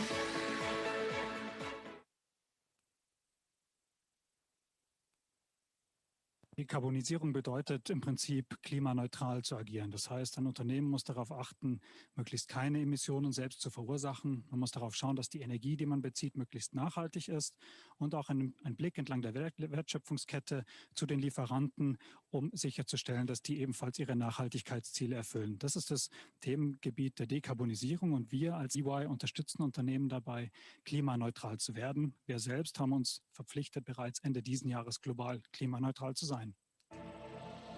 Also der klassische Prozess beginnt eigentlich darin, erstmal festzuhalten, wo im Unternehmen entstehen Emissionen. Das kann beim Transport sein oder einfach in der eigenen Wertschöpfungskette. Wenn man die Visibilität hat über die Emissionen, die man selber direkt oder indirekt verursacht, muss man sich überlegen, welche Maßnahmen kann man ergreifen, um genau diesen Abdruck zu verbessern und mit dem Kunden oder mit den Unternehmen zu diskutieren, welchen Zielen man sich verschreiben möchte und wie schnell man diese Ziele auch erreichen möchte.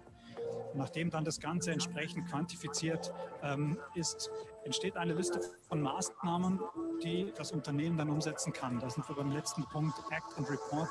Letztlich werden wir nur einen Schritt nach vorne machen, wenn Maßnahmen dann auch umgesetzt werden. Und dann ist es wichtig, hinterher darüber auch zu informieren, um festzustellen, inwiefern die Ziele, die man sich ursprünglich gesetzt hat bei der Thematik, auch selbst erreicht werden konnten. Uns hilft, dass wir selber auf diesem Dekarbonisierungspfad oder zum Weg der Klimaneutralität uns gerade befinden und den Ende des Jahres erreicht haben wollen. Und damit kennen wir natürlich auch den ein oder andere Herausforderung oder die ein oder andere Stolperfalle, was natürlich ungemein hilft in der Diskussion mit unseren Kunden.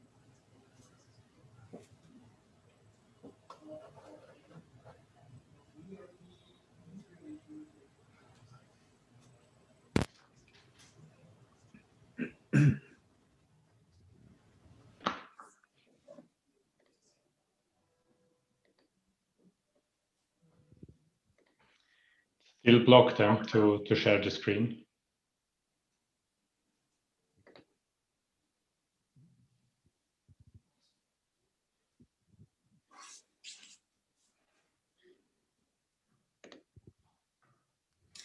Welcome back. Now I would like to introduce you to the new moderator, the last but not least, Mark Faeser. Dr. Mark Faeser heads climate change of EY and the topic circular economy. The floor is yours. Looking forward to the last panel. Okay. Thank you very much. Just a quick check or so with Marc-André, perhaps if it's kind of transmitting. I just saw like on the E-Train platform, I'm not sure if there it was featured already. I think now it is, so very warm welcome like from my side. I have the pleasure here like to present or moderate the last panel on circular economy.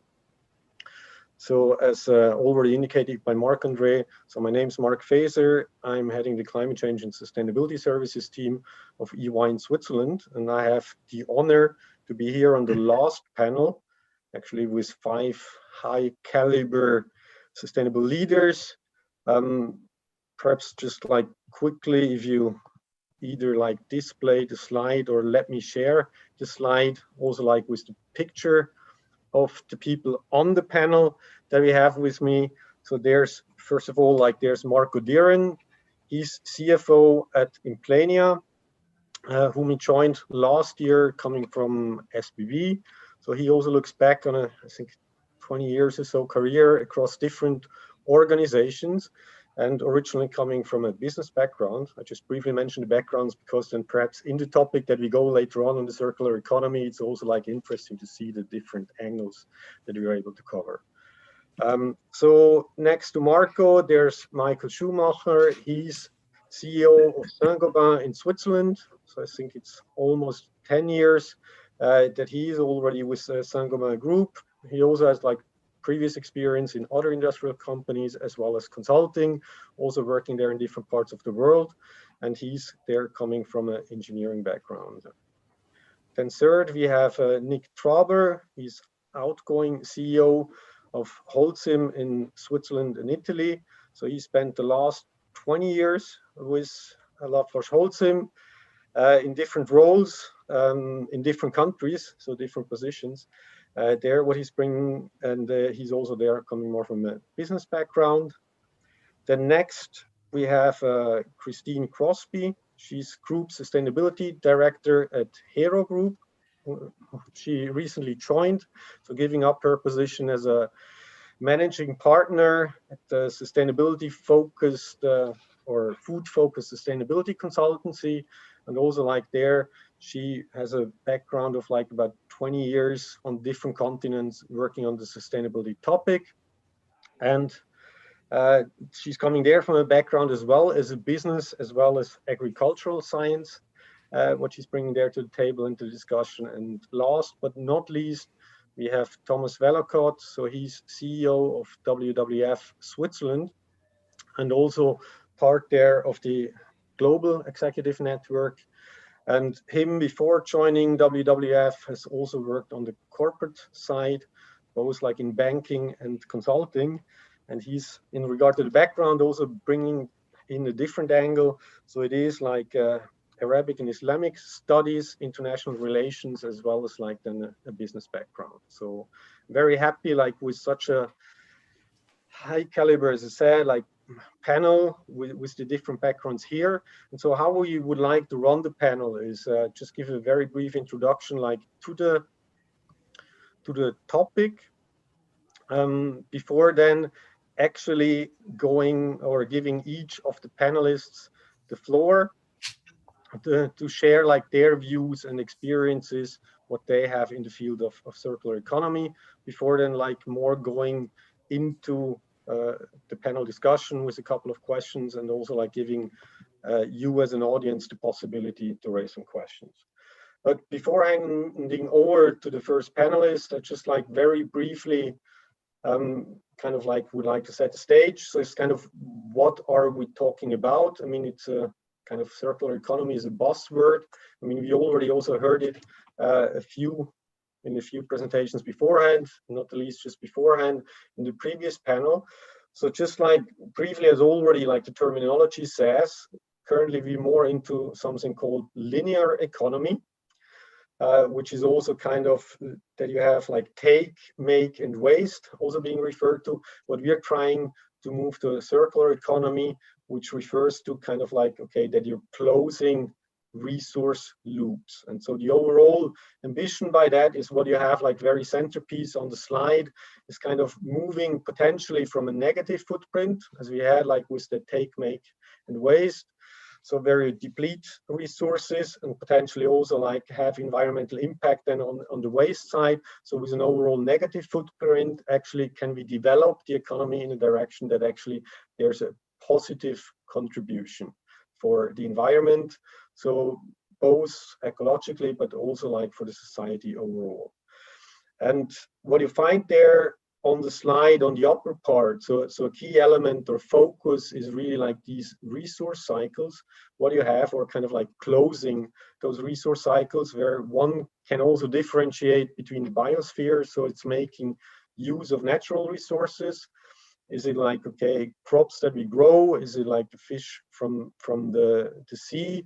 It might also be like CO2 as a topic like with climate change. And on the other hand, what you also find there is then more like the technosphere. So it's also things that we manufacture, like machines, like cars, and also like that we use and what we're going to do with them when they reach their end of life. So can they also still become like a new resource for a new product or be retrofitted? And what you find there, like on the lower end, what does this require? Actually, like more moving to those closed loops, what circular economy is aiming for. So the 5 yellow boxes underneath, what you find, the first 2 refer more to kind of like material assessments. So what materials you really use for your products, and can those really be reused and recycled? Whereas then the later 3 also look at more like process components.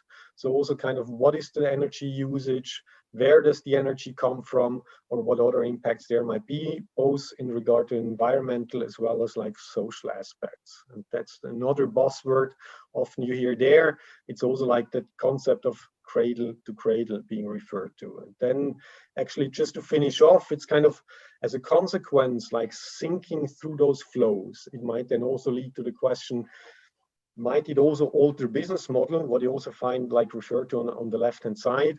So for example, if you take mobile phones and kind of, okay, that actually at their end of life, when you or consumers buy a new one, actually some of the material in there can be reduced for a next generation. But that could also mean that you really get them back and not the consumer is just like putting into his drawer or putting into the waste. Actually, that we see, for example, there, is it like mobile providers moving away from selling their product, so actually renting out products to make sure, or through that, like further enable that they really get the old phones back and can put them or make use of them for something new. But this is just like as a first example, but now very much like looking forward to hear like from our panelists or so what their experiences and approaches are that they practice. So, and with that, I would like to hand over to Marco for the first presentation. Thank you, Mark, and thanks for the invitation to this panel, which I think it's really, as you mentioned, a high caliber panel, not myself, but the others, obviously. And I have prepared a presentation. I'm now able to share my screen, which is a step forward because I was not able to share my screen beforehand. And I will now do that in. I hope you can see my screen now.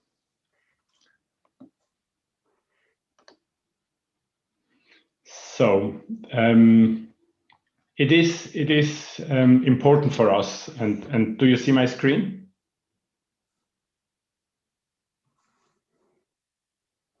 Okay. I'm not sure whether you can see my screen. Okay, so you can see my screen now. It's very important for us, sustainability at Implenia. So we have at Implenia, we have been one of the, I would say, one of the first companies who had it was not called a green bond, but at least we had a green financing. So depending on our Sustainalytics rating, our financing has a different price. And the better we are rated, the better we are the cheaper the financing is. So we are already, we have been very early in the process in that sustainability area and circular economy as well. We do have just recently set our new targets for 2025, which one of the targets in sustainability was completely focusing on circular economy. So, and if we go to the next slide, so this is why it is important to us. If you look at the population growth on this planet, as you can see here, it has grown almost 10 times since the mid 18th century. So this is quite a big change, and the CO2, not the emission, but the CO2 concentration, that is what we are looking at right now, which is to us, let's say, a very important KPI to look at it. And I will show you later on why it is important to us, because the construction industry is heavily driving all those figures here, all those KPIs. And then on the bottom right, the loss of biodiversity. It is quite scary if you look at the factor of almost 11 times losing biodiversity. And if it continues that way, a lot of our primary resources will be very soon come to an end, and then we wouldn't have them available for us.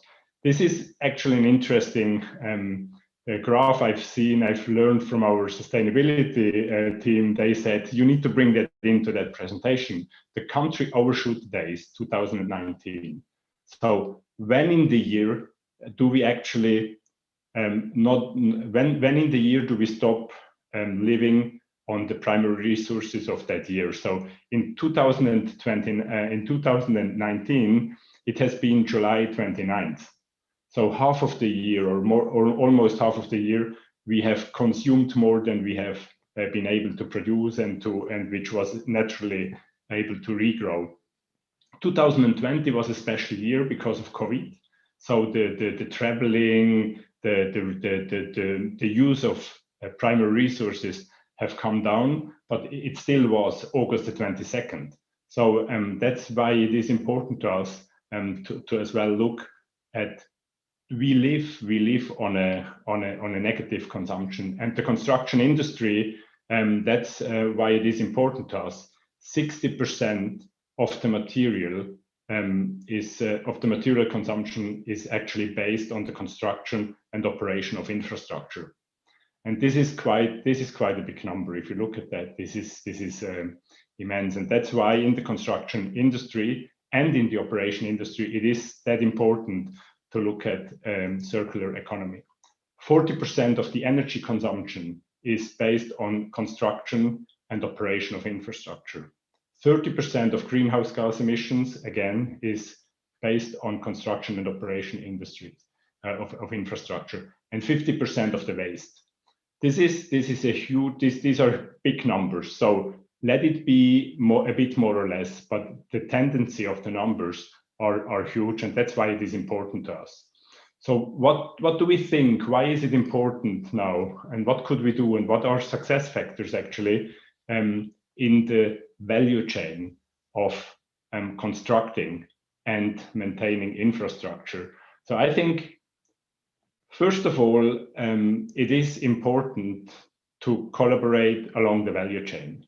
So typically our industry is fractured into planning, manufacturing, then the construction comes in, after construction it's operation, and then it's the construction, and it is not usually, and then the disposal. And usually along that value chain, all parties involved are not working very well together to think in the value chain as such, to be to actually protect primary resources. So this is really from the producer, from the planner to the disposer, where we think one of the key success factors is the collaboration.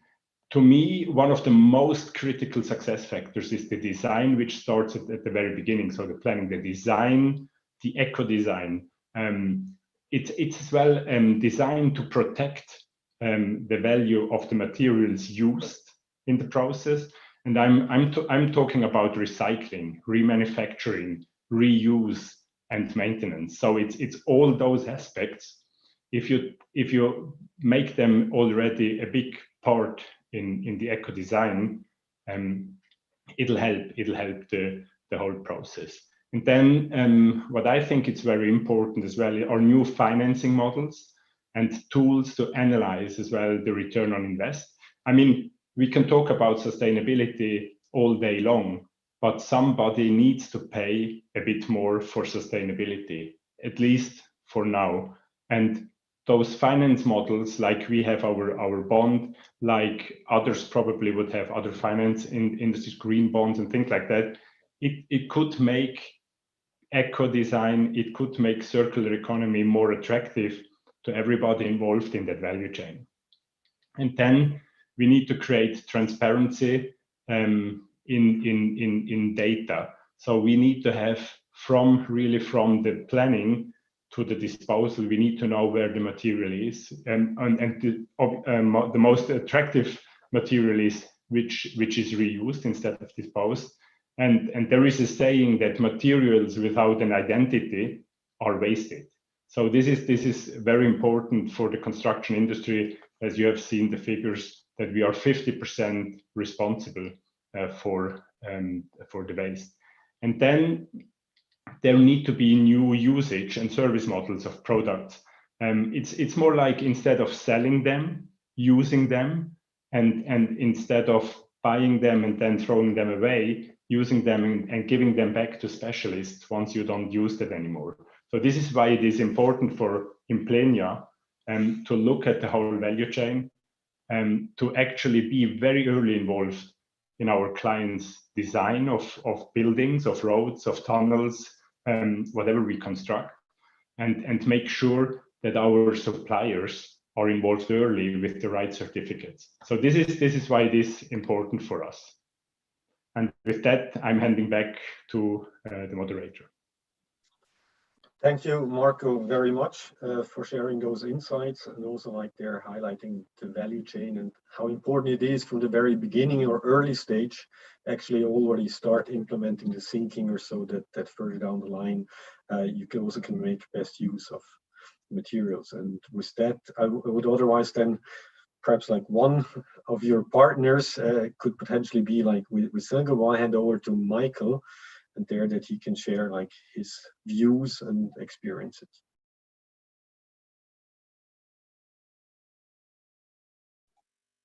Yeah, thanks a lot, Mark. Can you see my presentation? Can you see my presentation? Yeah. I see it in Zoom, and I think it's also now transferred to eTrain. Yes, looks good. Looks good. All right. So it's a great pleasure to be here, and building a little bit up on what Mark just said. We are coming from the construction supply, basically, and as you have now heard, you know, construction is a big part of the topic, with 50% actually of all the raw material extracted. We just defined at Saint-Gobain a new purpose, which is I think pretty telling. Let me see, making the world a better home. And I think that fits very nicely, obviously, to the topic of sustainability, making also your home a better home. I think that's what we strive for. Just one word about Saint-Gobain. It's a pretty sustainable company, actually. It's 350 years old, so it's pretty sustainable. A lot has happened between Louis XIV and Emmanuel Macron. It's a big company with 42 billion euro in sales, and 80% of this is construction, where I mainly focus on. So you can also imagine that actually, obviously, this topic of sustainability and carbon neutrality is a very big topic for Saint-Gobain, not just since Greta, but actually since a long time already. Maybe just a little bit what we are doing, that you have maybe here a couple of brand names that you know what we are doing. We are in building distribution in Switzerland, for example, with Sanitas Tröst, and there's construction products, there is insulation, there is mortars, facades, there is basically dry lining. These are big operations. And then the heritage of Saint-Gobain is glass, market leader in glass production. These are the three main business areas, and each of them, of course, have their own challenges. I mentioned to you the carbon neutrality at the heart, basically, of the group strategy, and not just since a long time. We have reduced 15% since 2010. -20 is the target for 2025. Carbon neutrality by 2050. And you see some of the levers. And I think bottom right is also important, because this is now the other side also, because 60% of our portfolio, especially insulation and glass, contributes also through its use and the life cycle in buildings to actually a reduction of CO2 then in the buildings. So we have obviously also a very positive effect through our products. What doesn't get measured doesn't get done, maybe on this. So this is also in our CSR dashboard. Here you see circular economy. Basically, what is measured is the number of tons of virgin natural raw material. This is, for example, gypsum, can also be sand, that we take out of earth. And you see here basically 9 million tons. That's a lot, actually, and the progress that we are making. So this is one KPI, and the other KPI is the non-recovered waste, basically, in the factories. In a glass factory, it's nearly 100% that we can actually recover, but not in all plants we can do this. We still have a share of about 11.5% of waste in the factories that we cannot recover. So that's high on the agenda, and is also get measured and pushed down into according action plans. Both for Saint-Gobain, it's a big stake, but it's also a big opportunity. I'm talking about natural resources, we're talking about waste management, but we also see it as an opportunity for growth and competitiveness for us, in the sense that we want to offer, of course, the best-in-class products actually on circular product offers, because we believe over time this will be also a USP, potentially supported also by regulation. And on the supply chain and operations, actually, there is a lot of technology actually to remove also constraints for higher level of circularity. For example, recyclable sand. I mean, it's not possible today, at least not in an economic way, but this is a big topic also in R&D, actually, to go into this direction, because also sand resources are finite, right? For example, as one example on operations. And then also network services on the ecosystem, because it's extremely important also that we are positioned that actually the materials come back from construction site to our factories. But we also already do a lot, that we have the glass collets coming back, and we use them for glass wool production. But this is not cradle to cradle, but at least it's a good step actually for circular economy. And just to finish a little bit, some practical examples that also from Switzerland may be interesting. In Rigips, we have the only actually still gypsum board plant in Canches. And there we are the only one who can actually recycle also used gypsum boards from construction sites up to about 10% of material use. And in Lucens, we use for our glass wool manufacturing for insulation about 80% of input material from glass collets, basically recycled glass. So these are just two examples. But as I said, I think there's a long way to go actually going forward to really achieve our goals and full recyclability. But we are fully on it, and I'm very interested to hear what also my other panelists will say. Thanks a lot, Mark. That's it from my side.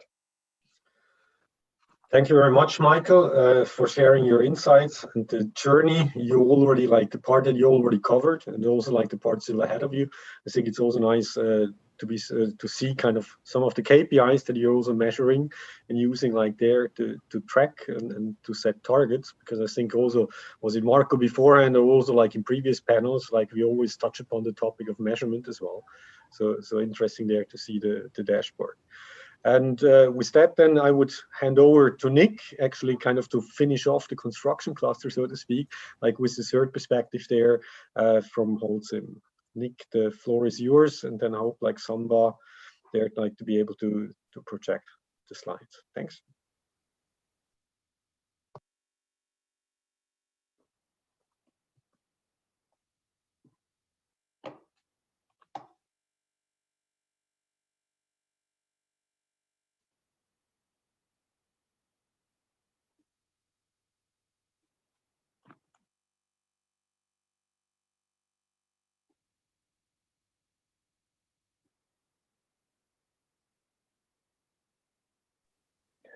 If I could have the next slide, please. So we believe that actually we have the vision that in the future we will only build with recovered materials. So we fully closed the construction material cycles. So what you can see here basically is that we have two actually cycles or two flows. One is the waste material flow coming back into our operations. So in the middle, you see our process basically from quarry to the construction side and back.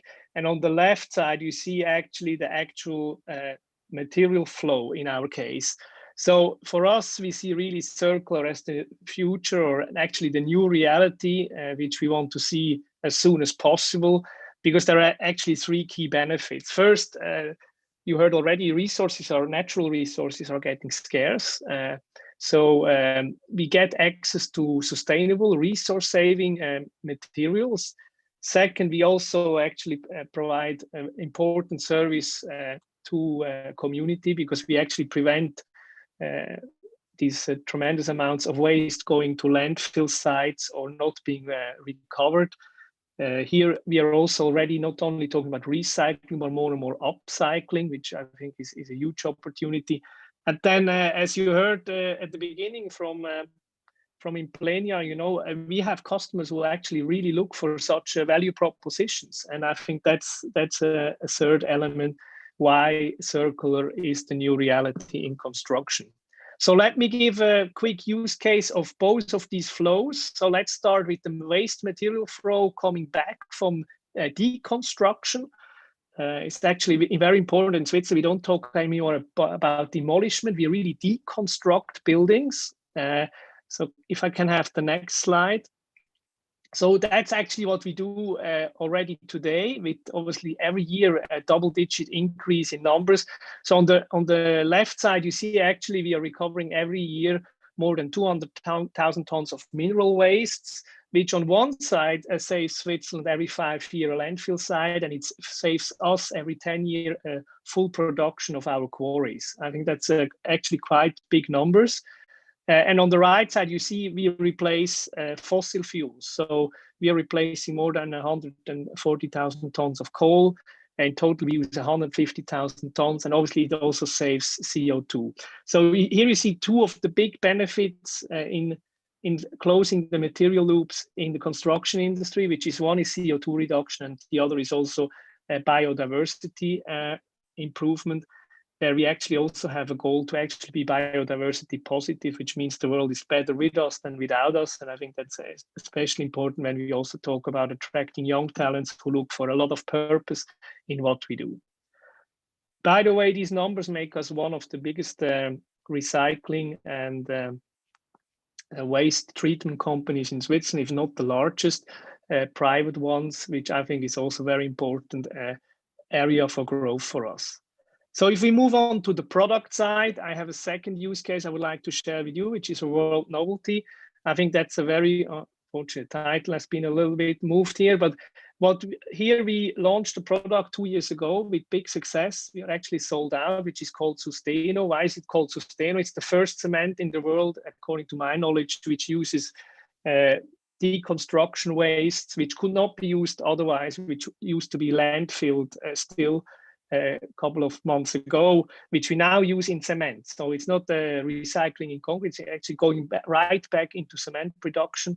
It's now fully certified to go for all type of construction solutions, with a fantastic sales growth and a big customer response also, especially for customers who really take sustainability seriously. Again, it saves landfill space, it saves CO2, and obviously it also makes us independent of raw materials coming from abroad. So there is a triple benefit here for the environment, but also economically, this makes a lot of sense. And I think that's an important point, which was also already mentioned before. We see this as a growth opportunity, not as a defensive move, but rather actually leading here the way, because we see that as a growth opportunity in an industry which is otherwise rather stable. So back to you, Mark. Thank you, Nick, very much on sharing those insights. I think it's also interesting, as you highlighted, not only like the business opportunities that you highlighted, but I think also on the previous one, it is kind of like referring to potentially like also impacts on the business model. As you said, kind of that you become like one of the biggest waste treatment organizations in Switzerland, which one might not originally think of, but also like there the ecosystems or so that are built in that regard. But then like to having had like 3 representatives more from the construction sector, we have the pleasure now to go into something completely different. So more on the food side, and with that, like I'd like to hand over to Christine, like there to share her according insights. Very good. Thank you, Mark. Thanks to the other panelists. And as highlighted, I'm actually switching to the other side of the circular economy butterfly, and we'll focus on the biosphere. But what I think is interesting is that there are many parallels, especially with the focus areas of circular economy, which we would call the bioeconomy in the food and agriculture space. So I will share my slides. As a matter of fact, or Mark, are you able to share? I'm not, my slides are disabled. There we go, excellent. So very briefly to Hero, I'm working at the group level as a sustainability director. And the important thing with our Hero sustainability strategy is that the elements of circularity in the biosphere are embedded within our sustainable strategy. And our mission is the mission that we've had since 1886 in Lenzburg, and it's focusing on delighting the consumers and conserving the goodness of nature. And so in this marmalade glass that you see, it's also a representation of our sustainability strategy, which I'll highlight, and also a lot of the circular elements in terms of biodiversity, in terms of soil health, in terms of sourcing. So I'll go into a bit more detail on the next slide. The next slide, it's important for me to highlight that Hero, we are a Swiss-based company, but we're operating globally on 4 continents with many different brands. And our common brands are in baby food, natural spreads, and healthy snacks.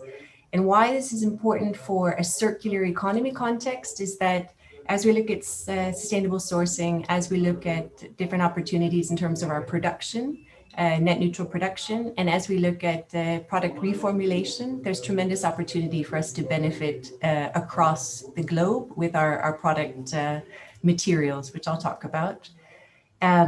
And the important factor also is that the fruits and vegetables and cereals are our raw materials, and that's the context that we think through sustainability and circularity. And on the third slide, I'll highlight and give a brief, on the next slide, an overview of our pillars, our sustainability pillars.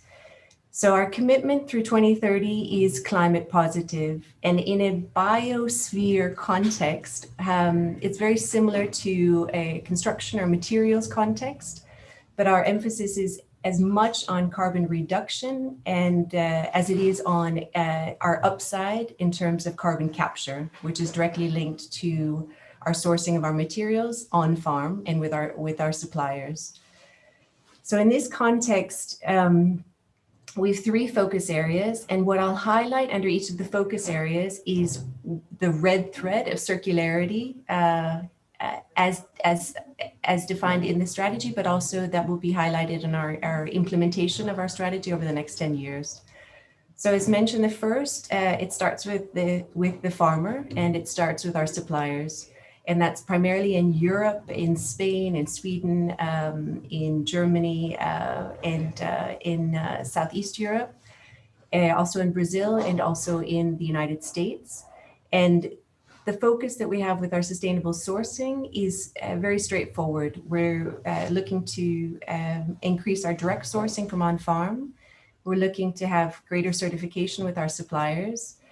And we're looking as well for a stronger collaboration with our farmers. And what's important here is as we start to think about that in terms of sustainability with this overlay of circularity, is what that means for us in this first pillar is an increasing emphasis on regenerative agriculture. So very briefly, regenerative agriculture is based upon the same principles of sustainable agriculture in terms of minimizing your inputs to maximize your outputs in terms of your yield. But it brings the biodiversity and pollination and soil health to the forefront. So I can gladly talk about this a bit more, but it's our material, our raw material base for enabling more of a regenerative ecosystem, biosphere. And our second pillar, our focus is quite similar to the construction and the technical side, which I think is very important to highlight. We're focusing on net neutral production, the very similar set of KPIs with our production of our food products, with an emphasis on energy reduction, water reduction, CO2 reduction. Where we have a biosphere circular link in our second pillar is directly linked to our food loss and waste. So within the food loss and waste context for us within our production and also on farm, but the food loss and waste and the food waste management is it's a valuable material for us, especially looking at cereals, fruits, and vegetables. And so in that context, we are focusing towards climate positive with an overall reduction in these biological material flows that are being wasted. But equally, the flip side and the upside is the reuse, the repurpose, and the upcycling of those materials.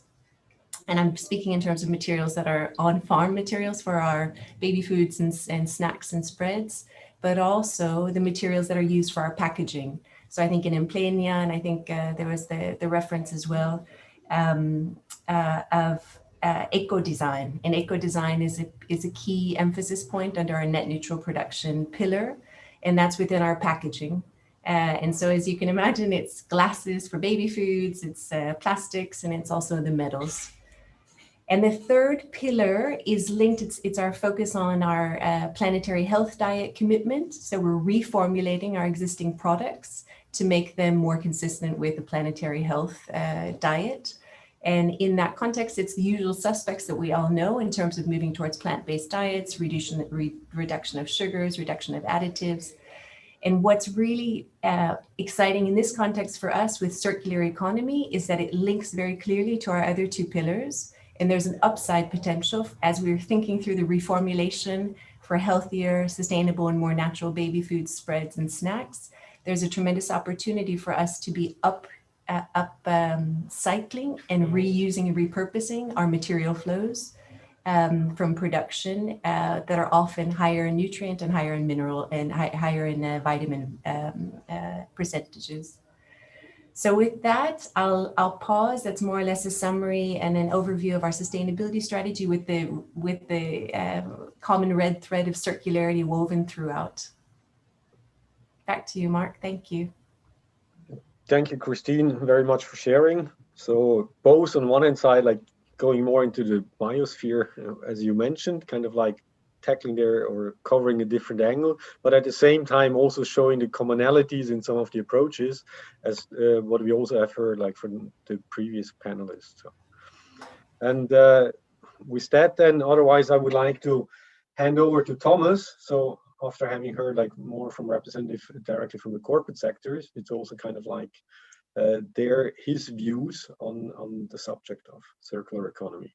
Is that, Thomas, the floor is yours. Thank you, Mark, and apologies, no slides from me. So when WWF thinks about circularity, obviously there are things we can do within our own operations when it comes to ensuring circularity. But the biggest lever we have is by helping our 300,000 supporters here in Switzerland build circularity into their lives. And it's by working with companies in Switzerland and beyond in terms of improving their circularity. So let me talk about this, this second element of how we work with companies. And when we enter a partnership with a company, there are a number of steps that we go through. And really very often the first one is to just ensure that the company management understands just what the risks are that are associated with the current linear model of production and consumption. So that starts with an extremely high level of consumption we have. If everyone worldwide lived the way Swiss people live, then we'd be consuming the resources of 3 planets rather than 1 planet. And it's not just high consumption, but it's also a very low degree of circularity. That might actually surprise people, because we always kind of celebrate ourselves for being so good at recycling. But in fact, only about 13% of materials currently consumed in Switzerland comes from waste. And even if we, if all waste could be recovered, that would still only cover about 1/5 of material needs in the country. So that just kind of shows that recycling is good, but it's not enough. But so we have an issue of low circularity, we have an issue of high consumption. And really that's kind of the place to start, to make people realize it's not about doing 1 or 2 cute little CSR projects on the side. It's really about facing the reality that we're operating pretty much in a pretend economy at the moment. We pretend that resources are there at our disposal indefinitely, and that we can pollute without costs. Now, those are some pretty steep assumptions, and that's not what the future is going to look like. And it's just important to realize just how different the future framework conditions are going to be, because that will no longer be acceptable. If we take something like the Paris Climate Accord, if we take something like the Sustainable Development Goals, that shows very clearly where we're moving, which is that we are facing up to the reality of the unsustainability of the current model. But that's kind of the first step you need to take, to just realize just how unsustainable current models are. So it's not about tweaking at the edges. It's really about ensuring you can operate, for example, in a net zero carbon world. And it's worth for companies to play that through also, for example, in a financial sense. What does your balance sheet and your P&L look like if you assume, for example, a carbon price of $100 or $200? What changes? Large chunks of your current business model are probably not going to work under those assumptions. So that's kind of stage number 1, which is let's look in the mirror and let's be very honest about what we see in the mirror, rather than pretending we see what we want to see. The second stage we then often work with companies on is setting targets and milestones. And for those targets and milestones to be in line with planetary boundaries. So for climate, for example, that means to stay within 1.5 degrees maximum rise of temperature of average global temperature compared to pre-industrial. But it's not just about climate, it's about biodiversity, it's about water, it's about other elements. And it's setting targets which are science-based. So not what do I feel like setting as a target, but what is science telling us? So in climate, again, this would be a trajectory which is based on 1.5 degrees. And that's really, for quite a few companies, that's a fundamental shift from how they've done corporate social responsibility in the past, which was kind of, okay, let's find 2 or 3 nice projects and then let's do them. This is about rethinking how you do business. So that's a second stage then, is about setting targets. A third stage is about saying, okay, what measures are actually going to get us there? And often those measures aren't clear yet, and we first need to search for or build up a portfolio of different strategies that might get us there together with the company. And there it's really important that we open up and think not just in the narrow sense, for example, of the current operations of a company, but open up and look at their entire supply chain, as several panelists have already said. It's also about moving beyond, you know, cradle to cradle is great. It's really important to close those loops. It's also important to decrease material and energy use per product. A lot of companies are already doing that. But then we may need to move beyond that to things like slowing. So can we slow down consumption cycles? Do we need to replace a phone every 2 years, or can we move that to 4 or 5 years? So it's about considering things like that, and also considering regenerating resources. So how can we not just reduce what the damage we're doing, but actually move to a net positive contribution, and that was already mentioned by previous panelists as well. So that's kind of about how do we then get to these targets. And very often we get to a point there of very much getting into business model innovation. And how can we really rethink parts of the business model together? For example, focusing on service instead of products, or promoting quality over quantity, things like that. So that's a third stage about the how. And then 2 final stages, which really, which I think are important as we think about this transition. So the next one would be, let's not get into ideological warfare about whether the state needs to solve our problems or whether private business needs to solve our problems. The Cold War ended 30 years ago. Let's not pretend we're still in the Cold War. So many of the arguments we're seeing in the political sphere, it seems like it's directly out of the 1970s or 1980s. Let's be smart about this. If you look at the evidence is sometimes state solutions are better, sometimes private sector solutions are better, and more often than not, you need both. So really, let's get away from this ideological warfare. It's just not productive. And the final point which we work on with companies is to say, okay, as you go about this circular economy journey, cooperate with others as if your life depended on cooperation. Because this is not something you are going to solve on your own. This is something where you will need your supply chain partners. This is something you'll have to work with your customers on. This is something where you can reach out to civil societies, organizations such as WWF. You may want to work with regulators on this, but this is really about coming together behind a common agenda, and not about my circular economy is better than your circular economy. So those are the 5 steps we often go through with our corporate partners on this journey. And back to you, Mark.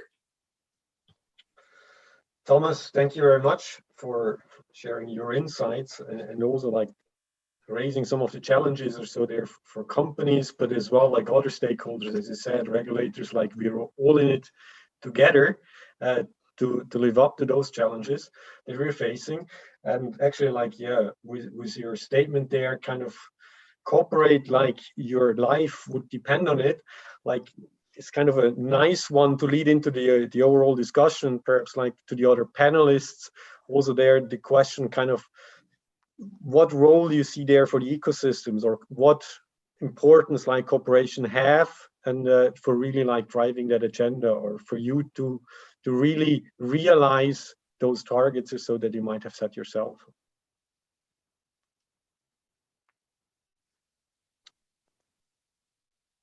anyone to go first?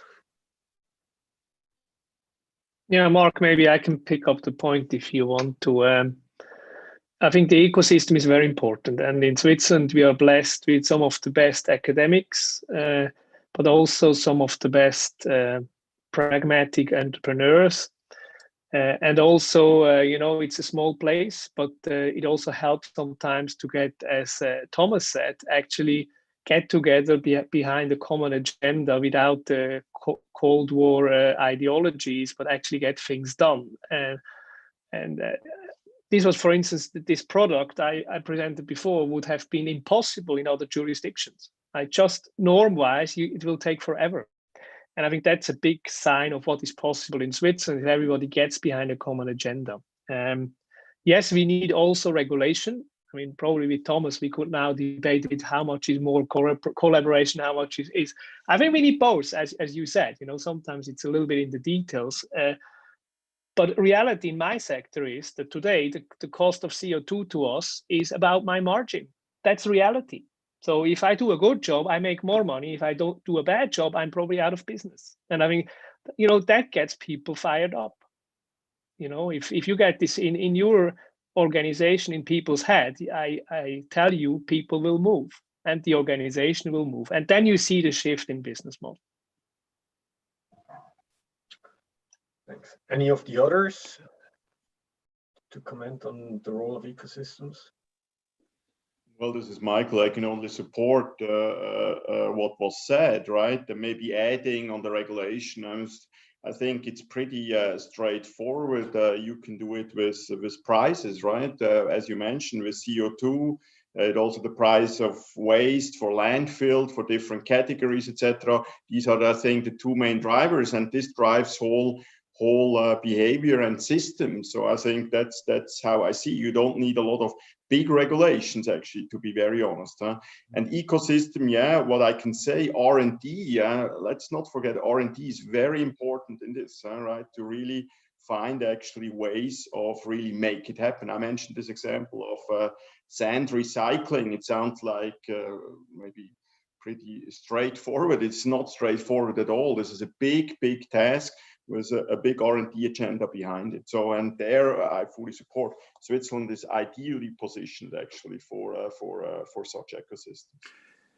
If I could just quickly come in on one point there, which two of you now have mentioned, which I think is incredibly important, which is incentives.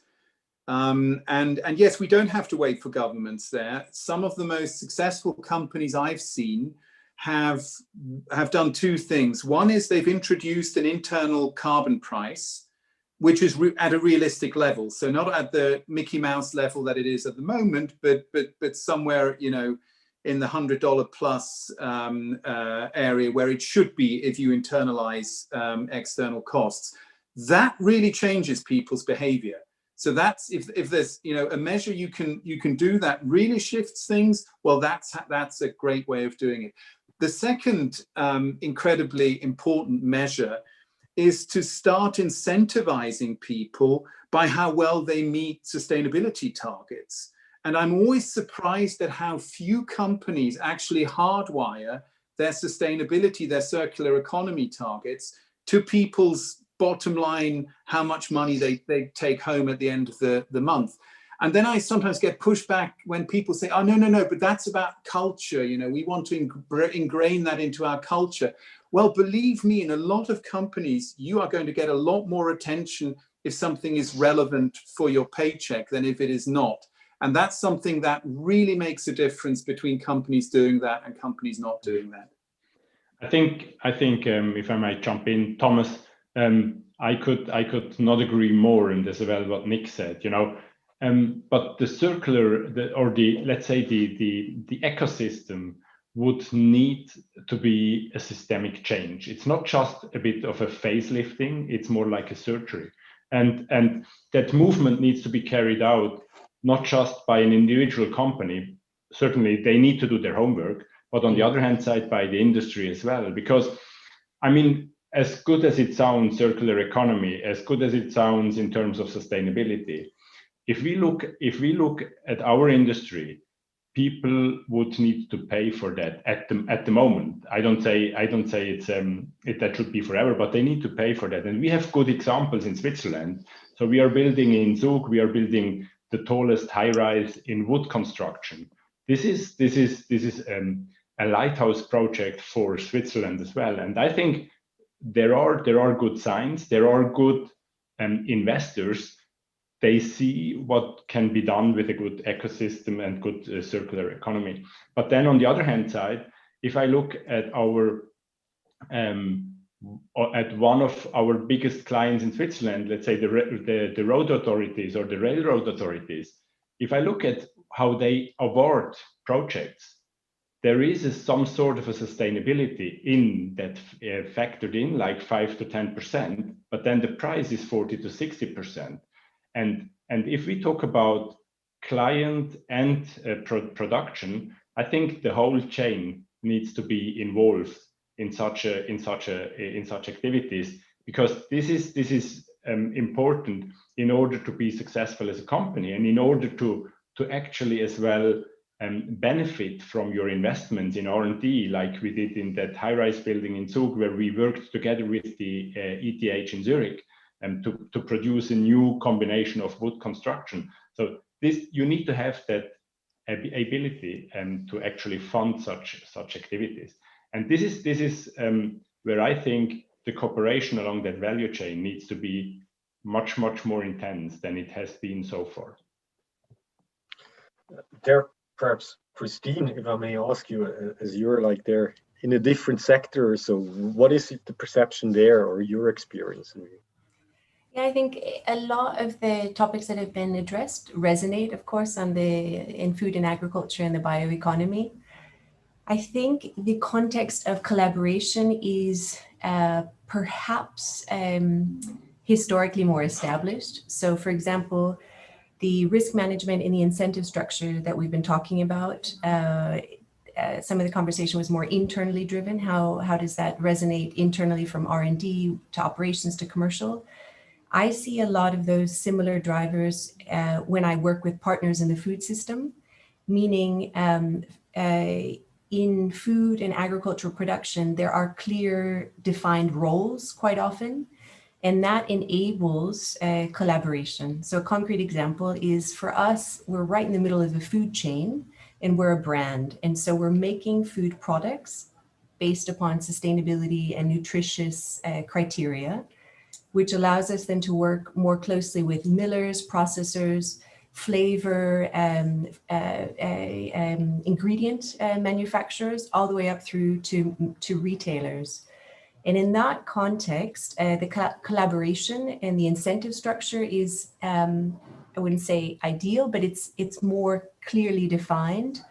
So, for example, for Hero to be working closely with the likes of a DSM or an IFF or a Givaudan makes a lot of sense, and it's already happening because we have different skill sets.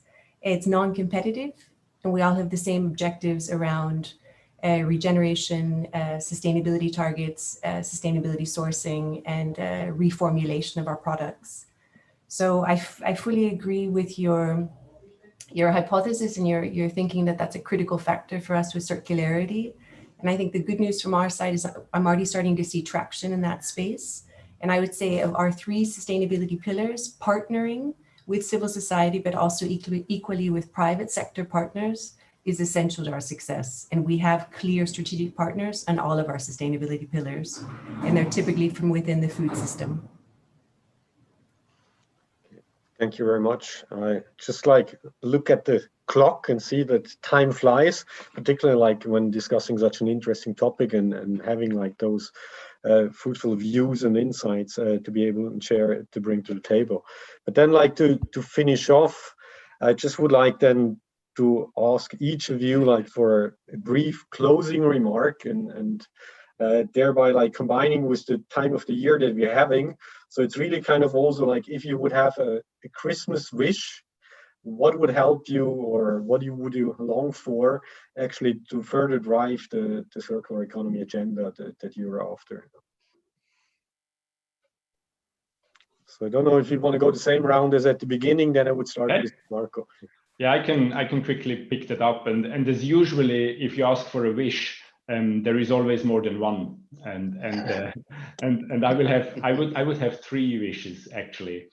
The first one would be that that the key actors actually do better cooperate along the value chain. I think this is really key, and that would be my first wish. The second wish would be that we find new financing models actually when it comes to investments in circular solutions, like a long-term return on investment, like a life cycle cost and things like that. And that could be linked to the incentive schemes internally in a company. And the third wish would be, I would actually wish for users, the willingness to actually buy now already, even if it's a bit more expensive, products and services, which comes with a circular economy approach. That would be a wish. And I think the last one is probably a bit of a better world wish, but still, you asked for a wish. Thank you very much for sharing your list of wishes or so that you're having. Is that like Michael, if your turn? Yeah, making the world a better home, right? I think I would add a wish more as I mentioned before on the technological side, real breakthrough innovation in recyclability of certain materials with the right economics. That would be my wish, because this would drive a lot. Thanks. And then Nick.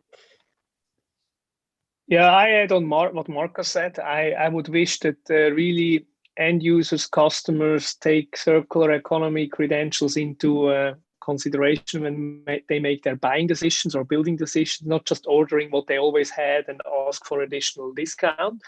And I think with the new public purchasing, that would be actually a nice add-on to this discussion. With the new public purchasing law in Switzerland, actually at least the public customers are actually obliged to look at that. And I think that's a big step. Let's see how it turns out. And when you make those decisions, consider the whole life cycle, consider the whole value chain, and then normally you come to better decisions. Actually, I actually don't think it's so much ecological versus economical. I think in the end comes together, but you need to take all factors into account, and then we will have better decisions. Thanks. And then over to Christine. Yeah, so my Christmas wish on behalf of HERO, perhaps it's a better way to formulate that, is I'm quite a pragmatic person when it comes to implementing and thinking through, circular opportunities and implementing our sustainability strategy at HERO. And a pragmatic wish that I have is similar, I think, to what Thomas mentioned earlier, that there are many companies on these similar journeys in terms of with clear carbon neutral, carbon positive goals, and a pathway that's starting to evolve with carbon sequestration towards carbon capture, with carbon reduction, but with, of course, this overlay of the important social and governance elements. And what I think would be a huge benefit for me and my team at HERO in terms of thinking through and navigating with our colleagues as well globally and partners is more transparency on benchmarking frameworks, good practice sharing, industry specific, but also cross industry in the spirit of circularity. For at least for us not to reinvent the wheel, to have that open source, transparent exchange, to jumpstart our initiatives and to also build on what others have experienced, especially in the context of implementation and this data capture, measurement, and key levers. I know that's a big wish, a big Christmas wish, but that's it. Yes. That's what Christmas is for. It's a bit bold, yes. Yeah, and then like Thomas, you have the opportunity to finish it off. Mark, the trick about being offered wishes from Ginnies and the like is always to wish to have more wishes going forward. So that first of all, that's just the basics, right? If ever you come across a genie, ask for more wishes. So if I only get one, then it would be that we stop pretending. That we stop pretending that this is just about some small tweaks to our business models that we need to make. That we stop pretending that it's someone else's job, so the producer tells the consumer they need to change, the consumer points at the government and says, you guys need to regulate, government points at business and says, you guys need to move first. Let's stop that. Let's get moving, This isn't about being a little bit nicer. This is about the license to operate going forward. This is about whether you have access to talent going forward. This is about whether you have access to capital going forward. This is about whether you have access to resources and to business partners going forward. And we don't have the time to wait, because someone is paying for this overconsumption, and it's future generations. And with each year we wait, our ecological debt keeps growing. And that's something we can't afford. So we need to move fast, and we need to stop pretending. Thank you. I think that's a nice closing remark, also kind of a call for action for all of us in the different roles and hats that we're carrying. And so thank you very much for taking your time and sharing your views. And with that, I would like to hand back then to Samba for the closing. Thank you so much, Mark. Thank you all of the panelists for this great time. And yeah, I'm pretty sure Santa will have a very, very tough Christmas time now with all these wonderful wishes. But yeah, we can only add to that. And we just want to get a little bit in a round of feedback. You all received feedback sheet by email. We ask you if you would have some minutes where you could fill that out and send it back to us, that we know a little bit, was that interesting? Would you like other topics? Would you like more? Marc-André will share with us later on also what's coming up. There are other events coming up. We are improving. We are also improving the technique. So yeah, it's going to work out soon better and better. And while you do that, you can do that now, the feedback. I also want to know from you a little bit, what has been your highlight? What has been your feedback during that day? Yeah, it was a great experience for me, and thanks a lot for your great support. Moderation, you did a fantastic job. Thank you so much. It was really a pleasure to be part of this conference, to organize it, and to listen to all of you. It was really exciting, and yeah, what was really interesting at the end, really what Thomas Wellacott said, like this pointing to others. I think this is really to the point. Really the shifting of responsibility, this is not the solution. I could not stop with a better finish. Fantastic. Yeah. And there is more to come. We will organize many more events regarding sustainability. We will talk about that in a second, but first we want to end with the man that also started this whole thing up. Benjamin Teufel is also now again with us. He has the closing words. He for sure has something very wise to add to what Marc-André said and to what all our speakers, 25 top speaker added. Benjamin Teufel, this is your stage. Thank you, guys, and also thank you from my side. It was really a pleasure to listen to you. 5.5 hours packed with content, with high, really excellent content, with high caliber panelists. So thank you. And that definitely takes a little time to digest all the content and to take the right measures and consequences out of it. A couple of things that at least I noted down are being a role model. We as individuals and also the companies that we represent, and also the functions that we have within the companies, that's really critical that we act as role models. It was also said that for some companies, it is also very important to rebuild a little the trust within the society due to some of the historic developments that were around at least some of the sectors that were also represented here today in the panels.